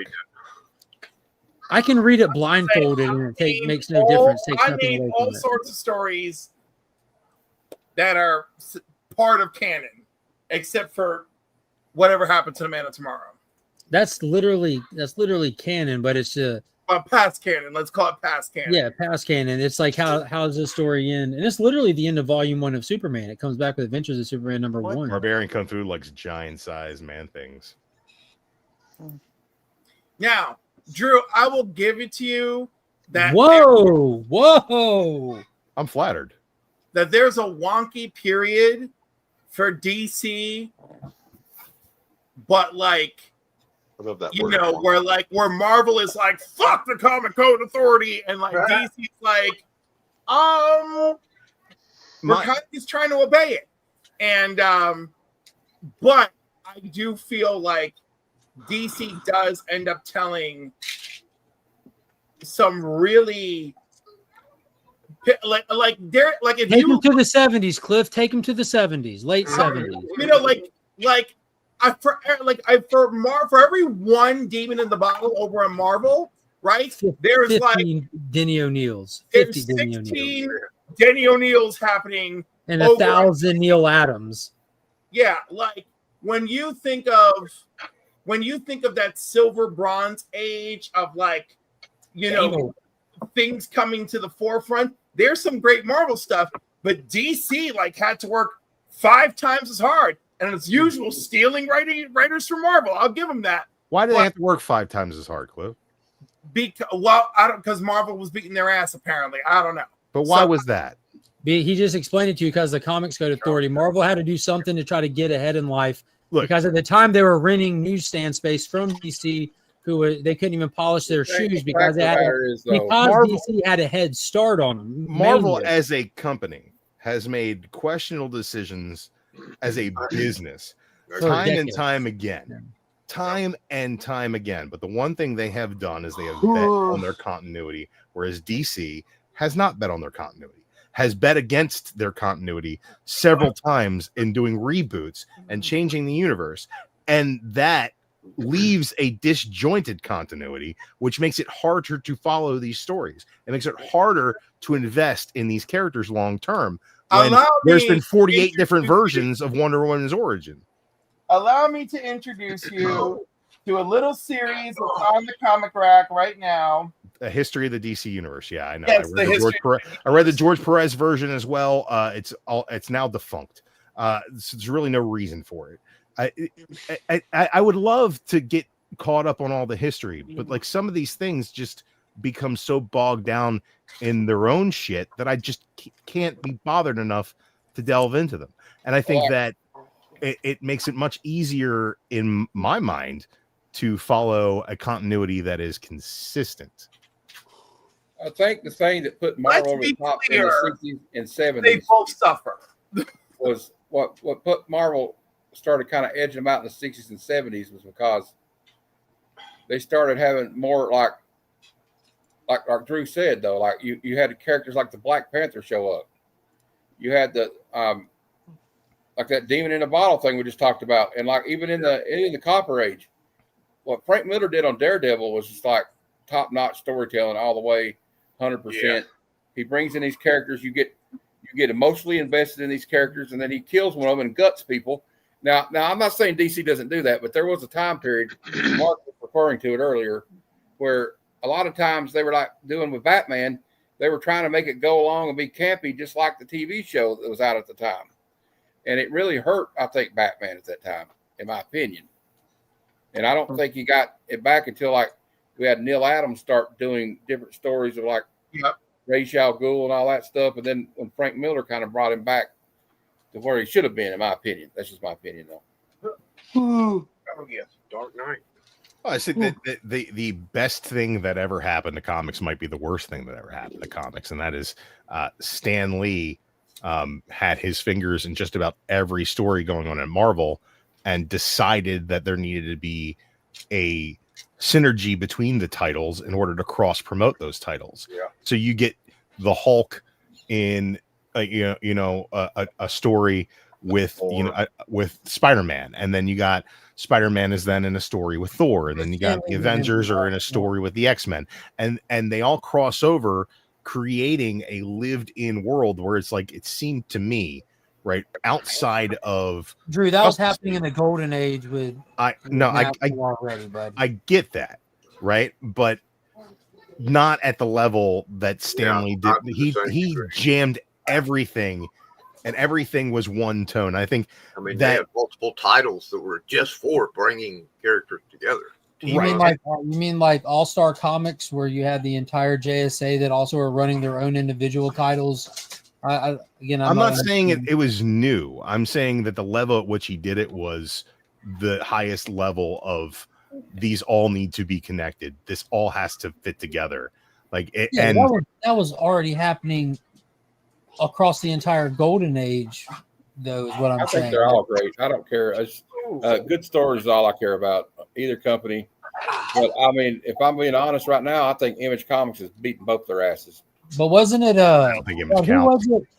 Who was it that did the first real event though? Because Right Marvel now, did the first right event before Crisis. It was done at Marvel. Contest of Champions. Was it Secret or Contest of Champions? Contest of Champions, Who probably. brainstormed that? Was that Shooter? Was it Shooter? I think it was Shooter that brainstormed. Shooter brainstormed Secret Wars. Yeah. Contest of Champions, I don't think was Shooter. Who had the credit for? I still think Marvel has better events than DC does. That's a wild statement. Every time it's a fucking crisis and Psycho Pirate shows up. That's bullshit. What about DC versus vampires? What about it? World. It's not an event. There's an event called Blood Hunt. Puts it to shame. Yeah. Heavens. No, All right. Good night, folks. I gotta run. Good night, Cliff. Happy Friday, folks. Yep. I need to go to bed shortly myself. Look, Marvel is comics. It's just the way Yes, it is. it's 1982 was Contest of Champions, and it was written by Mark Grunwald with art by JR and Bob Layton. But I want to see who's like actually behind it kind of thing. Bill Mantlo and Stephen Grant. What? Who was the editor? Who was the editor at Marvel at the time? That's what I was wondering. Was it shit? That was pre-Shooter, wasn't it? 82, because he had a short run, but Marvel editor. Who was the publisher in 1982? That's what you looked up. Jim Shooter. Yep. No, there you go. Yeah. So yeah, Jim Shooter was the mastermind of comic events. Yeah. Yeah, but you can't give him too much credit because he went and did Valiant, and we all saw where that went. I'll give him all the credit for that. Jim Shooter deserves so much more credit. People were mad at him because he was a hard ass, but he's exactly what Marvel needed to keep the integrity of their product out for the readers, and he did it. Because look how beloved and how good the 80s was for Marvel. I heard that when George Perez and a lot of the writers and artists heard how he got fired, they had a party, got drunk. There's also people that wrote legendary letters of content into Marvel and published. There's some famous. I think he was great. I think he was great for Marvel. I'm just telling you. Drew, you read that letter? The one I read a bunch. I'm a Shooter fan. I'm a Shooter fan. Insanely being a Shooter fan, I can honestly say that Valiant comics are some of the worst comics that have ever been published. Hey, well, hey, they Matt, started, what's but they just that? went off the rails really fast. And you know why they went off the rails really fast? For Because the same reason Image went off the rails. They got rid of Shooter. Shooter started with them, and then he was gone, and then they went off the rails. So and then Jim they started Shooter letting was creators there. do whatever they wanted. Yeah, when Shooter was there, it was cohesive, it was direct, it was on time. Like Jim Shooter can do his job so well that it pisses Remember everyone about else off. was it like 8 or 10 years ago that the big Valiant relaunch that went absolutely nowhere? Matt, I highlighted Bruce's comment here because he's. I agree with that. Hey Matt, what's that famous letter you? The best series of the 80s was not New Teen Titans. It's called Uncanny X-Men. Uncanny X-Men was better than it. Called Uncanny X-Men. It's the best series of the 80s. Okay, By far. Not even close. But New Teen Titans was right there. Okay. Yeah, it was okay. That's why they were like kind of equal to each other in my opinion, because you had like even Marvel DC did that when they had the crossover. Who did they cross over? It was Justice League and the Avengers, but then they also had the New Teen Titans and the X-Men. The X-Men. Yep. Yeah. Because that's what they're, that's just similarities. And like the Teen Similarities, Titans, sales wise too. Like Yeah, they're the popularity wise. The New Teen Titans thing, that storyline where they had some pretty controversial stuff going on there. Remember Deathstroke and Tara? She was like underage, and he brainwashed her, and she went there to destroy the Titans. One of the best storylines. And that thing with all the things with The Deathstroke. Judas contract, isn't it? Yeah. His contract. The Judas contract. Yeah, I get excited talking about like the 80s stuff, That's your pocket. Matt, like that whole thing with Amazing Spider-Man. when we had the Hobgoblin little run right there with like awesome. when it's like I have 250 as part of that run with John Romita Jr. was doing some of the art, and like the Hobgoblin's going around trying to kill all these rich guys like Kingpin and everything. I love that whole shit. That was great. Shit. Matt, what's that Let me read famous? you real quick this Hitman description. Okay, fine. It's called a V.I. Sing, Hitman number 34. Hitman is sitting on a rooftop reading a magazine about the Man of Steel when Superman suddenly appears. Superman shares a recent failure and how it's been weighing on him. Through a lengthy speech, Hitman reminds Superman of what a hero he actually is and what he means to the world. It's a beautiful monologue that really hits at the heart of Superman. What issue number is it, Kev? Number 34 of Hitman. And man, it's $25 for a fine copy. On My Comic Shop? I didn't check My Comic Shop. I need to check there. That was on eBay. I see one on eBay for $10 the best offer. $8. Here's one for 99-cent starting bid, one for I like $10. it. He wrote it. So. How much? I mean, do you care about condition or you just want to read it? Not really. I just want to read it. I found one for $8, found one with a 99-cent starting bid. I can read it online now that Don't do that. Get you some paper. But yeah, I prefer to own it.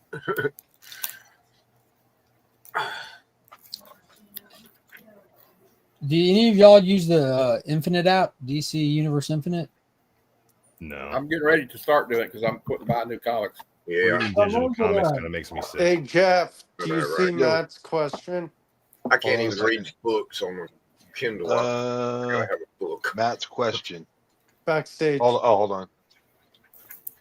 Oh, Wait, you said 38? No. 34? 34. 34. Yeah, it's on the Infinite app. I'm not sure how you guys can't get reading online. I know get it. you I want just don't like it. tactile. Yeah, and it's just Well, I don't know how you don't like. I mean, to me, it's Visually, I'm it's weird. also the color. I'm probably a little weird because I'm used to reading online manuals and whatever in my day job, but you know, I don't like. I literally hate reading text online.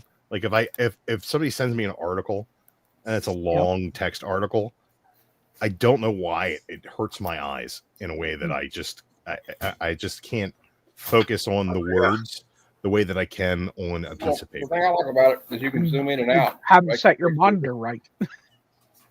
Yeah, you can. My monitor's great. Shrink You it. can get that's an actual eye thing. You can get a filter that you can put over your screen that'll help with that too. Oh yeah, the eye strain. Yeah, I know what he's talking about. I don't know if it's eye strain as much as like I That's literally why you don't can't start them focus at $1, on Bruce. That's why you don't start them at $1. Right. Right. If you send me a page of text on a screen, I'll have to read it more than once to take it in. Yeah. Whereas on a piece of paper, I'll just read it and it'll enter my mind. And I don't know what it is about the way I read. You know, I can that relate affects to me that way, but it just does. I feel more comfortable when I reading have tried off to of read a paper. book on a Kindle. I'm the same way. I have to go back and reread. I'm like, did I catch every word of that? Like, what did it like? It doesn't. I can't scan text the same way on a screen that I do on a page, and maybe it's because I learned to speed read when I was younger. Same. And like I used to blow through paperback books like 2 or 3 a day, like middle school reading Goosebumps or any of those Hardy Boy mysteries or any of that shit that like is just like schlocky entertainment reading. Can't I really could see just the text scan and part. just put in my head immediately. Yeah, I think I won't pull that up and read it later. He says, "Oh God, I'm so sorry. I can't believe I just swore in front of Superman. I said friggin'." Superman says, "Well." Superman says, "Well, there's no ladies or children present. You should feel free to express yourself as you see fit." This is already legit good, dude. Like I said, I love Garth Ennis's writing, so Yeah. I want to So read I it. know that there's like a man. I gotta find it. I got like a free month to this Universe app code laying around here somewhere. I subscribed to the DC Universe app when it had the streaming component. Yeah, same here back in the day. And I love that. I really hated the menus for the comics. I thought they were abysmal. I was reading Marvel Unlimited at the time as well, because I thought had much better menus. Well, that was 8 years ago, but- Drew. It really had. well, that's the thing is I couldn't. I had free trials for both, and that's why I was reading digitally. I just couldn't wrap my head around reading digital, and it would have saved me an ass ton of money. Yeah. You know, because like at the time I was reading literally 80% of the titles that were coming out from the big two. It's like it was $100 a week. more than that. $100 More than that, just to read.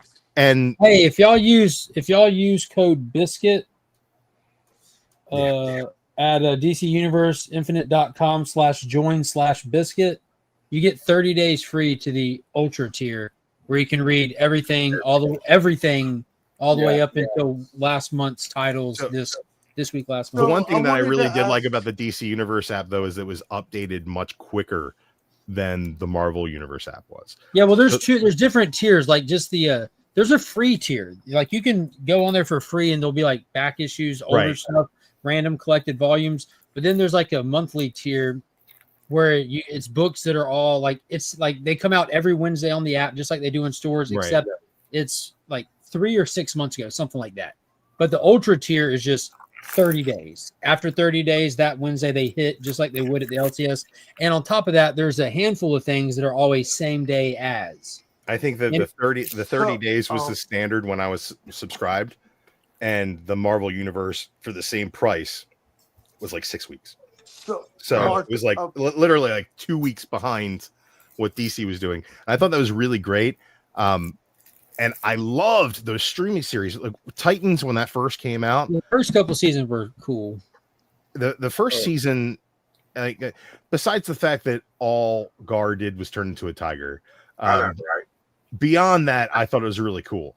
And the first 3 episodes of Swamp Thing, before they figured out that budget issue, and they cut the budget, and you could immediately tell. Like you could immediately tell. But the first couple episodes of that show were so good, and the opening credits, the opening credits of Swamp Thing were so fucking good. Just really good. What were you saying, Will? I wanted to ask. Thank you. I want to ask Mark. Mark, I won this a few months ago on your giveaway for Superman. I can't see it. No, I'm asking. What's the World of Krypton series about? Oh, you have to read it. No, you gave me one. Like, is it It's like about the Krypton. world according to his parents, or What? I don't know what you're talking about, to be honest with you, Vogsy. I think it's called World of Krypton. I think it's a Superman series. A mini series. Was it like in the freebie stuff? Not the freebie. Was it like the bonus stuff? Because I do like the books with the stretch goal with the super chat thing we hit. I throw in extra stuff. World of Krypton, if I'm not mistaken, is a 6-issue miniseries by Oming, the same guy who did Powers, and it's illustrated by Oming on the inside, but the covers are by Miko Suwayan. Yeah. And I can't remember who wrote it, but it's literally about the final few. I'd say that it covers the last year of Krypton, gets into some of the politic dynamics that were going on with Jor-El trying to bring attention of what was going on to the environment to the council. Also with Zod pulling a coup in the final days. But it's really cool. And if Oming's art is kind of like getting someone slamming on the brakes when you're not expecting it, if you don't know it's coming. But once you get in the pocket, it's really enjoyable, very unique. It sounds like a good story. Yeah, that's a good way of putting it. Scribbly Ed McGuinness. But it's very stylized. I like that. Very Like much. McGuinness is very stylized. Oming is very stylized. Liefeld is very stylized. Like at this point, Liefeld is like stylized 90s. He's never going to lose it, So if you like that, it's right in the wheelhouse for you. Oming's like that. All right. Well, everybody. Oh, look at Bruce. Look at Bruce. heading- FF pack selling as low as $15 on Whatnot. Well, you go to bed. I'm heading off to bed. I got a long day tomorrow. I got to Good go night, up Glenn. to Toronto. Good night, so. Glenn. All right, Have a good Glenn. one. See you later, Glenn. Bye. Make love to the night. And I'm also going to be heading out. That Whatnot information just ran all y'all away. Yeah, everybody's going to running Whatnot anyway, to see if they can get their FF packs. Yeah, everyone's secretly going to go buy packs. Y'all, Yeah. are these packs going to be a dud? Is that what's happening right now? I don't know. Good night, Kevin. Feel Yeah, better, man. they're going to end up being just like the Battle Beast packs. Good night, y'all. People are going to Good buy night, a bunch Kevin. of them, open a bunch of them, and realize that most of them are crap. Yeah, well, that's why you don't. thing is That they right were there is buying the why you Battle don't. Beast ones. That's why you don't start them for $1. Yeah. If Start if 'em they where don't you bought sell- 'em. Hey, I'll just be honest. If they don't sell, I'll just open them. Fuck it. How much did they cost you per pack, Matt? $100 for 2 boxes with 3 packs each in it. So 6 packs cost $100 plus shipping was $17. Well, yeah, you can't charge people for your shipping price. Let's see. No, So I'm not- six packs I'm for just $100 charging bucks. shipping. So just under $20 a piece. Start them at $25. No, not going to happen. Why? You're making money I would assume open them before I do that. before you assume make money. What am I going to make? 25. I can't do math. I'm stuck at math. So like no less than $8 plus shipping per pack. I would make $150 would be 6 if you sell them for 25 each. Why would I do that? Why would I just not open them? Yeah. I spent my last $100 I had buying. Buy them to sell them, then sell them for a little profit as opposed to nothing. Because you'd be making money. That's what I'm saying. You'd be That's the making only money. thing they'll buy. And the thing is about Whatnot is there's just a bunch of fucking vultures on there What's that go in there and buy shit for $1 and sell it for 10 somewhere else. That's why. Here's the thing though: if you open them and you find the good shit, then you can sell the good shit for more. Yeah. So open them and see what they are, and maybe that's an entrance into it. That's another option. Honestly, if I got anything that was worth anything, I would not take it to Whatnot and put it on eBay or just list it on Instagram, see if anybody jumps. Yep. I'm dead on eBay. There's no hope for eBay. Nobody's But gonna you buy paid roughly $17 a pack for them if you got 6 packs for $100. So if you start them at $25, you're making almost $10 a pack if nobody gets in a bid off on them. So if you're making roughly $10 a pack and you sell them all, you made $60 effortlessly. At the very minimum, you did a Whatnot stream and made $60 compared to how much you normally make on a Whatnot stream. I'm going to be lucky. I make $60 about it. I mean, you got to answer for everything to not want to make money. I got you. I'm just saying, Barbarian, that's all it is on there. That's fine. You can buy, sell low, but nobody wants to buy anything for what it's actually listed for on there. That's what I'm trying to say. But that's okay though. That's what the market is. Like it. We can't control other people and what you know what I mean. That's the market sets itself. Yeah, I'm just telling you how I feel about it. Sorry, that's just the way I feel about it. I honestly I don't disagree. I think that Whatnot is one of those things that came out. It's a great platform, but the community on Whatnot is not great. It's not like the technology, the platform is fantastic, but it like as far as the little guy, like if you're not a dealer, there's really no way for you to like. The thing about eBay is you're going to get blasted on fees, and some things are just going to sit there for a while. But if you list things at a buy it now price, you're never going to sell them for less than you're willing to sell them for. Whereas like Whatnot, it's like you got to take a chance listing something low and letting it build. Mm-hmm. And like if you're not a big fish in that pond, there's no reason to be swimming. And it's disheartening. I completely agree. I think that there are a lot of people that have been very successful on Whatnot, but I don't think so. That, comic collectors, we're more emotionally connected to the books and stuff that we love. So when you're the small guy, and like you say, you're not moving in volume, you're never really gonna flip on Whatnot or eBay with success. You shouldn't be emotionally invested in anything you're trying to sell, right? At all, because the market. Call it, grifters on whatever, or call it vultures or whatever. The market will always set itself. The value of something is not determined by, any one person or anything. It's just what people will pay for it. And it's also the nature of what platform you're using. If you're on Whatnot, you have to adjust for the Whatnot environment. You can't expect it to be the anything Whatnot market than what is it not. is. That's unrealistic. The problem with the Whatnot market is it's not the market, because things that will sell for $2 on eBay, if a big Whatnot seller posts it for $1 start, it'll go for $5 to $10. It's a $2 book, and people are still overpaying for it because that's the thing because of who they're buying from. There are people I know on there that I'm friends with, and they average about 25 people, maybe, right? But he has good books. But I see people in there, like, he'll throw up, like, let's say, I'm just making up a name, X-Men 30 from the 90s. You know what I'm talking about? Volume 1 of X-Men. A dollar book. Not even generally a dollar book, and it'll run all X-Men Volume 2 books now in the near mint are at least $3 to $5. Don't know what they're doing because they're full. They got nostalgia glasses on, right? Right. So they start bidding up, and these books go for $8.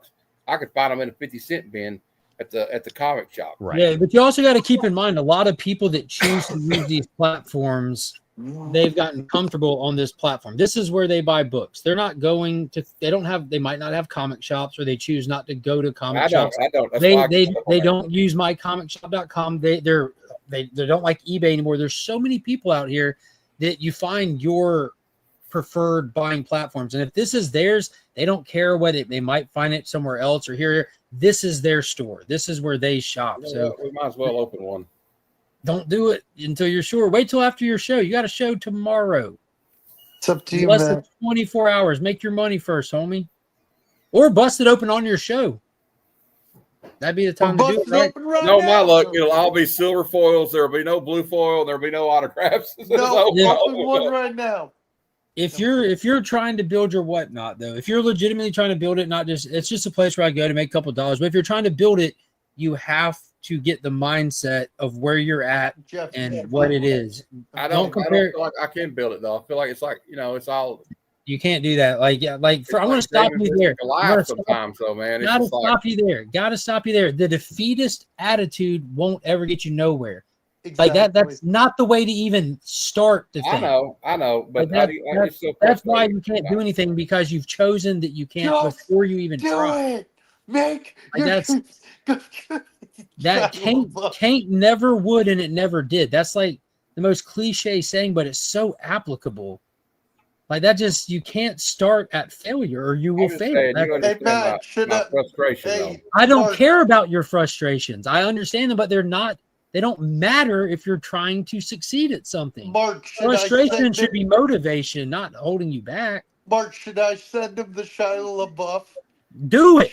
Just do it. Yeah, Make dude. You're more than capable of doing it. So hearing you putting yourself down frustrates me. Like I know you good enough that bro, you just made it all the way to Charlotte, North Carolina, and hung out at a con for 3 days despite all the obstacles in your way. Those were real life obstacles, Matt. Real life physical obstacles. And you made it, and we partied like rock stars for the entire weekend. And you're telling me that finding out how to price a book or move on a platform is impossible? That's crazy talk. Yeah, listen to my advocate. It's tough with the losses you take, though. But tough is good. You're right. I'll shut up about being negative. Character. Tough makes you stronger and better. Hey, advocate Drew Mayer, can you advocate for Matt? Makes diamonds. I pass the baton. Matt, you always, every time you're showing stuff you're selling, it's always good stuff, and it's always stuff that you're selling at a reasonable rate. There's just make sure space. If you want to use Whatnot, that's there. I think there's absolutely no problem with that, and I think that you can find some success there. There are opportunities there, but use this platform to build your audience. I try. That's what I try to do. Yeah, it takes consistency, man. And it's like you gotta, make little commercials for the stuff you're gonna have listed and put them on Instagram and put them on Reels. And just I feel like the people that I know within my following circles that are doing well and whatnot are the kind of people that I get sick of seeing their fucking Reels. Right, so they're constantly pumping it out. It takes consistency to build, and it's like fucking Field of Dreams, man. If you build it, they'll come. you know. But if that's not, you know, that's not what you want to do, there are different platforms. And I found that the different platforms, like I don't sell nearly as much stuff as I fucking should. Yeah, but there are looking at your some background, things. you can get rid of all that shit. There's so what's that? I'm just kidding. That's how I can see your background. You should get rid of all that shit. Well, I don't really have a whole lot back there, to be honest. Everything's in see boxes anything now. back there. I mean, like there are some things that will sell on Mercari, like that I would never be able to sell on eBay. Right? There are some things that I just post a picture of on Instagram that somebody will snatch up right away that would be sitting on eBay forever. Right? And there are some things that I put on eBay that some people that like I'm surprised how quick they move. Like it just sold a lot of Marvel fanfare books that I got for literally if I was going I'll to buy price, some of those. if I was going to price how much I paid for them, I paid probably around right 20 cents a piece, and I sold a lot of 6 of them for $10. Is that a big profit? No, but it's way more than I paid for them. Right? And they're out of your house. And they're gone. They're gone. Like this fucking guy asked for a picture of the back of one of these issues. I'm like, you fucking kidding me? You sent him a dick pic? Oh no, this is all no. I set up my photo booth. I made sure there was no glare. I took a beautiful picture of the back of it. He's like, oh yeah, that looks good. Like, I mean, after shipping, you're paying Fucking what? comic book $2 collectors. for them? Like, if I'm paying less than $5 for something, I'm expecting it to not be in great condition. Like I'm expect like if it comes and it's minty, I'm like, ooh, look at this, look what I did. But like, I mean, come on. But it's you know, you got to diversify your platforms too. Like, you know, try Facebook Marketplace even. Like, you know, just list some things different places and see what happens. I've had some frustrating experiences selling stuff. Yeah, that is a Anybody else everywhere though. That'll be everywhere. Hey, if you go to the comic store and go talk to the guy that registered, like, have you ever had any frustrating experiences with customers? They're all going to tell you, yeah. Well, I mean, I know that, but I'm just saying, like, there was a guy. I'll tell you a funny story. I had some mining stickers that I was trying to sell. They're like the coal miners used to have these decals. They put, you know, like equipment. Fuck this bag.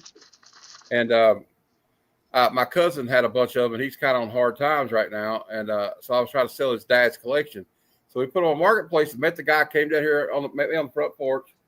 And we're looking through it. Mom was like out there too because she was helping him sell them too, right? So he's like, but he was talking to me on Facebook. But then he gets here, and the guy's acting like he's trying to pressure you into like, oh, how much you want right now? Bottom dollar, or top dollar, or what's your bottom dollar on it, you know, and all that. And wouldn't even let us count them out. We're like trying to count them. So we finally like frustratingly deal with the guy. He buys like 250 of the stickers, and I know he was going to resell them for more because he probably had a guy that probably paid more. But that's fine. We were just trying to get rid of them for him, right, at a reasonable price. And then he messaged me back the next day, and I'm like, he goes, I need some more of them. Yeah. So obviously he sold them, right? So I'm like, okay, well, give me a minute. The price has gone up based on your demand. I know, but I was in the middle of something, and I was like, I will message you back later. So about an hour later, I was like, well, I'll have to get in the basement. It's hard for me to get down there because, you know, I don't get around well. So I'll have to get my mom to go down to the basement and get the rest of them. He goes, well, man, you know what? I'm tired of you stringing me along like this, and went off on me on this like 2-paragraph like page. And I'm like, well, I'm sorry. I'm afraid they're not available anymore. And I blocked him. Sound like problem solved. In and out. It was. It's just interesting some of the interactions you get on the Marketplace. Well, that's the thing that's so great about Instagram. It's kind of harder to sell things there, but like, yeah, it's a more curated audience, right? Yeah, You I can, just have a stagnant page. It just the hashtags that you can use on Instagram will actually drive traffic in a way that a lot of other things won't. I'm looking to buy like collections and stuff, but it's kind of hard sometimes around here because it's a really, really small one-horse town, and the horse already left town. Yeah, that's a huge factor. And nobody can seem to find his horse. He's supposed to be here. I know. I don't know where he's at, Drew. I've spoken about that too. I did this whole video like YouTubers are lying to you, like that whole myth that you have to make the hobby fund itself. That a lot of newer collectors come in thinking that that's just part of it. That all collectors sell to fund their own hobby. Yeah. And I went through some points, and the number one is like not everybody can be a good seller. It takes different access and resources. You have to be able to procure comics at a price that you can sell them competitively in the market that exists. You can't cry foul because it's not an even playing field. Nothing in life is an even playing field. And especially in retail. Retail is fucking cutthroat. Some people have better resources, more capital. That's what I'm saying. So how would ever anyone like complain about like, oh, this person who's been doing this for 10 years, who has a massive following that he built up, and he's a successful business person, this hobby, he does better than me. Well, of course, he has all those things and did all those fucking things. Like, I understand. Matt, I'm feeling all of your frustrations right now, dude. Like, I really am, because like I'm out of work right now. And have you tried prostitution? Yes. Unfortunately, that's only cost me. I think I'm doing it wrong. I got a hooker. And then I was like, how does this work? You did it backwards. Well, some people are better at buying and selling, Mark. He's reverse engineering. But I've been liquidating a lot of my stuff just because I'm catching an unemployment check right now. But that's right, baby. Get that shit. That shit. Well, people want to make you feel embarrassed about it, but it's my money. I paid into unemployment. That's what those people get, because guess what? That's your money. It's my money, and I'm going to take as much of it back as I possibly can. Yep. But I want to work. It's just where I want to be right now. I'm not at a point where I'm going to take any job. So if you're extra scratch, man, I'm selling some comics online, but it's not. Where are you selling them, Drew? eBay. For the most part, and I've got stuff listed on Mercari. Drew Manchu Comics. There's not a whole lot up there right now. I just did a refresh. Dude, I love running into those fuckers that talk shit about you on unemployment? Oh, you fucking one of those? Oh, I love those people. I have fun with them. Wait a minute. Last year I worked 80 hours a week. Drew? You're telling me that I'm paying your bills? I wish you were. You worthless sack. Unfortunately, I'm still paying my bills. I just don't have a job. But I've been there's certain things. What kind of work were you in? I was in sales. I was a bartender, restaurant manager for 20 years, and decided I needed a change. Took a sales gig, and with the economy the way that it is, what market? I just really did not. I was selling security systems. So it's just like those don't really sell good in a market where people feel safe. Well, here's the thing: is people don't feel safe. Not everybody feels safe, though. It would have been great. We don't buy security systems here, at least not the kind that you're selling. The problem is, I wasn't working for ADT. I was working for a competitor. That pricing was not right, because ADT dealers can sell their systems at a fraction of what we're selling them for. Yeah. And the situation is with security systems. If you live in a neighborhood where you need one, you can't afford one. And if you can afford one, you feel like you don't need one. Yeah. So it was just, and our pricing was just not, I was not in a position of power. Those kind of things work more for businesses and corporations for insurance purposes than they do for anything else. Well, we also had smart home integration. So like I made a couple of good deals based off of, you tie in timers on your lights and your thermostat. Dude, I noticed like when the last time I upgraded my modem, because over time like they make new modems for your internet, and like they're like, hey, new modems are in. Do you want to upgrade yours for free, kind of thing? When I did, they sent me smart home technology that Comcast has that just comes as part of your included in no extra charge. Here's 3 cameras for your house. I'm like, that's how cheap it is to produce this stuff and pass it out now. It's like a sweetener to stay with your provider. The cost isn't in the equipment. The cost is in the monitoring, right? And that's like, and the monitor doesn't change your price. I said, I don't want it. We got our own thing going on. Like, well, it just comes in the box, bro. Right. Like, so I just threw it away. Like 2 cameras, 2 IP cameras. I'm like, I can't use them. I don't need them. I mean, that's perfectly reasonable. And as far as not working, but I was just baffled with their passing out IP cameras like that. Not have to worry about it. I recommend not working for a while. It's good for the fucking soul. I'm telling you. Well, it's been about 3 months, and it's not good for my mental. Yeah, I was about to say some people at all. You know what really sucks is in the middle of the week when you're like, man, I don't have a job and I don't really have any prospects today. So I'm gonna, you know, just do some stuff around the house, and then That means masturbating. Well, I mean, that's a morning That's healthy. activity and an evening that's activity, always on the sometimes in the table. afternoon. But you know, 3 times a day is my limit, just because of chafing. But you get into a situation where it's like I was like, I did some stuff around the house today. I feel kind of accomplished. I'll sit down and watch a movie, and then while I'm watching that movie, I'm like, you know, I'll rip a bong hit. I'll feel good about myself right now. And then the next thing you know, you like sleep through the night, and halfway through the next day, there's like no reason to fucking get up. And then your dog looks at you and he's like, "You didn't let me out yet. You didn't feed me breakfast." And you're like, "Oh, I feel like a real piece of shit now." And I'm a bad dog. Well, if the time that you have because you're not working, if you're not doing something that is fulfilling you or making you satisfied, and it throws you into depression, Oh then no, by all no, means, I have no reason for being change it up. But yeah, you know what, I've been telling myself since about end of April. I've been like, oh well, you know, at least in July, Superman comes out. I've got that to look forward to.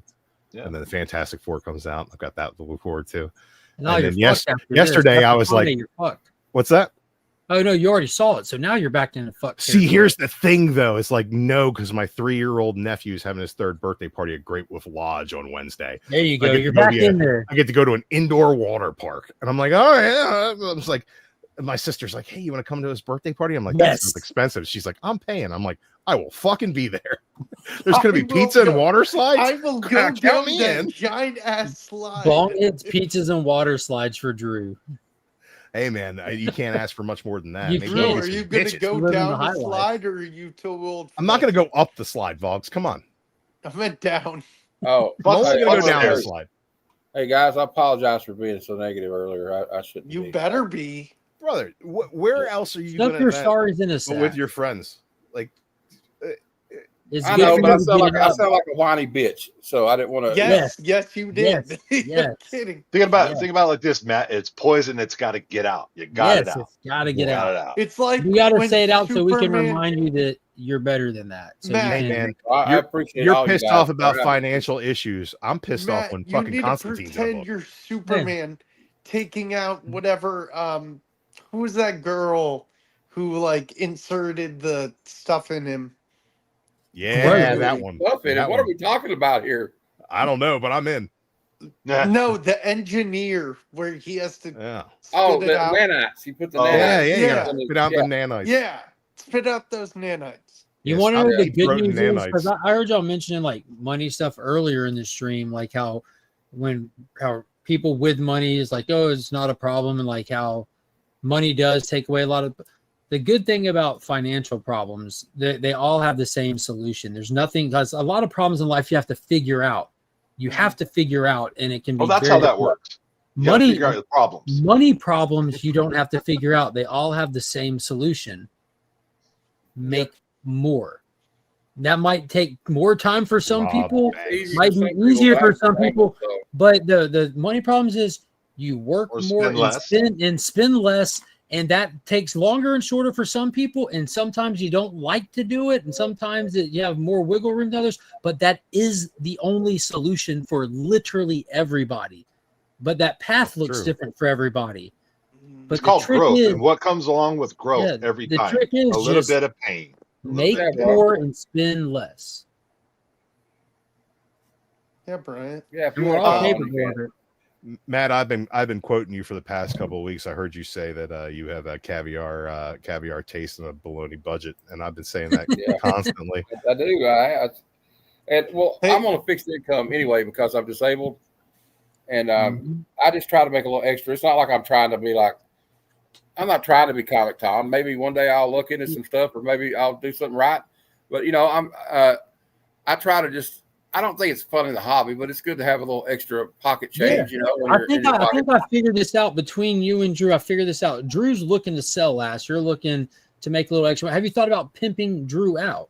Because Drew's having a hard time connecting that dot. I am not opposed, but let's just say that I've got a lot of hard lines. Have you seen that It's Always Sunny episode? Always OnlyFans. There's always OnlyFans. They go to like the golf club for Frank to pimp out Dennis.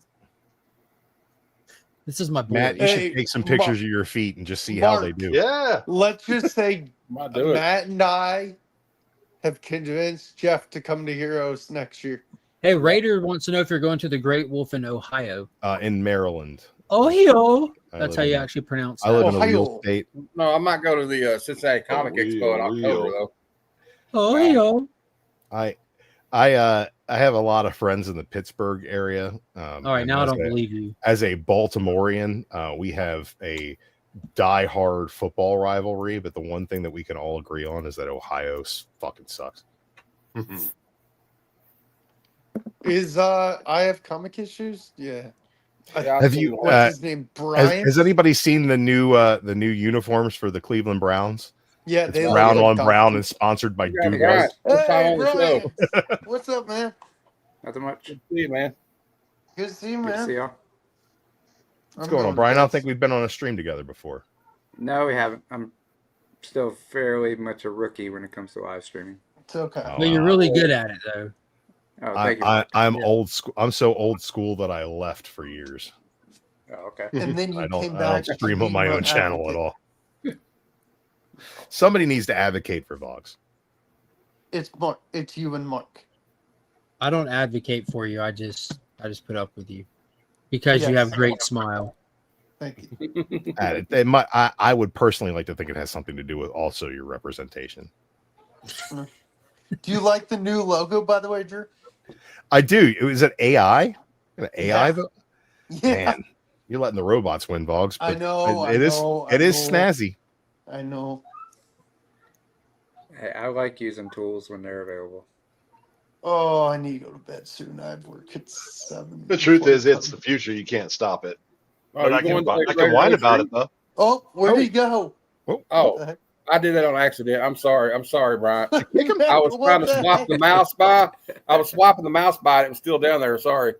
I was trying to go here and highlight Raider Nation. It's saying, yeah, okay, yeah. If you're going to the Cincinnati Comic Expo, I'm trying to go again this year. I hear good things about the CincyCon. I've heard good things about Baltimore Con. Baltimore is a great show. It's the only problem with the one I went to, the expo, was it's like more of a closed-in space. So it was hard for me with a wheelchair to get around without running over somebody's ankles. You know what I mean? Hey, Drew, are you Where was coming this, to Baltimore? Heroes next year? No, in Ohio. In Ohio. Drew, Cincinnati you Comic coming to Expo. Heroes next Man, year? I was trying to make Heroes happen this year, and then I lost my job, so that wasn't in the cards. But That's unfortunate. I got. it's all right.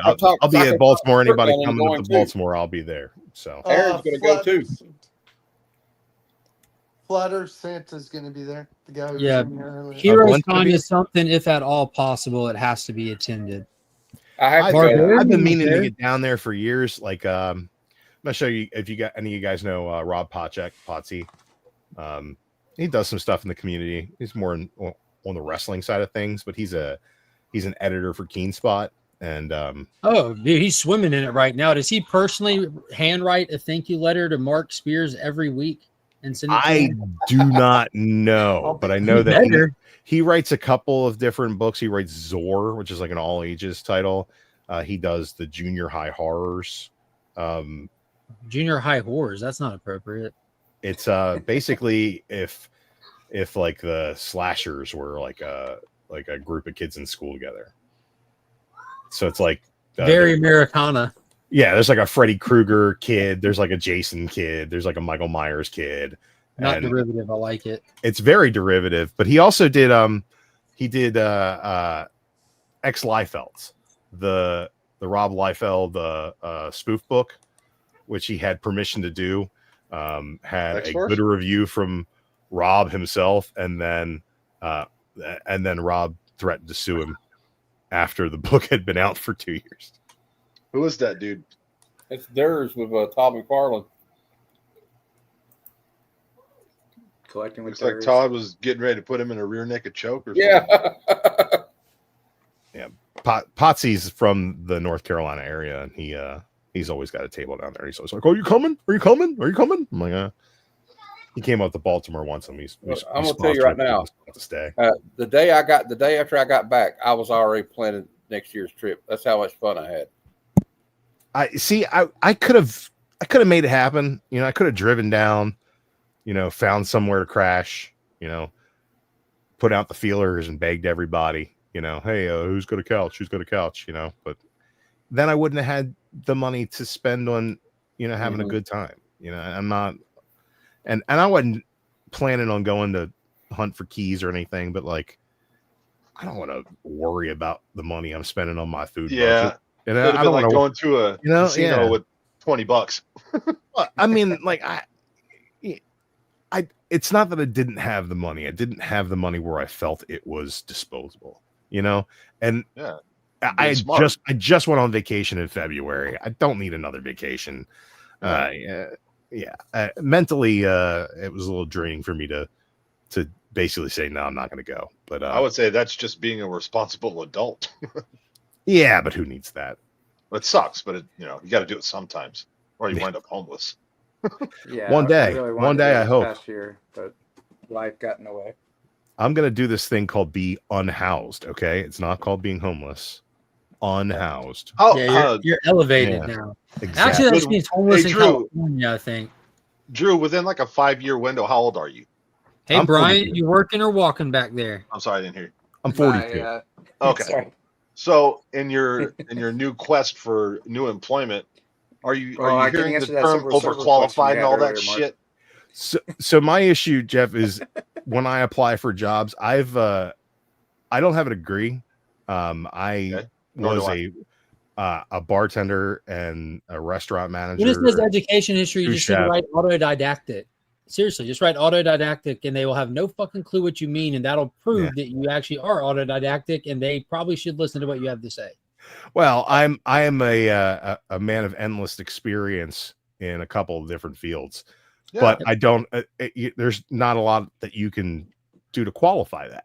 Well, you can, but it requires you getting in the room with them. That's the thing. Like, Right. I'm in the same boat. The biggest get in the issue room. for me right now is that In the room. every time that I come across a job opening online, you got to apply online, and Yep. then Right. if your resume and your application don't have the buzzwords that's in their Yeah, it goes through algorithm, an algorithm. Yep. you're not going to be seen. And the problem, and I'm not one of those, right wing nutcases in any shape or form. But if I was a What? woman of Said color, what? I'd have had interviews by now. Oh yeah.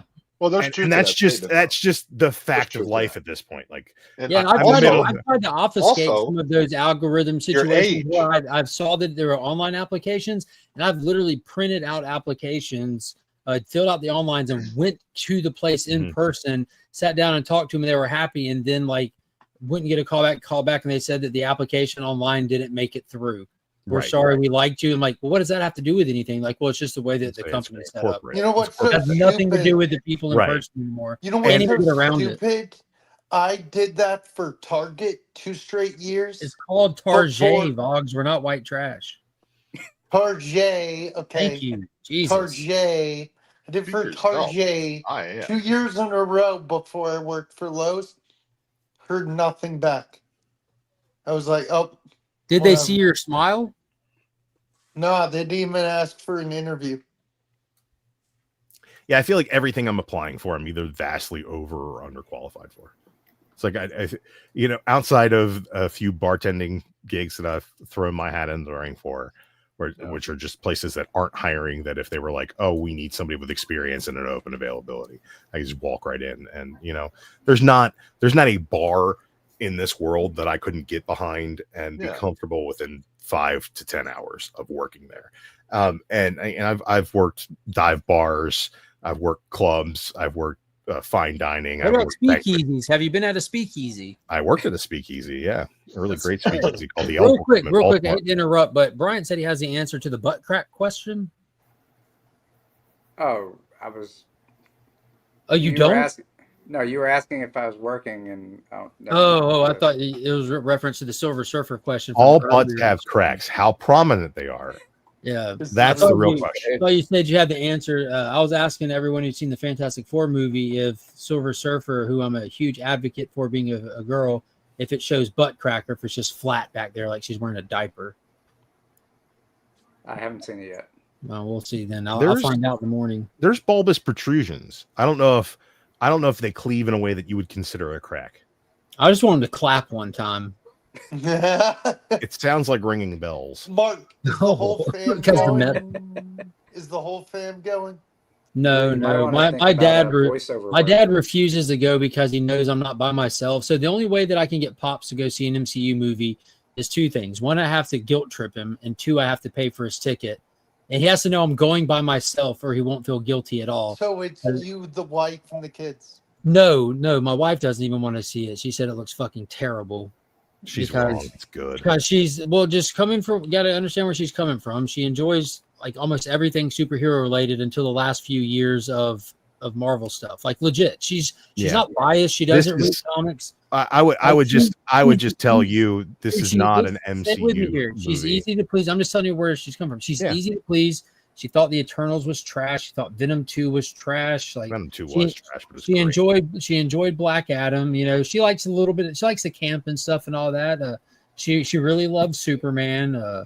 Like she liked the new Jurassic Park movie. You know, it wasn't her favorite of the Jurassic Park. She's seen all of them numerous times with us. So it's Mark and But- the kids. She didn't like. She refused to watch the Marvel. She refused to watch Thor 4. Like she's like some of this stuff. She has common sense, you know, and she's not like I have to see it all kind of thing. She used to watch it all until recent Marvel era, but she saw the trailer for this and she's like, I don't want to put forth the effort to watch it. It requires us because we got kids out of school. We both work full-time jobs, so it requires us to plan ahead, try to adjust schedules, and we do it. We put in the work to go see these movies. It's literally work. But she saw like she was working Thursday night and Friday morning. She said, "Fuck that movie." So my oldest, I think I mentioned it. My oldest is working this evening, off tomorrow. So we're just going at 9 a.m. in the morning. It'll be starting when she's clocking in, and she couldn't be happier. So I it's think you that this and the- movie is one that's going to resonate with people who don't necessarily follow the MCU. So you and the kids, Mark. Yeah, me and all three kids. Yeah. Drew, is- I got a question for you. It is work. Yeah. About the movie. Right, my it wife's about talking butt- about going butt with cheeks? me to see the movie. She knows nothing about Fantastic Four, or does she need to know anything about this? God, to... no. No, it's No. their first steps. As far as introducing who the Fantastic Four are, their relationships to each other, what their powers are, how they got their powers within the first 2 minutes of the movie, you know. Hey, Brian, and you can it's go on not- Disney Plus right now and watch those first 2 minutes Drew's talking about. I'm assuming they have this special promo thing that's literally those 2 minutes plus the trailer on the back end of it, where it's the gentleman at the talk show introducing the Fantastic Four and he monologues about they their show all about of their that about on their Disney Plus? about their early feats. You all know their story. The astronaut, they go up, the cosmic rays, they come back, and it highlights their powers. It shows them fighting the apes. It shows them hopping through here. It shows the Fantastic Car hauling ass with a close up to the background. That's when it is. It shows that segment on Disney Plus as a promo because they're just like with Superman, how they did that like extended trailer, which was really just the shot of him being taken into the fortress and the robots before Basically the just trailer. opening scene, yeah. FF did the same thing, exact same thing. Marketing's different these days, guys. As far as an MCU movie, this is the most standalone Marvel film they've ever made.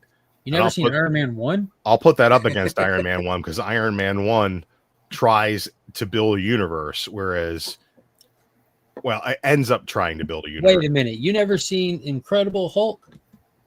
That's very That movie standalone. is, yeah, it stands alone in the way that it doesn't stand that well. Whoa. It stands alone, though. The Edward Norton about Banner? No, nobody's talking about Banner. Nobody talks about Banner. I talk Ain't about- nobody talking about Banner. What are we talking about, Troy? Nobody's talking about Banner. Oh, my God. Hector! Oh, But I think that Hector! I think that Did you the like that Fantastic movie, Four Mark? movie Did you has like a that? significant beginning, middle, and end that exist outside of anything else that Marvel has done so far. It doesn't require you to have watched any other Marvel movies to enjoy it. It doesn't require you that's the to problem they get know with about the- these characters the going MCU. into it to enjoy it. It doesn't what's- oh. require any of the heavy lifting of 3 different Disney Plus series for you to know what's going on with these characters going into it. Anything that has been a drawback to the MCU thus far is a non-existent problem for this movie. You know what's incredible. Sorry. You know what's so funny about Troy, Mark? I love Troy. Nothing too. at all. It's dead serious. My friend's like, why does Brad Pitt look like a girl? I'm like, get the hell out of here. This movie is great. Brad Pitt looks like a girl. The best part of the movie is the first Troy? that Maybe young because man. Is it? He's a man. You remember Yo, the if young you think kid Brad goes to Pitt looks like a girl, he should not date in 2025. It's very dangerous out there. That is a Mark, scary proposition. Do you remember the scene? My favorite scene is the first of it when that kid goes to get him in his tent. He goes, "This is the biggest man I've ever seen. I would not fight him." He says, And "Why that's nobody why will ever no one remember will your name?" remember your name. And then he kills the dude. He's like, "Is there anybody else?" Not. He just runs up, he dodges the spear, drops his shield, and just boom, straight in the neck. Imagine if kings would fight their own battles.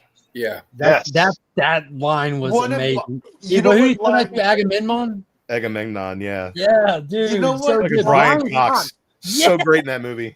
Yeah. Dude, you know what line gives me Goddamn chills? William Stryker, for fuck's Yeah. sake. The one Hannibal that gives, Lecter, the OG Hannibal Lecter. Yeah. the one who gave me the one that gave me chills is the one at the end where it's Odysseus and he said, "I can say I lived in the time of Hector and the time of what was it, Two Legends or Odysseus?" It was like a great line where they're doing the funeral. And Sean Bean is great in it too. He's Is that a thing? Odysseus, right? Yeah, he's Odysseus. Yeah, Sean Bean. So one movie Sean Bean doesn't die in. Yeah, no shit. It's like he read the script and he's like, "Wait, I don't get my head cut off? I'm in." I You guys wanna see I what also we're, love the scene where he's what's it Achilles is practicing with Patroclus and he's like, and then you see Odysseus, he's like, "You have your swords, I have my toys, we play with the toys the gods give us." Yeah. Dude, that fight with Hector and Achilles was just so good. Like, you know how it's going to play out, but it's you still feel that how tense it gets. You're like you're literally rooting for both of them.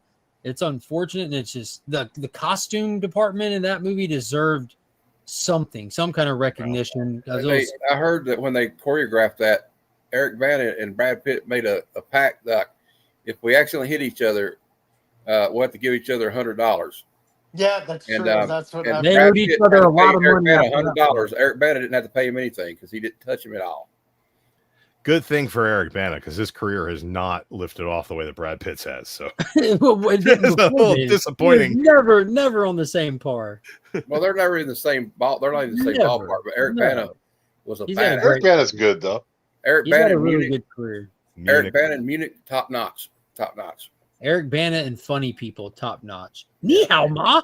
Yeah, he's a good actor. I like him. I like Carl Urban. I can't wait to see him as Johnny Cage in this. Yeah, Mortal Kombat dude, movie. that won me over. That casting, I was like scratching my head. Then that promo came out, like, dude, this looks a lot better than the last. He jumps up and does the splits, and that rocket fires under his Yeah. legs. That last Mortal The Kombat last one was movie okay, the but shits. it was better than anything else they put out before. Well, And what? That's so far from the truth. those Mortal you- Kombat movies from the 90s are a soundtrack remix, and that's it. You have a problem with movies having good soundtracks. That's consistent through this. I have a problem with a movie only having a good soundtrack. If the No, that movie is first- shit and the that soundtrack is first Yeah, the great, Mortal Kombat movie. you want to talk about The great first Mortal soundtracks and Kombat terrible movie wasn't movies? even End considered of shit when it days. came out. It was so Great good and so well soundtrack. received. They rushed the sequel to the point of driving it into the ground. Annihilation was bad. They couldn't. They went so The fast they first couldn't movie get was Christopher very back. successful. It doesn't mean it was any good. It was well received. It was so well received. They created a roadshow act out of it. They did all kinds of stuff with that. Like it's one thing Did to it, be. did it like, win any awards or anything? Fuck no. It did.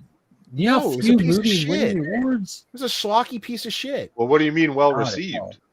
People liked it. Fans went, People watched it. woo! It sold Fans well. also It went, was well woo! When received. BVS came out. It Yeah, doesn't I mean it was any good. I didn't see too many people that enjoyed the Mortal Kombat movie. Dude, that was like a whole era in my I'm trying to remember what grade I was in when that came out. It's like, dude, like that's all anyone cared about. Like in the dude, I was in karate at that time too. I was still taking karate. Well, no wonder you love that fucking movie. No, like I would.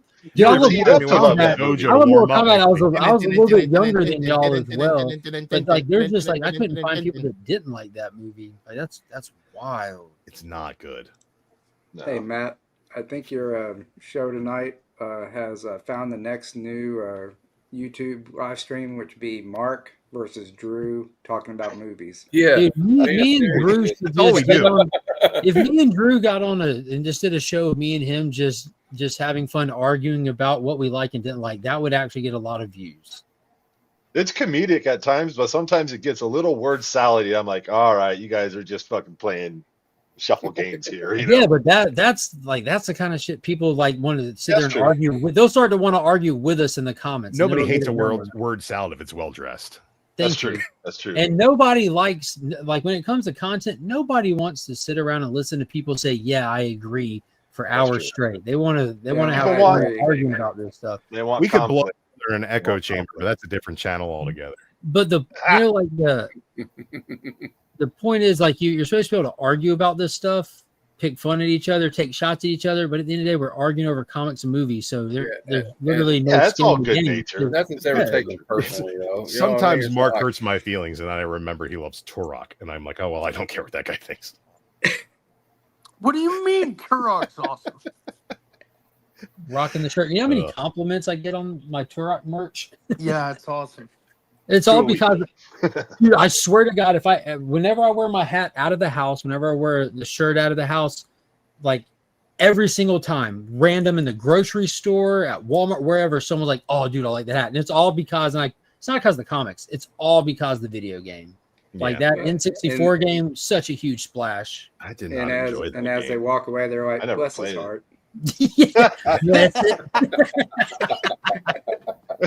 They whisper to each other, "Was that guy wearing a fucking Turok hat?" On that Man, what topic, a do you guys fucking have a weirdo. piece of like nerd merch that you would wear at a con where people just will stop you and be like, "I like that shirt"? Because I have one. It's like a mashup shirt. It's a Boba Fett shirt where he's walking to the Slave One, and it's in the They style of renamed it now. Akira. It's not called that no more. It still is the Slave One, It's and the it's a Slave master bedroom. I don't care about your sensitivities. A primary bedroom. It's primary ship one. I don't care. It's in the style of Akira, and it's in the Akira. It's in the Akira colors, and the Are they Slave really trying One to has all change the that? They bumper don't- stickers all over it. They don't call it master bedroom anymore. They're not trying. You cannot to call it a change master to- bedroom. If you Are talk to you a real serious? estate agent, it's a primary bedroom. Yes, the primary Oh my bedroom, and fucking God. they legitimately renamed Boba Fett ship years ago, like Oh 3 my years ago God. now under Disney. Like the new toys and stuff that come out and everything, it's all renamed and It's the called like Slave One. the fire spray or some stupid shit, or they renamed it. Like they won't put slave. They label. didn't call it the Fett Mobile. They I should think, have. I think the problem is that slave is a word that has connotation and meaning outside of North American Well, does that mean that racial we're slave all trade, and people What? don't seem to want to understand that. It is what it is. Well, even if you want to keep it in the same context, that's what Boba Fett's doing, and that's what he does. He's not a Well- good guy. Like, well, even no matter how you want to take it, it's applicable. If that's true, though, Yeah. does that mean that like we need to rename the Skid Row song "Slave to the Grind"? And I was thinking that very thing. No, Indentured servant to the grind. Matt, no, that means we need to rename the Death Star to. To me, it's Not just monkey so Death business. Star. Nah, people have this problem with words, and if words offend you, then you've got bigger problems than the words that offend you. Our society's been at a race to the bottom for the past, I'd say, 2 decades. if Well, not it's a longer. Boba Fett Starship is what it's named on that one. 'cause Boba it went Fett through Starship. It went through this phase That's where they awesome. didn't have a name for it. I think Is it's that called when like he the Fire joined Spray Jefferson now or Starship, though? And is Boba Fett saying, "We built this city. Yes. How'd you We know? built this city on Boba." I think that song was on Fett." the Mortal Kombat soundtrack. Probably was. It was probably remixed by Daft Punk. Did you guys like the Superman song that Iggy Pop did? Punk Well, that rocker. song's been a song for a very long time. Oh, you mean punk rocker? That's been a Yeah. song for. That song came out 15 years ago, I think. Yeah. Yeah. It's a good song, though. I love that song. I thought it was a great choice to end the movie with that song, personally. There were some questionable choices about the music, but I feel like James Gunn always leans too heavy into soundtrack. Of course you do. What's it called there? What is it, Mark? What do they call it? Fire Spray. Oh, the fuck God. it was. It's a Slave One. Slave One. I'm gonna pick up That's every sounds like comic you on the might have shelf. STD. Get I it mean, going with a Sharpie and change them and put Drew them back. didn't approve of the soundtrack of the new Superman movie. No, Just saying. I thought it was good. I just think that I feel like it was better than what he did with Creature Commandos. What do And they that- call that? Needle drops? Whatever, like when they the excessive needle use drop. of soundtracks and movies, Yeah. they call it needle drops or something because you're Yeah. trying to create a moment with the music instead of with the movie. I think that music and imagery in film is a very powerful thing, and I think Yeah, look using what Zack popular Snyder does. music. Well, I mean, Zack Snyder had the worst superhero music ever. That Wonder Woman theme is just terrible. Well, that's not him. That's, well, technically, yeah. That shit was badass. I'll do it for another fucking hour and a half. That's all BVS was. It's fucking terrible. But I like the James Gunn style of like DJing a movie. I do too. I feel like Suicide Squad was yeah. not as good as the stuff he did with the Guardians movies. I feel like Guardians 3 was definitely farther off. I don't think than he the other used Guardians movies. recognizable music in You're forgetting- Suicide Squad because he was trying to do the 70s men's adventure thing elevated. Yeah. So I mean, And there's the a Suicide fair Squad. amount in there. yeah, it's a little was bit a more great- off. There's a little less what is it like? I don't want to say known, but as popular music, as played out music. I mean, you can some of it you recognize, but I think an average person wouldn't recognize all of it. Well, as me as being a music enough. nerd, I recognized immediately when he did the song at the first of Suicide Squad. It's the Jim Carroll band. All my friends are dead, and Yeah. it suited that scene People perfectly. who died. Yeah, it was, people who died. These are people who died. Yeah, Really and great. then I thought that the great thing about when they did the Iggy Pop, it's Iggy Pop with the teddy bears is who did it. Mm-hmm. That's what the band was called. And what's great about it is because, it kind of goes back to that conversation him and Lois had when he's like, well, maybe, kindness is the new punk rock. And maybe that's punk rock. So then at the end of it, I love it when they put him in there, he's like, you want me to play the clips of your parents, right? And they start playing that in the scene. I thought that was amazing. My Yeah, favorite it was part of the really movie, good. actually. I prefer the soundtrack to the first Suicide Squad film, which was all original music for the film. They had like 21 Oh, yeah, that Pilots was do a good. track for it. They did Halsey do a track for it, and all of it was tailored to the scenes of the characters. Like, all my friends are heathens, take it slow. Like there's like legit good songs. Purple Lamborghini was on there that ended up getting radio play and stuff because it was all very popular musicians at the time doing Action music. Bronson Yeah, was on it. Action Yeah. Bronson was on there. Yeah, that was a kick-ass soundtrack. So I'm absolutely sure Drew hated it. I didn't hate the soundtrack. The movie's unwatchable garbage, but that's neither here nor there. That's not debatable. The first Suicide Squad movie is universally.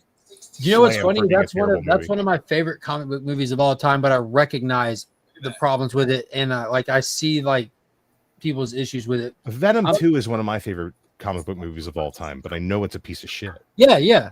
I don't try to convince people it's a good movie. I just say I like a personal preference is very rewatchable to me. I enjoy it. Like there's something about it that I get into. But when I watch it, like, dude, people are going to tear this up. Well, I think that as far as James Gunn goes, his use of music in Superman wasn't as big a hit as it has been before for me. I think that the popular, and I put that in air quotes, popular music that he put into Creature Commandos was a miss way more than it was a hit. I felt like a lot of it was forced, and there was a fair amount of it that just it just didn't connect the same way that I thought he wanted it to. And I think that, like, as far as that music goes, it peaked in Guardians 2. Guardians of the Galaxy, as far as the inclusion of popular music, without it, that movie is not the same. It is probably the best use of popular music in a like genre film I think I've ever seen. And they think they built upon that in Guardians 2. Guardians 3, you run out of great songs at a certain point. Like some of these aren't the bangers you might think they are. So I think there's kind of diminishing returns on that level of filmmaking with music, popular music like that. But Superman definitely had some bangers that really hit and supported the story.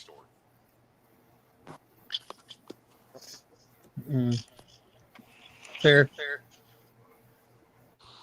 But I also think it's like one of those diminishing return things. You never know where it's going to go. Yeah, I feel you on that one. Amen on that. You've been live for 5.5 hours. Yeah, I know. If it's okay with you guys, I'm gonna call it. I think. What if it's tired not of okay looking with at us, Matt? your faces? All Yeah, of if it's you. not okay with us, Well, where then I'll leave, and you guys can stay here. Mark, you got another live stream in just a little bit, don't you? Yeah, There he goes. 6.5 hours. I'm kidding. All right. Well, thank you for letting Jeff me on. left when I did. Yeah, Jeff's had enough. Jeff, He's like, don't tease me. I'm out of here. Jeff knows when the party's over. All right, well, I hope y'all have a good night. If y'all are awake in the morning, you can pop by the stream. I know y'all more than welcome to hop on. I won't be there for long. I'll be going to see Fantastic Four, but Rob and whoever else is there will be holding it down. Yeah, I'll listen in while I drive to work in the morning. All right. I'll listen in while I'm not driving. Anyway. Drew, if you're off tomorrow, feel free to hop on. I might not be awake. I'll be awake, but I'll be at work. Yeah, I'm up now, which means I probably will be up for a while, and then probably not up in the morning. Yeah, We'll I'm see. going from here right to bed, and I'm sure Finn's going to come crawl in bed with me. We're going to fire up some more Fantastic Four and watching Fantastic Four on repeat all week. Are you gonna watch the animated?